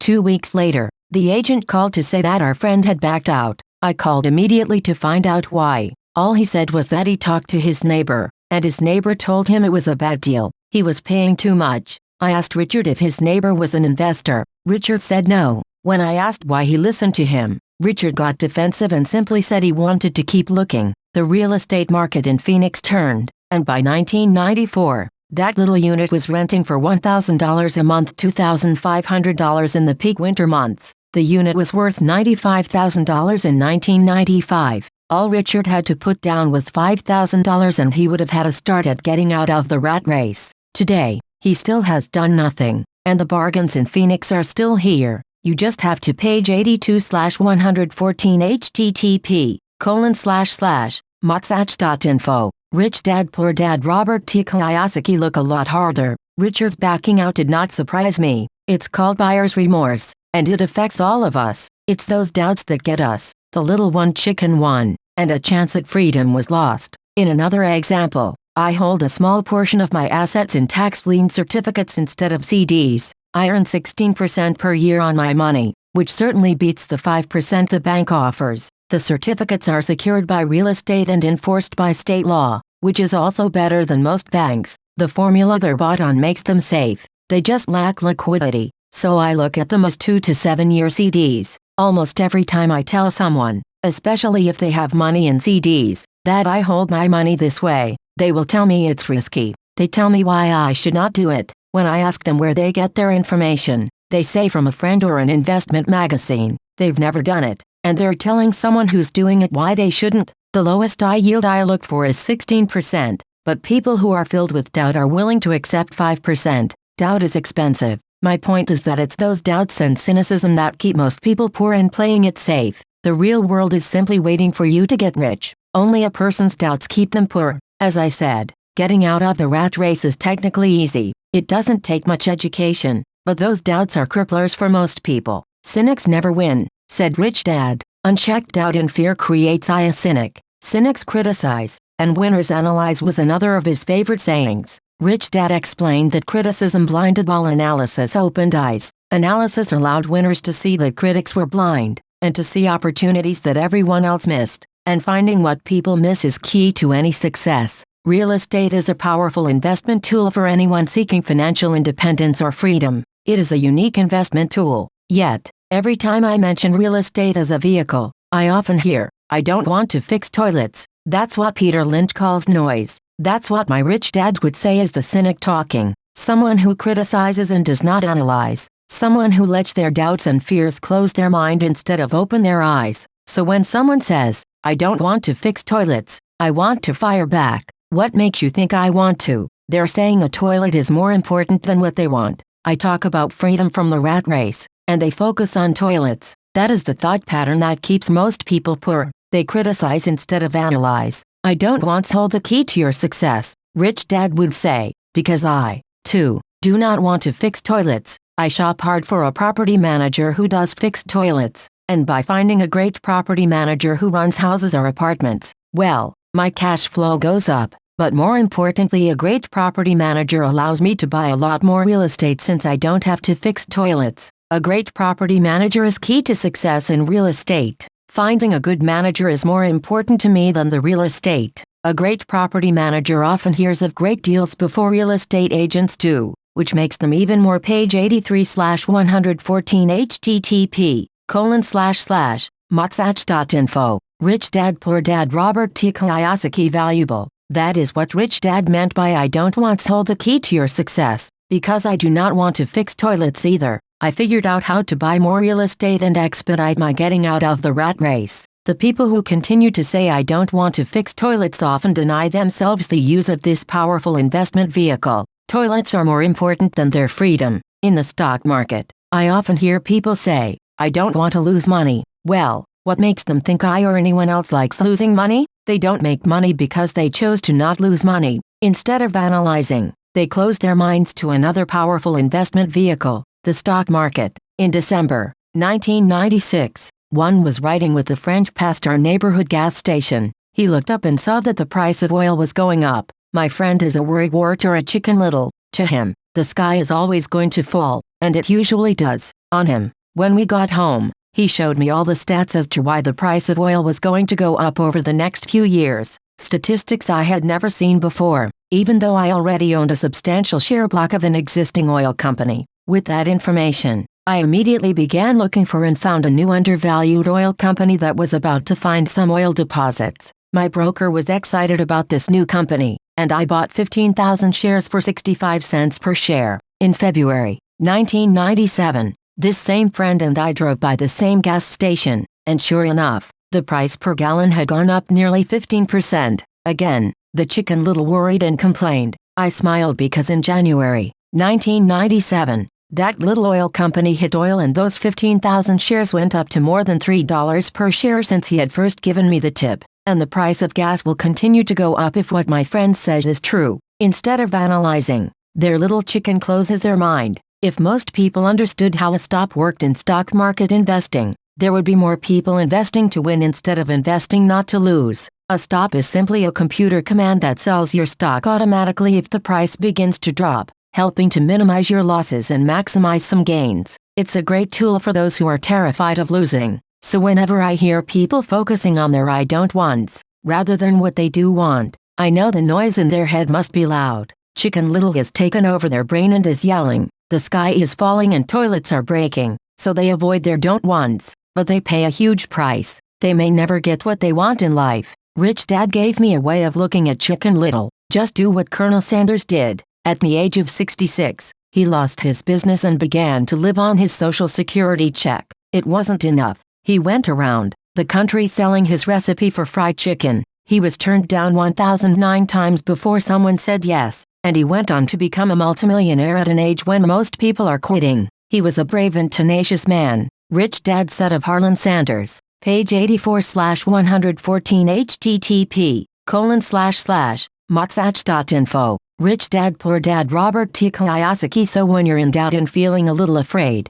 just do what Carl Sanders did to his little chicken. He fried it. Reason number 3. Laziness. Busy people are often the most lazy. We have all heard stories of a businessman who works hard to earn money. He works hard to be a good provider for his wife and children. He spends long hours at the office and brings work home on weekends. One day he comes home to an empty house. His wife has left with the kids. He knew he and his wife had problems, but rather than work to make the relationship strong, he stayed busy at work. Dismayed, his performance at work slips and he loses his job. Today, I often meet people who are too busy to take care of their wealth, and there are people too busy to take care of their health. The cause is the same. They're busy, and they stay busy as a way of avoiding something they do not want to face. Nobody has to tell them. Deep down they know. In fact, if you remind them, they often respond with anger or irritation. If they aren't busy at work or with the kids, they're often busy watching TV, fishing, playing golf or shopping. Yet,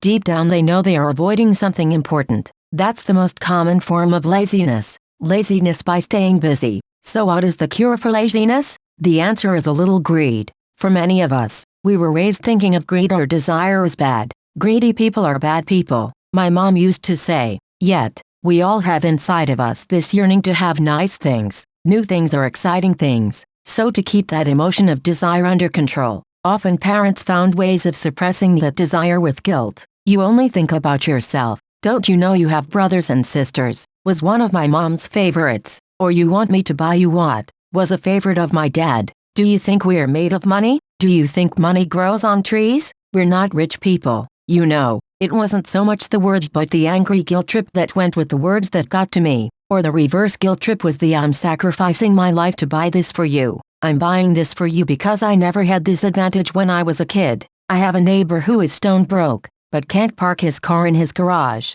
The garage is filled with toys for his kids. Those spoiled brats get everything they ask for. I don't want them to know the feeling of want are his everyday words. He has nothing set aside for their college or his retirement, but his kids have every toy ever made. He recently got a new credit card in the mail and took his kids to visit Las Vegas. I'm doing it for the kids, he said with great sacrifice. Rich Dad forbade the words "I can't afford it" in my real home. That's all I heard. Instead, Rich Dad required his children to say, "How can I afford it?" His reasoning, the words "I can't afford it" shut down your brain. It didn't have to think anymore. "How can I afford it" opened up the brain, forced it to think and search for answers. But most importantly, he felt the words "I can't afford it" were a lie, and the human spirit knew it. The human spirit is very, very powerful, he would say. It knows it can do anything. By having a lazy mind that says, "I can't afford it," a war breaks out inside you. Your spirit is angry. Page 85/114 http://motsach.info.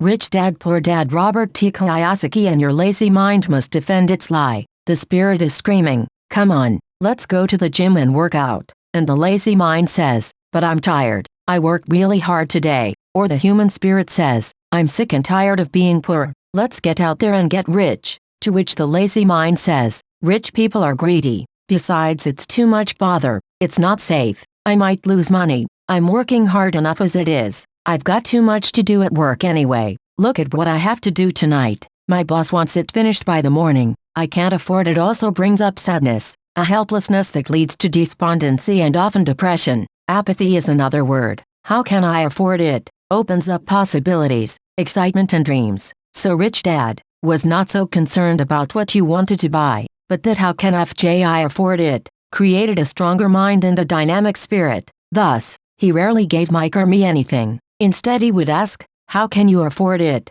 And that included college, which we paid for ourselves. It was not the goal but the process of attaining the goal we desired that he wanted us to learn. The problem I sense today is that there are millions of people who feel guilty about their greed. It's an old conditioning from their childhood, their desire to have the finer things that life offers. Most have been conditioned subconsciously to say, "You can't have that," or "You'll never afford that." When I decided to exit the rat race, it was simply a question, "How can I afford to never work again?" And my mind began to kick out answers and solutions. The hardest part was fighting my real parents' dogma of "we can't afford that," or "stop thinking only about yourself," or "why don't you think about others," and other such words designed to instill guilt to suppress my greed. So how do you beat laziness? The answer is a little greed. It's that radio station WFM, which stands for "What's in it for me?" A person needs to sit down and ask, "What's in it for me if I'm healthy, sexy and good looking?" Or "What would my life be like if I never had to work again?" Or "What would I do if I had all the money I needed?"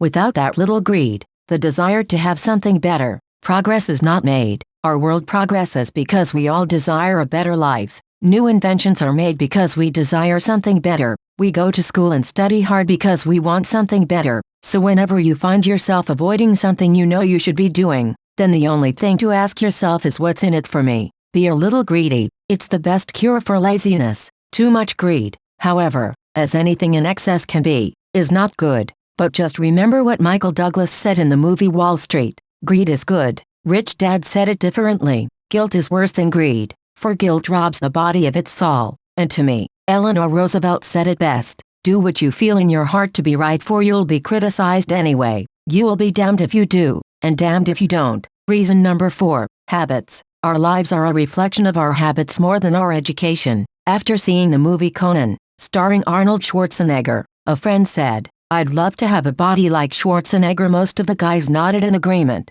Page 86/114 http://motsach.info. Rich Dad Poor Dad Robert T. Kiyosaki. I even heard he was really puny and skinny at one time. Another friend added, "Yeah, I heard that too." Another one added, "I heard he has a habit of working out almost every day in the gym." "Yeah, I'll bet he has too." "Nah," said the group cynic. "I'll bet he was born that way." Besides, let's stop talking about Arnold and get some beers. This is an example of habits controlling behavior. I remember asking my rich dad about the habits of the rich. Instead of answering me outright, he wanted me to learn through example. As usual, "When does your dad pay his bills?" Rich Dad asked. "The first of the month," I said. "Does he have anything left over?" He asked. "Very little," I said. "That's the main reason he struggles," said Rich Dad. "He has bad habits. Your dad pays everyone else first. He pays himself last, but only if he has anything left over, which he usually doesn't," I said. "But he has to pay his bills, doesn't he?" "You're saying he shouldn't pay his bills?" "Of course not," said Rich Dad. I firmly believe in paying my bills on time. I just pay myself first, before I pay even the government. But what happens if you don't have enough money? I asked. What do you do then? The same, said Rich Dad. I still pay myself first, even if I'm short of money. My asset column is far more important to me than the government. But, I said, don't they come after you? Yes, if you don't pay, said Rich Dad. Look, I did not say not to pay. I just said I pay myself first, even if I'm short of money. But, I replied, how do you do that? It's not how. The question is why. Rich Dad said, okay, why? Motivation, said Rich Dad. Who do you think will complain louder if I don't pay them, me or my creditors? Your creditors will definitely scream louder than you. I said, responding to the obvious. You wouldn't say anything if you didn't pay yourself. Page 87/114 http://motsach.info. Rich Dad Poor Dad Robert T. Kiyosaki. So you see, after paying myself, the pressure to pay my taxes and the other creditors is so great that it forces me to seek other forms of income. The pressure to pay becomes my motivation. I've worked extra jobs, started other companies, traded in the stock market, anything just to make sure those guys don't start yelling at me. That pressure made me work harder, forced me to think, and all in all made me smarter and more active when it comes to money. If I had paid myself last, I would have felt no pressure, but I'd be broke. So it is the fear of the government or other people you owe money to that motivates you. That's right, said Rich Dad. You see, government bill collectors are big bullies. So are bill collectors in general. Most people give in to these bullies. They pay them and never pay themselves. You know the story of the 96-pound weakling who gets sand kicked in his face. I nodded. I see that ad for weightlifting and bodybuilding lessons in the comic books all the time. Well, most people let the bullies kick sand in their faces. I decided to use the fear of the bully to make me stronger. Others get weaker. Forcing myself to think about how to make extra money is like going to the gym and working out with weights. The more I work my mental money muscles out, the stronger I get. Now, I'm not afraid of those bullies. I liked what Rich Dad was saying. So if I pay myself first, I get financially stronger, mentally and physically. Rich Dad nodded. And if I pay myself last, or not at all, I get weaker. So people like bosses, managers, tax collectors, bill collectors and landlords push me around all my life, just because I don't have good money habits. Rich Dad nodded, just like the 96-pound weakling. Reason number 5. Arrogance. Arrogance is ego plus ignorance. What I know makes me money. What I don't know loses me money. Every time I have been arrogant, I have lost money. Because when I'm arrogant, I truly believe that what I don't know is not important.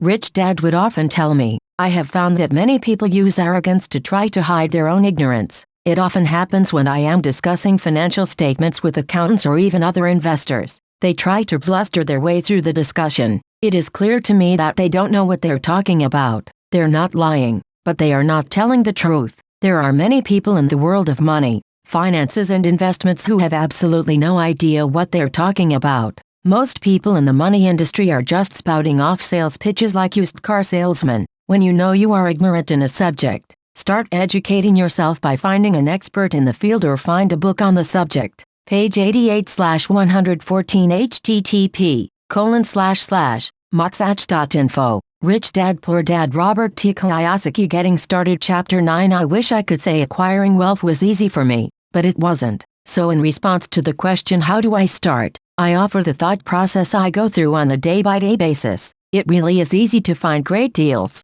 I promise you that. It's just like riding a bike after a little wobbling. It's a piece of cake. But when it comes to money, it's the determination to get through the wobbling that's a personal thing. To find million-dollar deals of a lifetime requires us to call on our financial genius. I believe that each of us has a financial genius within us. The problem is, our financial genius lies asleep, waiting to be called upon. It lies asleep because our culture has educated us into believing that the love of money is the root of all evil. It has encouraged us to learn a profession so we can work for money, but failed to teach us how to have money work for us. It taught us not to worry about our financial future. Our company or the government would take care of us when our working days are over. However, it is our children, educated in the same school system, who will end up paying for it. The message is still to work hard, earn money and spend it, and when we run short, we can always borrow more. Unfortunately, 90% of the Western world subscribes to the above dogma, simply because it's easier to find a job and work for money. If you are not one of the masses, I offer you the following 10 steps to awaken your financial genius. I simply offer you the steps I have personally followed. If you want to follow some of them, great. If you don't, make up your own. Your financial genius is smart enough to develop its own list. While in Peru, with a gold miner of 45 years, I asked him how he was so confident about finding a gold mine. He replied, "There is gold everywhere. Most people are not trained to see it," and I would say that is true. In real estate, I can go out and in a day come up with 4 or 5 great potential deals, while the average person will go out and find nothing, even looking in the same neighborhood. The reason is they have not taken the time to develop their financial genius. I offer you the following 10 steps as a process to develop your God-given powers. Powers only you have control over. 1. I need a reason greater than reality. The power of spirit. If you ask most people if they would like to be rich or financially free, they would say yes. But then reality sets in. The road seems too long with too many hills to climb. It's easier to just work for money and hand the excess over to your broker. I once met a young woman who had dreams of swimming for the U.S. Olympic team. The reality was, she had to get up every morning at 4 a.m. to swim for 3 hours before going to school. She did not party with her friends on Saturday night. She had to study and keep her grades up, just like everyone else. Page 89/114 http://motsach.info. Rich Dad Poor Dad. Robert T. Kiyosaki. When I asked her what compelled her with such superhuman ambition and sacrifice, she simply said, "I do it for myself and the people I love. It's love that gets me over the hurdles, and sacrifice is a reason or a purpose is a combination of wants and don't wants." When people ask me what my reason for wanting to be rich is, it is a combination of deep emotional wants and don't wants. I will list a few. First, the don't wants, for they create the wants. I don't want to work all my life. I don't want what my parents aspired for, which was job security and a house in the suburbs. I don't like being an employee. I hated that my dad always missed my football games because he was so busy working on his career. I hated it when my dad worked hard all his life and the government took most of what he worked for at his death. He could not even pass on what he worked so hard for when he died. The rich don't do that. They work hard and pass it on to their children. Now the wants. I want to be free to travel the world and live in the lifestyle I love. I want to be young when I do this. I want to simply be free. I want control over my time and my life. I want money to work for me. Those are my deep-seated, emotional reasons. What are yours? If they are not strong enough, then the reality of the road ahead may be greater than your reasons. I have lost money and been set back many times, but it was the deep emotional reasons that kept me standing up and going forward. I wanted to be free by age 40, but it took me until I was 4 with many learning experiences along the way. As I said, I wish I could say it was easy. It wasn't, but it wasn't hard either. But without a strong reason or purpose, anything in life is hard. If you do not have a strong reason, there is no sense reading further. IT will sound like too much work too. I choose daily. The power of choice. That is the main reason people want to live in a free country. We want the power to choose. Financially, with every dollar we get in our hands, we hold the power to choose our future to be rich, poor or middle class. Our spending habits reflect who we are. Poor people simply have poor spending habits. The benefit I had as a boy was that I loved playing Monopoly constantly. Nobody told me Monopoly was only for kids, so I just kept playing the game as an adult. I also had a rich dad who pointed out to me the difference between an asset and a liability. So a long time ago, as a little boy, I chose to be rich, and I knew that all I had to do was learn to acquire assets, real assets. My best friend, Mike, had an asset column handed to him, but he still had to choose to learn to keep it. Many rich families lose their assets in the next generation simply because there was no one trained to be a good steward over their assets. Most people choose not to be rich. For 90% of the population, being rich is too much of a hassle, so they invent sayings that go, "I'm not interested in money," or "I'll never be rich." Page 90/114 http://motsach.info. Rich Dad Poor Dad. Robert T. Kiyosaki. Or I don't have to worry, I'm still young, or when I make some money, then I'll think about my future, or my husband/wife handles the finances. The problem with those statements is they rob the person who chooses to think such thoughts of 2 things. 1 is time, which is your most precious asset, and 2 is learning. Just because you have no money, should not be an excuse to not learn. But that is a choice we all make daily, the choice of what we do with our time, our money and what we put in our heads. That is the power of choice. All of us have choice. I just choose to be rich, and I make that choice every day. Invest first in education. In reality, the only real asset you have is your mind, the most powerful tool we have dominion over. Just as I said about the power of choice, each of us has the choice of what we put in our brain once we're old enough. You can watch MTV all day, or read golf magazines, or go to ceramics class or a class on financial planning. You choose. Most people simply buy investments rather than first invest in learning about investing. A friend of mine, who is a rich woman, recently had her apartment burglarized. The thieves took her TV and VCR and left all the books she reads. And we all have that choice. Again, 90% of the population buys TV sets and only about 10% buy books on business or tapes on investments. So what do?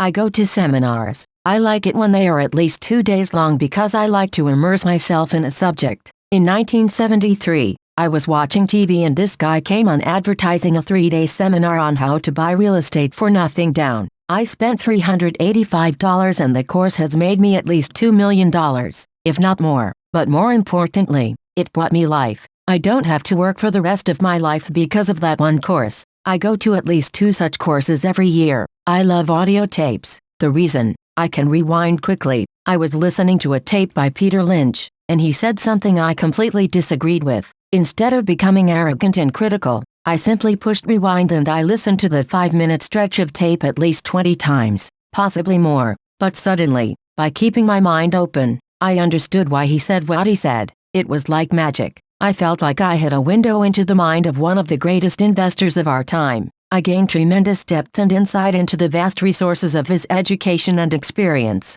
The net result: I still have the old way I used to think, and I have Peter's way of looking at the same problem or situation. I have 2 thoughts instead of one more way to analyze a problem or trend, and that is priceless. Today, I often say, how would Peter Lynch do this? Or Donald Trump or Warren Buffett or George Soros? The only way I can access their vast mental power is to be humble enough to read or listen to what they have to say. Arrogant or critical people are often people with low self-esteem who are afraid of taking risks. You see, if you learn something new, you are then required to make mistakes in order to fully understand what you have learned. If you have read this far, arrogance is not one of your problems. Arrogant people rarely read or buy tapes. Why should they? They are the center of the universe. Page 91/114 http://motsach.info. Rich Dad Poor Dad Robert T. Kiyosaki. There are so many intelligent people who argue or defend when a new idea clashes with the way they think. In this case, their so-called intelligence combined with arrogance equals ignorance. Each of us knows people who are highly educated, or believe they are smart, but their balance sheet paints a different picture. A truly intelligent person welcomes new ideas, for new ideas can add to the synergy of other accumulated ideas. Listening is more important than talking. If that was not true, God would not have given us 2 ears and only 1 mouth. Too many people think with their mouth instead of listening to absorb new ideas and possibilities. They argue instead of asking questions. I take a long view on my wealth. I do not subscribe to the get-rich-quick mentality most lottery players or casino gamblers have. I may go in and out of stocks, but I am long on education. If you want to fly an airplane, I advise taking lessons first. I am always shocked at people who buy stocks or real estate, but never invest in their greatest asset, their mind. Just because you bought a house or 2 does not make you an expert at real estate. 3. Choose friends carefully. The power of association. First of all, I do not choose my friends by their financial statements. I have friends who have actually taken the vow of poverty as well as friends who earn millions every year. The point is I learn from all of them, and I consciously make the effort to learn from them. Now I will admit that there are people I have actually sought out because they had money, but I was not after their money. I was seeking their knowledge. In some cases, these people who had money have become dear friends, but not all. But there is one distinction that I would like to point out. I've noticed that my friends with money talk about money, and I do not mean brag. They're interested in the subject, so I learn from them, and they learn from me. My friends, whom I know are in dire straits financially, do not like talking about money, business or investing. They often think it rude or unintellectual, so I also learn from my friends who struggle financially. I find out what not to do. I have several friends who have generated over $1 billion in their short lifetimes. The 3 of them report the same phenomenon. Their friends who have no money have never come to them to ask them how they did it. but they do come asking for one of two things, or both, one a loan, or two a job. A warning, don't listen to poor or frightened people. I have such friends, and I love them dearly, but they are the Chicken Littles of life. When it comes to money, especially investments, the sky is always falling. They can always tell you why something won't work. The problem is, people listen to them, but people who blindly accept doom and gloom information are also Chicken Littles. As that old saying goes, chickens of a feather agree together. If you watch CNBC, which is a goldmine of investment information, they often have a panel of so-called experts. One expert will say the market is going to crash, and the other will say it's going to boom. If you're smart, you listen to both. Keep your mind open because both have valid points. Unfortunately, most poor people listen to Chicken Little. I have had more close friends try to talk me out of a deal or an investment. A few years ago, a page 92/114 http://motsach.info. Rich Dad Poor Dad Robert T. Kiyosaki friend told me he was excited because he found a 6% certificate of deposit. I told him I earned 16% from the state government. The next day he sent me an article about why my investment was dangerous. I have received 16% for years now, and he still receives 6%. I would say that one of the hardest things about wealth building is to be true to yourself and be willing to not go along with the crowd. For in the market, it is usually the crowd that shows up late and is slaughtered. If a great deal is on the front page, it's too late in most instances. Look for a new deal. As we used to say as surfers, there is always another wave. People who hurry and catch a wave late usually are the ones who wipe out. Smart investors don't time markets. If they miss a wave, they search for the next one and get themselves in position. Why this is hard for most investors is because buying what is not popular is frightening to them. Timid investors are like sheep going along with the crowd, or their greed gets them in when wise investors have already taken their profits and moved on.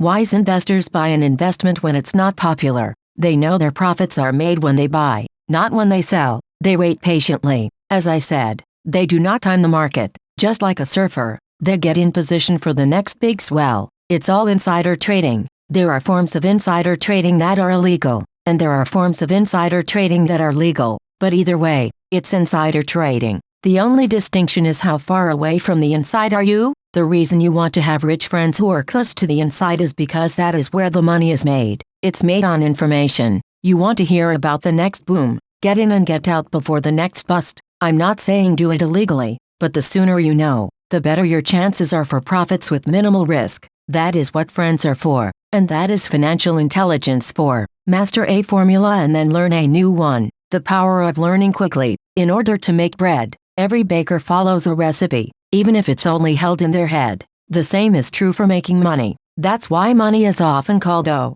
Most of us have heard the saying you are what you eat. I have a different slant on the same saying. I say, you become what you study. In other words, be careful what you study and learn, because your mind is so powerful that you become what you put in your head. For example, if you study cooking, you then tend to cook. You become a cook. If you don't want to be a cook anymore, then you need to study something else. Let's say, a school teacher. After studying teaching, you often become a teacher, and so on. Choose what you study carefully. When it comes to money, the masses generally have one basic formula they learned in school, and that is, work for money. The formula I see that is predominant in the world is that every day millions of people get up and go to work, earn money, pay bills, balance checkbooks, buy some mutual funds and go back to work. That is the basic formula, or recipe. If you're tired of what you're doing, or you're not making enough, it's simply a case of changing the formula via which you make money. Years ago, when I was 26, one took a weekend class called How to Buy Real Estate Foreclosures. I learned a formula. The next trick was to have the discipline to actually put into page 93/114 http://motsach.info. Rich Dad Poor Dad Robert T. Kiyosaki action. What I had learned. That is where most people stop. For 3 years, while working for Xerox, I spent my spare time learning to master the art of buying foreclosures. I've made several $1 million using that formula, but today, it's too slow and too many other people are doing it. So after I mastered that formula, I went in search of other formulas. For many of the classes, I did not use the information I learned directly. But I always learned something new. I have attended classes designed for only derivative traders, also a class for commodity option traders and a class for geologists. I was way out of my league. being in a room full of people with doctorates in nuclear physics and space science. Yet, I learned a lot that's made my stock and real estate investing more meaningful and lucrative. Most junior colleges and community colleges have classes on financial planning and buying of traditional investments. They are great places to start, so I always search for a faster formula. That is why, on a fairly regular basis, I make more in a day than many people will make in their lifetime. Another side note, in today's fast-changing world, it's not so much what you know anymore that counts, because often what you know is old. It is how fast you learn. That skill is priceless. It's priceless in finding faster formulas, recipes, if you will, for making dough. Working hard for money is an old formula born in the day of cavemen. 5. Pay yourself first. The power of self-discipline. If you cannot get control of yourself, do not try to get rich. You might first want to join the Marine Corps or some religious order so you can get control of yourself. It makes no sense to invest, make money and blow it. It is the lack of self-discipline that causes most lottery winners to go broke soon after winning millions. It is the lack of self-discipline that causes people who get a raise to immediately go out and buy a new car or take a cruise. It is difficult to say which of the 10 steps is the most important. But of all the steps, this step is probably the most difficult to master if it is not already a part of your makeup. I would venture to say that it is the lack of personal self-discipline that is the number one delineating factor between the rich, the poor and the middle class. Simply put, people who have low self-esteem and low tolerance for financial pressure can never, and I mean never, be rich. As I have said, a lesson learned from my rich dad was that the world will push you around. The world pushes people around not because other people are bullies, but because the individual lacks internal control and discipline. People who lack internal fortitude often become victims of those who have self-discipline. In the entrepreneur classes I teach, I constantly remind people to not focus on their product, service or widget, but to focus on developing management skills. The 3 most important management skills necessary to start your own business are 1, 2, 3. Management of cash flow, management of people, management of personal time. Page 94/114 http://motsach.info. Rich Dad Poor Dad Robert T. Kiyosaki. I would say, the skills to manage these 3 apply to anything, not just entrepreneurs. The 3 matter in the way you live your life as an individual, or as part of a family, a business, a charitable organization, a city or a nation. Each of these skills is enhanced by the mastery of self-discipline. I do not take the saying pay yourself first lightly. The Richest Man in Babylon, by George Clason, is where the statement pay yourself first comes from. Millions of copies have been sold, but while millions of people freely repeat that powerful statement, few follow the advice. As I said, financial literacy allows one to read numbers, and numbers tell the story. By looking at a person's income statement and balance sheet, I can readily see if people who spout the words pay yourself first actually practice what they preach. A picture is worth 1,000 words. So let's again compare the financial statements of people who pay themselves first against someone who doesn't. People who pay themselves first plus job.income, cap, expense plus assets, liabilities. Someone who pays everyone else first, often there is nothing left plus job.income, expense, nothing left plus page 95/114 http://motsach.info. Rich Dad Poor Dad Robert T. Kiyosaki. Assets, liabilities. Study the diagrams and notice if you can pick up some distinctions. Again, it has to do with understanding cash flow, which tells the story. Most people look at the numbers and miss the story. If you can truly begin to understand the power of cash flow, you will soon realize what is wrong with the picture on the next page, or why 90% of most people work hard all their lives and need government support like Social Security when they are no longer able to work. Do you see it? The diagram above reflects the actions of an individual who chooses to pay himself first. Each month, they allocate money to their asset column before they pay their monthly expenses. Although millions of people have read Clason's book and understand the words pay yourself first,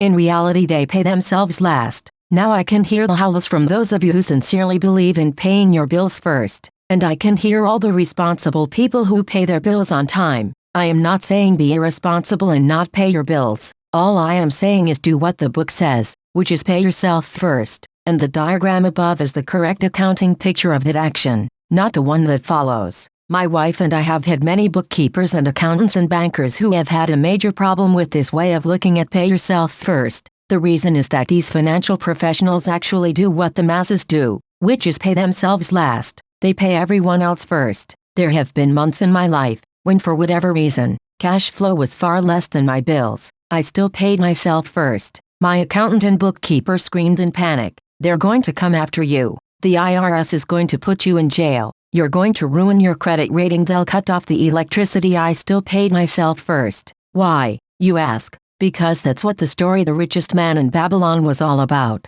The power of self-discipline and the power of internal fortitude. Guts, in less elegant terms, as my rich dad taught me the first month I worked for him. Most people allow the world to push them around. A bill collector calls and you pay or else. So you pay and not pay yourself. A sales clerk says, "Oh, just put it on your charge card." Your real estate agent tells you to go ahead. The government allows you a tax deduction on your home. That is what the book is really about. Having the guts to go against the tide and get rich. You may not be weak, but when it comes to money, many people get wimpy. I am not saying be irresponsible. The reason I don't have high credit card debt, and due to debt, is because I want to pay myself first. The reason I minimize my income is because I don't want to pay it to the government. That is why, for those of you who have watched the video The Secrets of the Rich, my income comes from my asset column, through a Nevada corporation. If I work for money, the government takes it. Although I pay my bills last, I am financially astute enough to not get into a tough financial situation. I don't like consumer debt.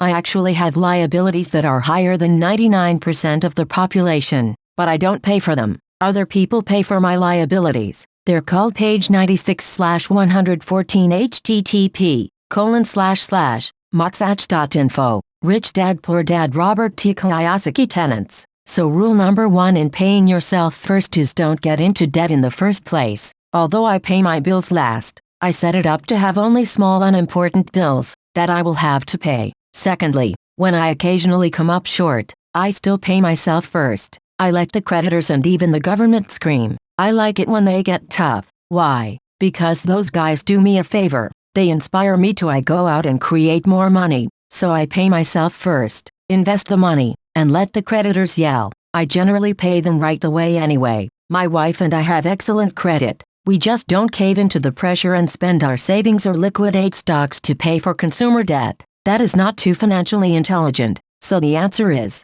1. Don't get into large debt positions that you have to pay for. Keep your expenses low. Build up assets first. Then, buy the big house or nice car. Being stuck in the rat race is not intelligent too. When you come up short, let the pressure build and don't dip into your savings or investments. Use the pressure to inspire your financial genius to come up with new ways of making more money and then pay your bills. You will have increased your ability to make more money as well as your financial intelligence. So many times I have gotten into financial hot water and used my brain to create more income, while staunchly defending the assets in my asset column. My bookkeeper has screamed and dived for cover, but I was like a good trooper defending the fort. Fort assets. Poor people have poor habits. A common bad habit is innocently called dipping into savings. The rich know that savings are only used to create more money, not to pay bills. I know that sounds tough, but as I said, if you're not tough inside, the world will always push you around anyway.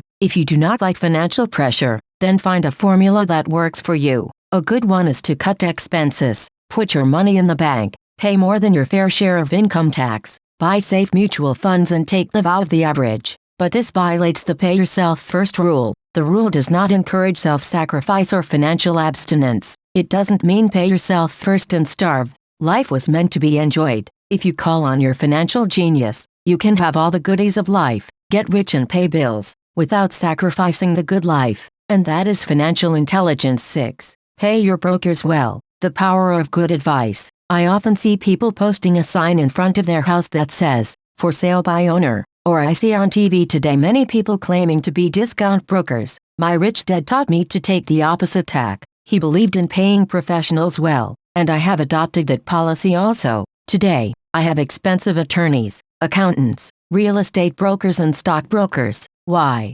Because if, and I do mean if, the people are professionals, their services should make you money, and the more money they make, the more money I make. We live in the information age. Information is priceless. A good broker should provide you with information as well as take the time to educate you. I have several brokers who are willing to do that for me. Some taught me when I had little or no money, and I am still with them today. Page 97/114 http://motsach.info. Rich Dad Poor Dad Robert T. Kiyosaki. What I pay a broker is tiny in comparison with what kind of money I can make because of the information they provide. I love it when my real estate broker or stockbroker makes a lot of money, because it usually means I made a lot of money. A good broker saves me time in addition to making me money, as when I bought the piece of vacant land for $9,000 and sold it immediately for over $25,000, so I could buy my Porsche quicker. A broker is your eyes and ears to the market. They're there every day, so I do not have to be. I'd rather play golf.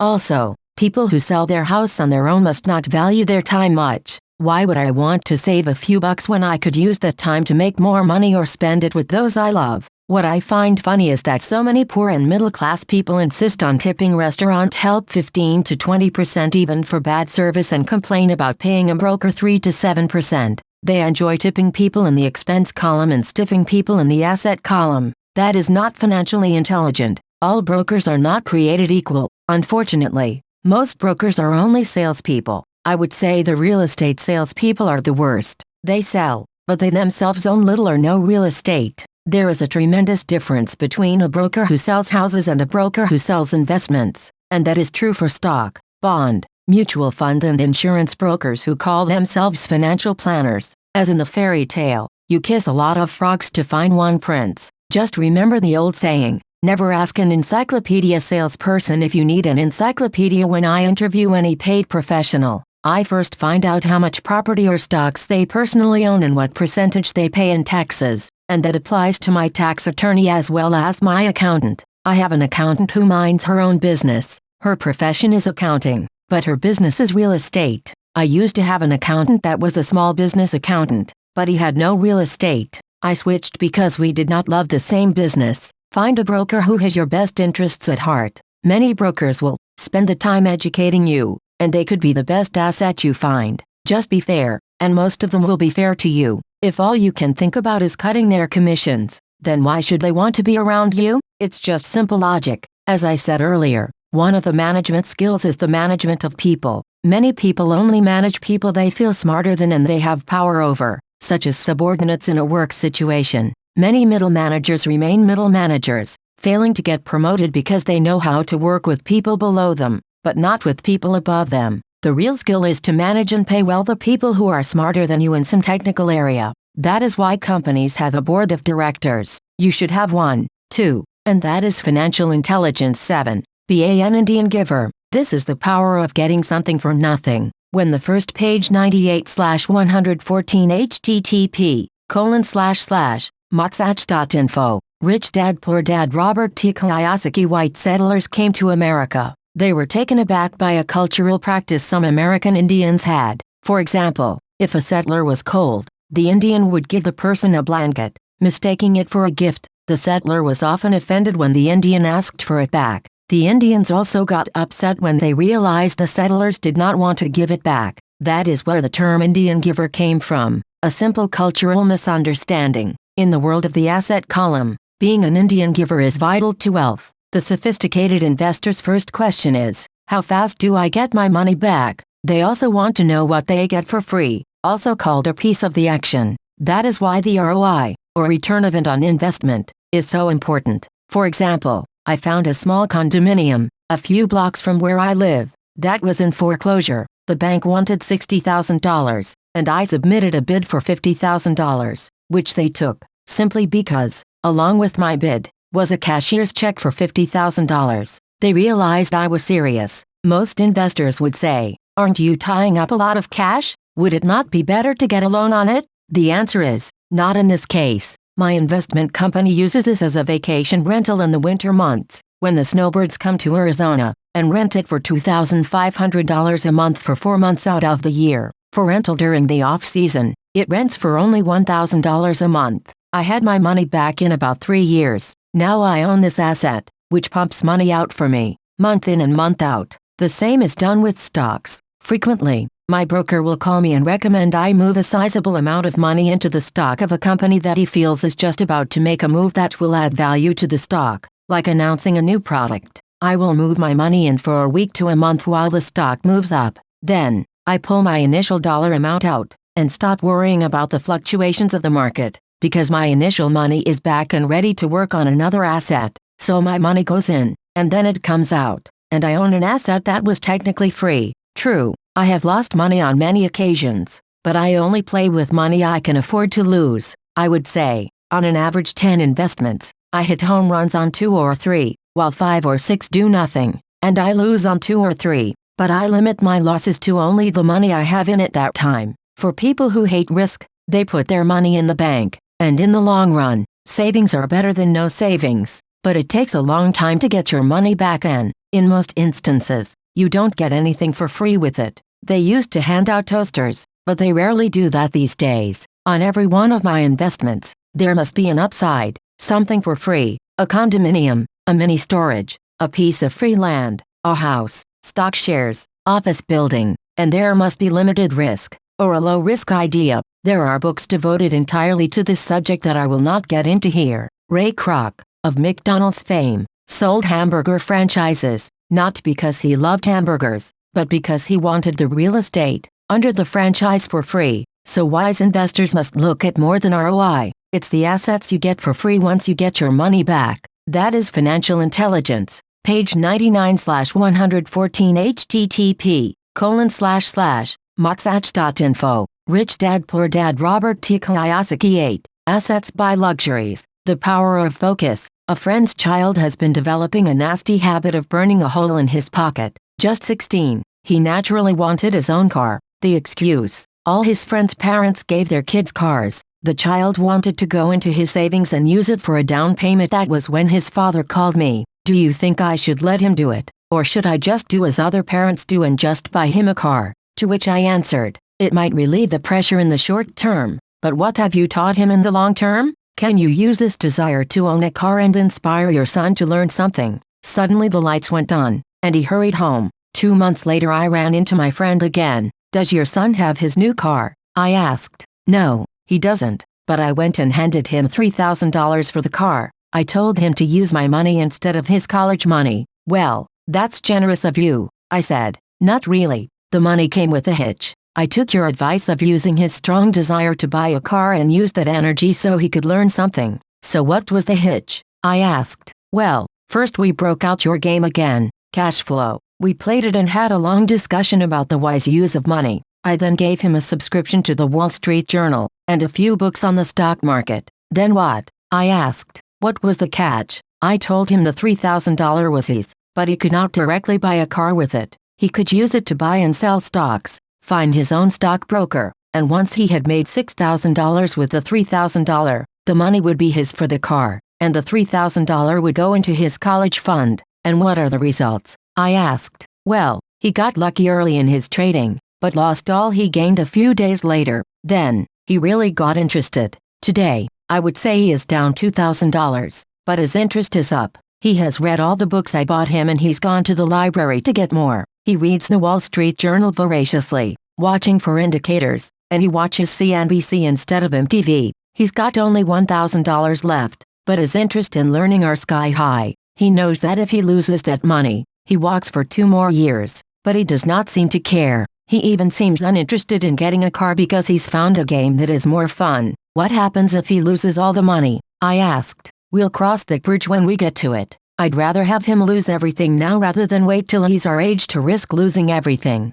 And besides, that is the best $3,000 I've ever spent on his education. What he is learning will serve him for life, and he seems to have gained a new respect for the power of money. I think he's stopped the burning of holes in his pockets. As I said in the section Pay Yourself First, if a person cannot master the power of self-discipline, it is best not to try to get rich. For while the process of developing cash flow from on page 100/114 http://motsach.info. Rich Dad Poor Dad Robert T. Kiyosaki Asset Column in theory is easy. It is the mental fortitude of directing money that is hard. Due to external temptations, it is much easier in today's consumer world to simply blow it out the expense column. because of weak mental fortitude, that money flows into the paths of least resistance. That is the cause of poverty and financial struggle. I gave this numerical example of financial intelligence, in this case the ability to direct money to make more money. If we gave 100 people $10,000 at the start of the year,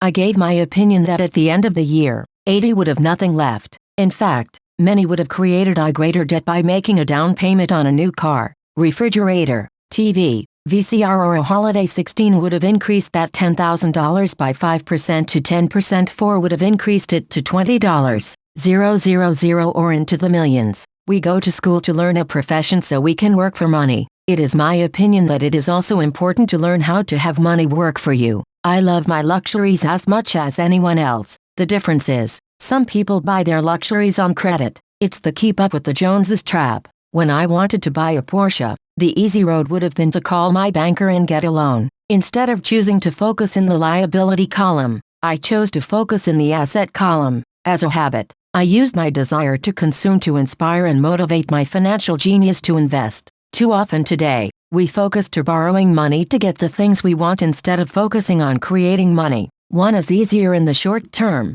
but harder in the long term. It's a bad habit that we as individuals and as a nation have gotten into. Remember, the easy road often becomes hard, and the hard road often becomes easy. The earlier you can train yourself and those you love to be masters of money, the better. Money is a powerful force. Unfortunately, people use the power of money against them. If your financial intelligence is low, money will run all over you. It will be smarter than you. If money is smarter than you, you'll work for it all your life. To be the master of money, you need to be smarter than it. Then money will do as it is told. It will obey you. Instead of being a slave to it, you will be the master of it. That is financial intelligence. 9. The need for heroes. The power of myth. When I was a kid, I greatly admired Willie Mays, Hank Aaron, Yogi Berra. They were my heroes. As a kid playing Little League, I wanted to be just like them. I treasured their baseball cards. I wanted to know everything about them. I knew the stats, the RBI, the eras, their batting averages, how much they got paid, and how they came up one from the minors. I wanted to know everything because I wanted to be just like them, every time. As a 9 or 10-year-old kid, when I stepped up to bat or played first base or catcher, I wasn't me. I was Yogi or Hank. It's one of the most powerful ways we learn that we often lose as adults. We lose our heroes. We lose our naivete. Today, I watch young kids playing basketball near my home. On the court they're not little Johnny, they're Michael Jordan, Sir Charles or Clyde. Copying or emulating heroes is true. Page 101/114 http://motsach.info. Rich Dad Poor Dad. Robert T. Kiyosaki. Power Learning. And that is why when someone like O.J. Simpson falls from grace, there is such a huge outcry. There is more than just a courtroom trial. It is the loss of a hero, someone people grew up with, looked up to, and wanted to be like. Suddenly we need to rid ourselves of that person. I have new heroes as I grow older. I have golf heroes such as Peter Jacobsen, Fred Couples and Tiger Woods. I copy their swings and do my best to read everything I can about them. I also have heroes such as Donald Trump, Warren Buffett, Peter Lynch, George Soros and Jim Rogers. In my older years, I know their stats just like I knew the eras and RBI of my baseball heroes. I follow what Warren Buffett invests in, and read anything I can about his point of view on the market. I read Peter Lynch's book to understand how he chooses stocks, and I read about Donald Trump, trying to find out how he negotiates and puts deals together. Just as I was not me when I was up to bat, when I'm in the market or I'm negotiating a deal, I am subconsciously acting with the bravado of Trump, or when analyzing a trend, I look at it as though Peter Lynch were doing it. By having heroes, we tap into a tremendous source of raw genius. But heroes do more than simply inspire us. Heroes make things look easy. It's the making it look easy that convinces us to want to be just like them.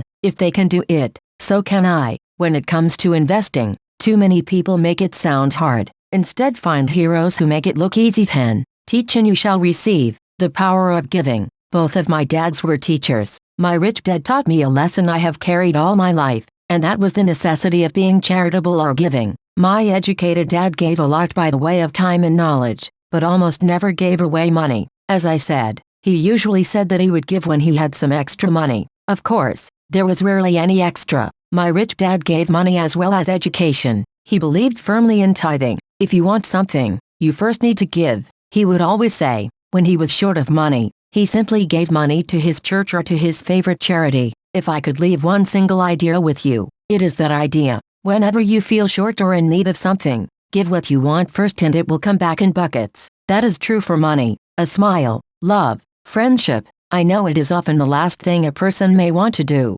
but it has always worked for me. I just trust that the principle of reciprocity it is true, and I give what I want. I want money, so I give money, and it comes back in multiples. I want sales, so I help someone else sell something, and sales come to me. I want contacts and I help someone else get contacts, and like magic, contacts come to me. I heard a saying years ago that went, God does not need to receive, but humans need to give. My rich dad would often say, poor people are more greedy than rich people. He would explain that if a person was rich, that person was providing something that other people wanted. In my life, over all these years, whenever I have felt needy or short of money or short of help, I simply went out or found in my heart what I wanted, and decided to give it first. And when I gave, it always came back. Page 102/114 http://motsach.info. Rich Dad Poor Dad Robert T. Kiyosaki. It reminds me of the story of a guy sitting with firewood in his arms on a cold freezing night,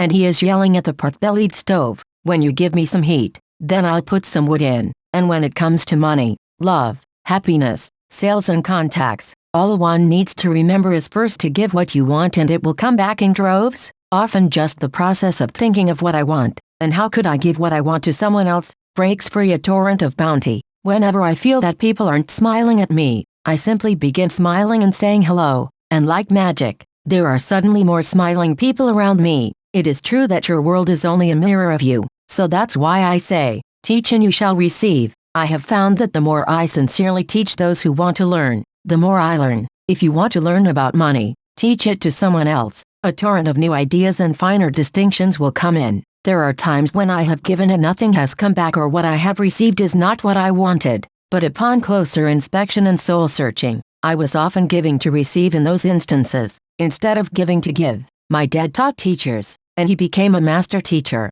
My rich dad always taught young people his way of doing business. In retrospect, it was their generosity with what they knew that made them smarter. There are powers in this world that are much smarter than we are. You can get there on your own, but it's easier with the help of the powers that be. All you need to be is generous with what you have, and the powers will be generous with you. Page 103/114 http://motsach.info. Rich Dad Poor Dad Robert T. Kiyosaki. Chapter 10. Still want more? Here are some to-dos. Many people may not be satisfied with my 10 steps. They see them more as philosophies than actions. I think understanding the philosophy is just as important as the action. There are many people who want to do, instead of think, and then there are people who think but do not do. I would say that I am both. I love new ideas and I love action. So for those who want to DOS on how to get started, I will share with you some of the things I do, in abbreviated form. Stop doing what you're doing. In other words, take a break and assess what is working and what is not working. The definition of insanity is doing the same thing and expecting a different result. Stop doing what is not working and look for something new to do. Look for new ideas. For new investing ideas, I go to bookstores and look for books on different and unique subjects. I call them formulas. I buy how-to books on a formula I know nothing about. For example, it was in the bookstore that I found the book The 16% Solution, by Joel Moskowitz. I bought the book and read it. Take action. The next Thursday, I did exactly as the book said, step by step. I have also done that with finding real estate bargains in attorneys' offices and in banks. Most people do not take action, or they let someone talk them out of whatever new formula they are studying. My neighbor told me why 16% would not work. I did not listen to him because he's never done it. Find someone who has done what you want to do. Take them to lunch. Ask them for tips, for little tricks of the trade. As for 16% tax lien certificates, I went to the county tax office and found the government employee who worked in the office. I found out that she, too, invested in the tax liens. Immediately, she was invited to lunch. She was thrilled to tell me everything she knew and how to do it. After lunch, she spent all afternoon showing me everything. By the next day, I found 2 great properties with her help and have been accruing interest at 16% ever since. It took a day to read the book, a day to take action, an hour for lunch, and a day to acquire 2 great deals. take classes and buy tapes. I search the newspapers for new and interesting classes. Many are for free or a small fee. I also attend and pay for expensive seminars on what I want to learn. I am wealthy and free from needing a job simply because of the courses I took. I have friends who did not take those classes who told me I was wasting my money, and yet they're still at the same job. Make lots of offers. When I want a piece of real estate, I look at many properties and generally write an offer. If you don't know what the right offer is, neither do I. That is the job of the real estate agent. They make the offers.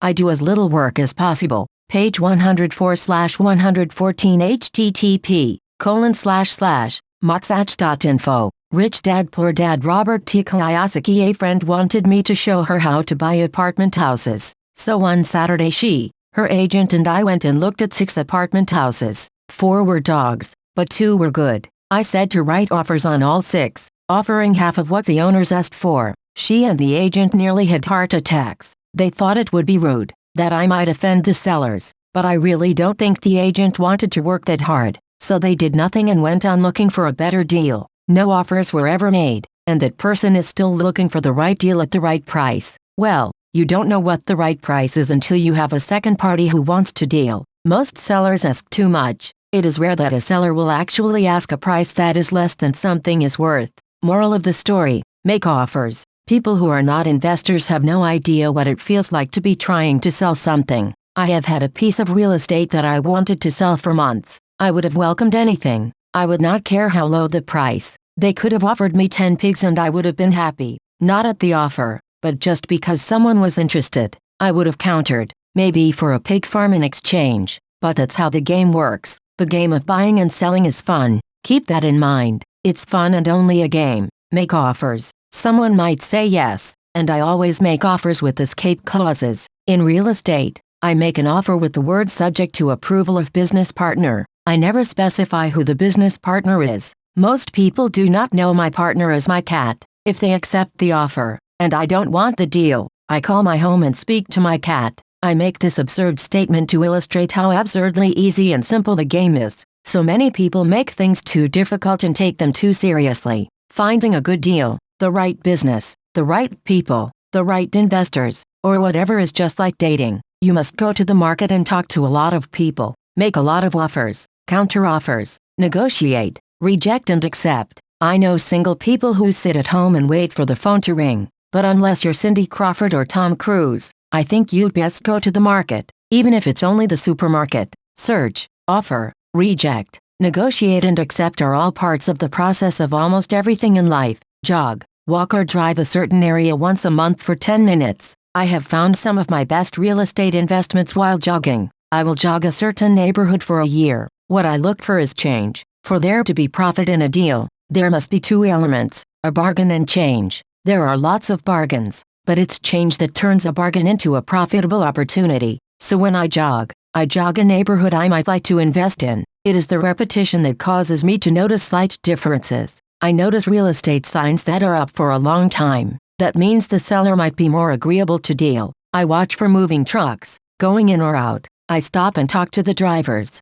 I talk to the postal carriers. It's amazing how much information they acquire about an area. I find a bad area, especially an area that the news has scared everyone away from. I drive it for sometimes a year waiting for signs of something changing for the better. I talk to retailers, especially new ones, and find out why they're moving in. It takes only a few minutes a month, and I do it while doing something else, like exercising, or going. Page 105/114 http://motsach.info. Rich Dad Poor Dad. Robert T. Kiyosaki. To and from the store. As for stocks, I like Peter Lynch's book Beating the Street for his formula for selecting stocks that grow in value. I have found that the principles of finding value are the same regardless if it's real estate, stocks, mutual funds, new companies, a new pet, a new home, a new spouse, or a bargain on laundry detergent. The process is always the same. You need to know what you're looking for and then go look for it. Why consumers will always be poor.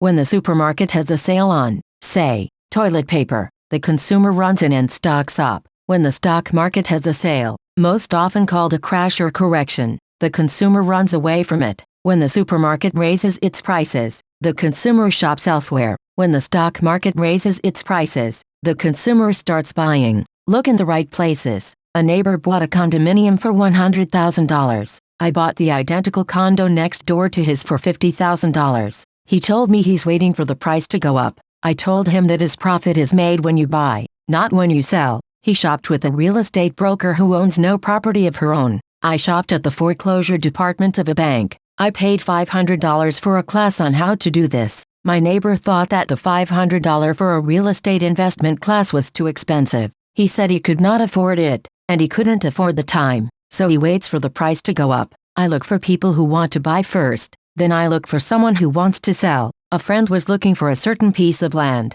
He had the money and did not have the time. I found a large piece of land larger than what my friend wanted to buy, tied it up with an option, called my friend and he wanted a piece of it, so I sold the piece to him and then bought the land. I kept the remaining land as mine for free. Moral of the story: buy the pie and cut it in pieces. Most people look for what they can afford, so they look too small. They buy only a piece of the pie, so they end up paying more for less. Small thinkers don't get the big breaks. If you want to get richer, think bigger first. Retailers love giving volume discounts, simply because most business people love big spenders. So even if you're small, you can always think big. When my company was in the market for computers, I called several friends and asked them if they were ready to buy also. We then went to different dealers and negotiated a great deal because we wanted to buy so many. I have done the same with stocks. Small people remain small because they think small. Act alone, or don't act all. Learn from history. All the big companies on the stock exchange started out as small companies. Colonel Sanders did not get rich until after he lost everything in his 60s. Bill Gates was one of the richest men in the world before he was 30. Action always beats inaction. These are just a few of the things I have done and continue to do to recognize opportunities. The important words being done and do, as repeated many times throughout the book. You must take action before you can receive the financial rewards. Act now. Epilogue page 106/114 http://motsach.info. Rich Dad Poor Dad Robert T. Kiyosaki. How to Pay for a Child's College Education for $7,000. As the book draws to a close and approaches publication, I would like to share a final thought with you. The main reason I wrote this book was to share insights into how increased financial intelligence can be used to solve many of life's common problems. Without financial training, we all too often use the standard formulas to get through life, such as to work hard, save, borrow and pay excessive taxes. Today we need better information. I use the following story as a final example of a financial problem that confronts many young families today. How do you afford a good education for your children and provide for your own retirement? It is an example of using financial intelligence instead of hard work to achieve the same goal. A friend of mine was griping one day about how hard it was to save money for his 4 children's college education. He was putting $300 away in a mutual fund each month and had so far accumulated about $12,000. He estimated he needed $400,000 to get 4 children through college. He had 12 years to save for it, since his oldest child was then 6 years of age. The year was 1991, and the real estate market in Phoenix was terrible. People were giving houses away. I suggested to my classmate that he buy a house with some of the money in his mutual fund. The idea intrigued him and we began to discuss the possibility. His primary concern was that he did not have the credit with the bank to buy another house, since he was so overextended. I assured him that there were other ways to finance a property other than through the bank. We looked for a house for 2 weeks, a house that would fit all the criteria we were looking for. There were a lot to choose from, so the shopping was kind of fun. Finally, we found a 3-bedroom 2-bath home in a prime neighborhood. The owner had been downsized and needed to sell that day because he and his family were moving to California where another job waited. He wanted $102,000, but we offered only $79,000. He took it immediately. The home had on it what is called a non-qualifying loan, which means even a bum without a job could buy it without a banker's approval. The owner owed $72,000, so all my friend had to come up with was $7,000. The difference in price between what was owed and what it sold for. As soon as the owner moved, my friend put the house up for rent. After all expenses were paid, including the mortgage, he put about $125 in his pocket each month. His plan was to keep the house for 12 years and let the mortgage get paid down faster, by applying the extra $125 to the principal each month.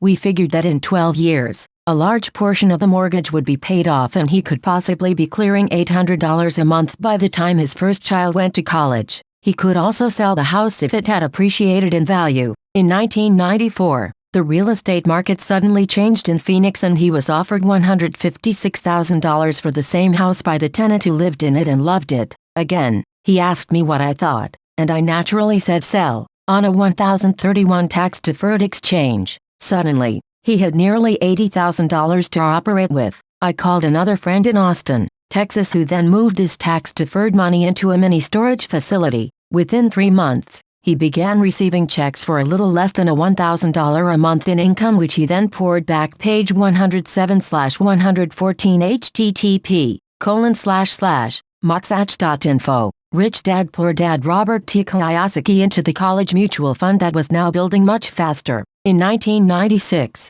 the mini warehouse sold and he received a check for nearly $330,000 as proceeds from the sale, which was again rolled into a new project that would now throw off over $3,000 a month in income. Again, going into the college mutual fund. Full stop. He is now very confident that his goal of $400,000 will be met easily, and it only took $7,000 to start into little financial intelligence. His children will be able to afford the education that they want and he will then use the underlying asset, wrapped in his C corporation, to pay for his retirement. As a result of this successful investment strategy, he will be able to retire early. Thank you for reading this book. I hope it has provided some insights into utilizing the power of money to work for you. Today, we need greater financial intelligence to simply survive. The idea that it takes money to make money is the thinking of financially unsophisticated people. It does not mean that they're not intelligent. They have simply not learned the science of making money. Money is only an idea. If you want more money, simply change your thinking.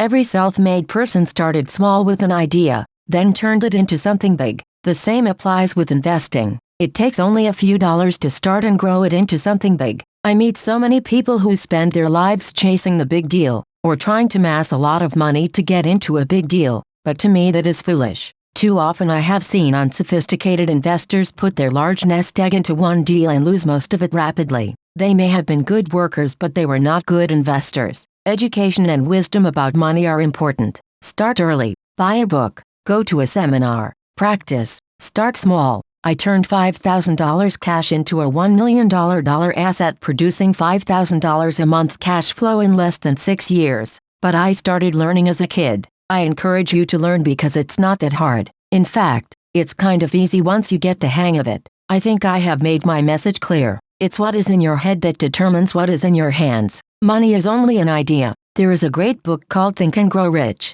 The title is not Work Hard and Grow Rich. Learn to have money work hard for you and your life will be easier and happier. Today, don't play it safe. Play it smart. Take action. Many of you were given 2 great gifts, your mind and your time. It is up to you to do what you please with both. With each dollar bill that enters your hand, you and only you have the power to determine your destiny. Spend it foolishly. You choose to be poor. Spend it on liabilities. You join the middle class. Invest it in your mind and learn how to acquire assets and you will be choosing wealth as your goal and your future. The choice is yours and only yours. Every day with every dollar, you decide to be rich, poor or middle class. Choose to share this knowledge with your children, and you choose to prepare them for the world that awaits. No one else will. You and your children's future will be determined by choices you make today, not tomorrow. We wish you great wealth and much happiness with this fabulous gift called life. Page 108/114 http://motsach.info. Rich Dad Poor Dad Robert T. Kiyosaki. Robert Kiyosaki. Sharon Lechter. About the authors Robert T. Kiyosaki. The main reason people struggle financially is because they spent years in school but learned nothing about money. The result is, people learn to work for money, but never learn to have money work for them, says Robert. Born and raised in Hawaii, Robert is 4th-generation Japanese American. He comes from a prominent family of educators. His father was the head of education for the state of Hawaii. After high school, Robert was educated in New York and upon graduation, he joined the U.S. Marine Corps and went to Vietnam as an officer and a helicopter gunship pilot. Returning from the war, Robert's business career began. In 1977 he founded a company that brought to the market the first nylon and Velcro surfer wallets, which grew into a multi-million-dollar worldwide product. He and his products were featured in Runner's World, Gentleman's Quarterly, Success Magazine, Newsweek, and even Playboy. Leaving the business world, he co-founded in 1985 an international education company that operated in 7 countries, teaching business and investing to tens of thousands of graduates. Retiring at age 47, Robert does what he enjoys most, investing. Concerned about the growing gap between the haves and have-nots, Robert created the board game Cash Flow, which teaches the game of money, heretofore only known by the rich. Although Robert's business is real estate and developing small-cap companies, his true love and passion is teaching. He has shared the speaking stage with such greats as Og Mandino, Zig Ziglar, and Anthony Robbins. Robert Kiyosaki's message is clear. Take responsibility for your finances or take orders all your life. You're either a master of money or a slave to it. Robert holds classes that last from 1 hour to 3 days teaching people about the secrets of the rich. Although his subjects run from investing for high returns and low risk, to teaching your children to be rich, to starting companies and selling them, he has one solid earth-shaking message,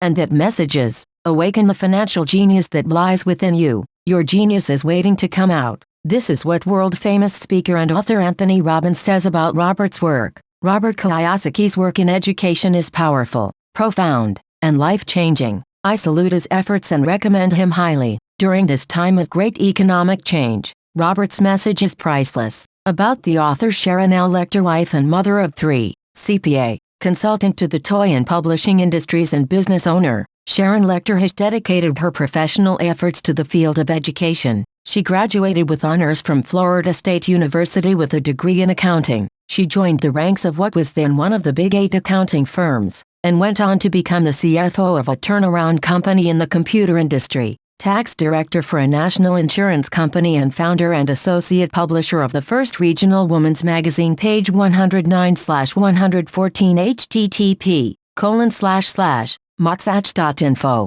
Rich Dad Poor Dad. Robert T. Kiyosaki in Wisconsin. All while maintaining her professional credentials as a CPA, her focus quickly changed to education as she watched her own 3 children grow. It was a struggle to get them to read. They would rather watch TV. So she was delighted to join forces with the inventor of the first electronic talking book and help expand the electronic book industry to a multi-million-dollar international market. Today, she remains a pioneer in developing new technologies to bring the book back into children's lives. As her own children grew, she was keenly involved in their education. She became a vocal activist in the areas of mathematics, computers, reading and writing education. Our current educational system has not been able to keep pace with the global and technological changes in the world today. We must teach our young people the skills, both scholastic and financial, that they will need not only to survive, but to flourish in the world they face. As co-author of Rich Dad Poor Dad in the Cash Flow Quadrant, she now focuses her efforts in helping to create educational tools for anyone interested in bettering their own financial education. Page 110/114 http://motsach.info. Rich Dad Poor Dad. Robert T. Kiyosaki. Epilogue: How to Pay for a Child's College Education for $7,000. As the book draws to a close and approaches publication, I would like to share a final thought with you. The main reason I wrote this book was to share insights into how increased financial intelligence can be used to solve many of life's common problems. Without financial training, we all too often use the standard formulas to get through life, such as to work hard, save, borrow and pay excessive taxes. Today we need better information. I use the following story as a final example of a financial problem that confronts many young families today. How do you afford a good education for your children and provide for your own retirement? It is an example of using financial intelligence instead of hard work to achieve the same goal. A friend of mine was griping one day about how hard it was to save money for his 4 children's college education. He was putting $300 away in a mutual fund each month and had so far accumulated about $12,000. He estimated he needed $400,000 to get 4 children through college. He had 12 years to save for it, since his oldest child was then 6 years of age. The year was 1991, and the real estate market in Phoenix was terrible. People were giving houses away. I suggested to my classmate that he buy a house with some of the money in his mutual fund. The idea intrigued him and we began to discuss the possibility. His primary concern was that he did not have the credit with the bank to buy another house, since he was so overextended. I assured him that there were other ways to finance a property other than through the bank. We looked for a house for 2 weeks, A house that would fit all the criteria we were looking for. There were a lot to choose from, so the shopping was kind of fun. Finally, we found a 3-bedroom 2-bath home in a prime neighborhood. The owner had been downsized and needed to sell that day because he and his family were moving to California where another job waited. He wanted $102,000, but we offered only $79,000. He took it immediately. The home had on it what is called a non-qualifying loan, which means even a bum without a job could buy it without a banker's approval. The owner owed $72,000, so all my friend had to come up with was $7,000. The difference in price between what was owed and what it sold for. As soon as the owner moved, my friend put the house up for rent. After all expenses were paid, including the mortgage, he put about $125 in his pocket each month. His plan was to keep the house for 12 years and let the mortgage get paid down faster. By applying the extra $125 to the principal each month, we figured that in 12 years, a large portion of the mortgage would be paid off and he could possibly be clearing $800 a month by the time his first child went to college. He could also sell the house if it had appreciated in value. In 1994, the real estate market suddenly changed in Phoenix and he was offered $156,000 for the same house by the tenant who lived in it and loved it. Again,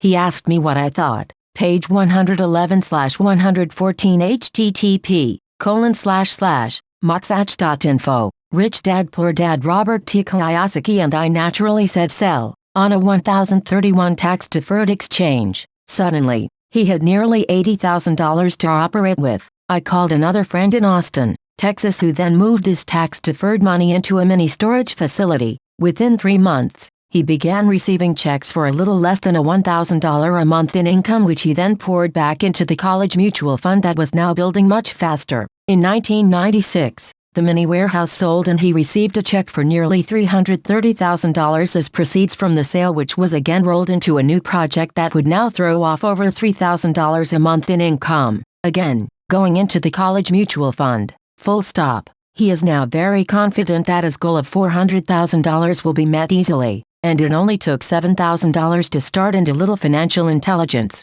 His children will be able to afford the education that they want and he will then use the underlying asset, wrapped in his C corporation, to pay for his retirement. As a result of this successful investment strategy he will be able to retire early. Thank you for reading this book. I hope it has provided some insights into utilizing the power of money to work for you. Today, we need greater financial intelligence to simply survive. The idea that it takes money to make money is the thinking of financially unsophisticated people. It does not mean that they're not intelligent. They have simply not learned the science of making money. Money is only an idea. If you want more money, simply change your thinking. Every self-made person started small with an idea, then turned it into something big. The same applies with investing. It takes only a few dollars to start and grow it into something big. I meet so many people who spend their lives chasing the big deal, or trying to amass a lot of money to get into a big deal, but to me that is foolish. Too often I have seen unsophisticated investors put their large nest egg into one deal and lose most of it rapidly.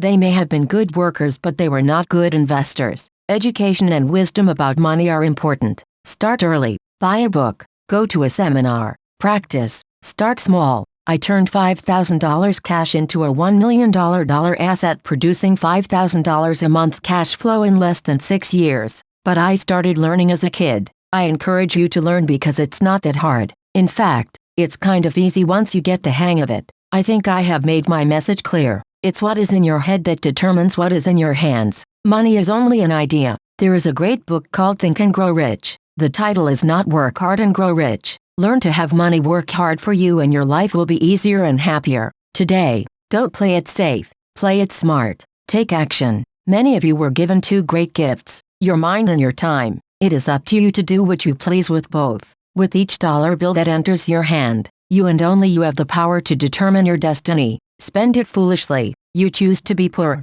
Spend it on liabilities. You join the middle class. Invest it in your mind and learn how to acquire assets and you will be choosing wealth as your goal and your future. The choice is yours and only yours. Every day with every dollar, you decide to be rich, poor or middle class. Choose to share this knowledge with your children, and you choose to prepare them for the world that awaits. No one else will. Page 112/114 http://motsach.info Rich Dad Poor Dad. Robert T. Kiyosaki. You and your children's future will be determined by choices you make today, not tomorrow. We wish you great wealth and much happiness with this fabulous gift called life. Robert Kiyosaki. Sharon Lechter. About the authors Robert T. Kiyosaki. The main reason people struggle financially is because they spent years in school but learned nothing about money. The result is, people learn to work for money, but never learn to have money work for them, says Robert. Born and raised in Hawaii, Robert is fourth-generation Japanese American.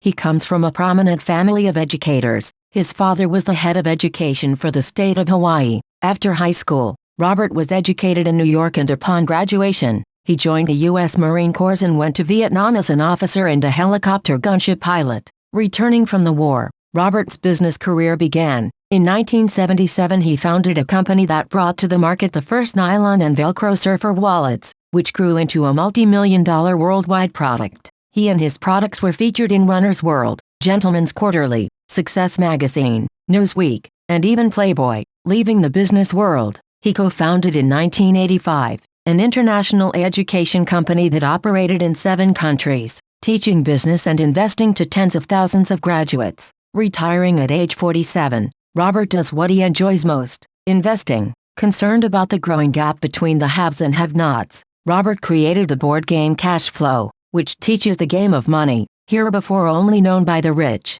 Although Robert's business is real estate and developing small-cap companies, his true love and passion is teaching. He has shared the speaking stage with such greats as Og Mandino, Zig Ziglar, and Anthony Robbins. Robert Kiyosaki's message is clear. Take responsibility for your finances or take orders all your life. You're either a master of money or a slave to it. Robert holds classes that last from 1 hour to 3 days, teaching people about the secrets of the rich. Although his subjects run from investing for high returns and low risk, to teaching your children to be rich, to starting companies and selling them, he has one solid earth-shaking message, and that message is, awaken the financial genius that lies within you. Your genius is waiting to come out. This is what world-famous speaker and author Anthony Robbins says about Robert's work. Robert Kiyosaki's work in education is powerful, profound, and life-changing. I salute his efforts and recommend him highly. During this time of great economic change, Robert's message is priceless.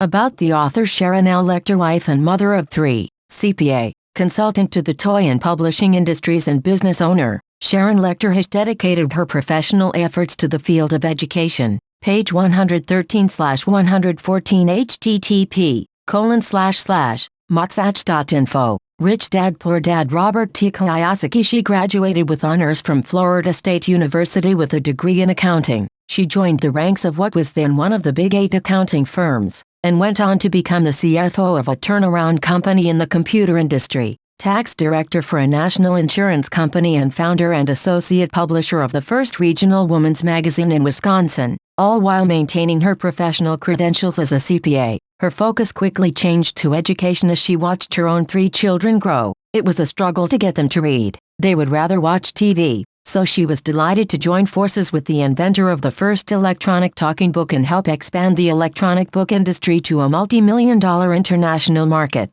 Today, she remains a pioneer in developing new technologies to bring the book back into children's lives. As her own children grew, she was keenly involved in their education. She became a vocal activist in the areas of mathematics, computers, reading and writing education. Our current educational system has not been able to keep pace with the global and technological changes in the world today. We must teach our young people the skills, both scholastic and financial, that they will need not only to survive, but to flourish in the world they face. As co-author of Rich Dad Poor Dad and the Cash Flow Quadrant, she now focuses her efforts in helping to create educational tools for anyone interested in bettering their own financial education. Powered by TCPDF. www.tcpdf.org. Page 114/114 http://motsach.info.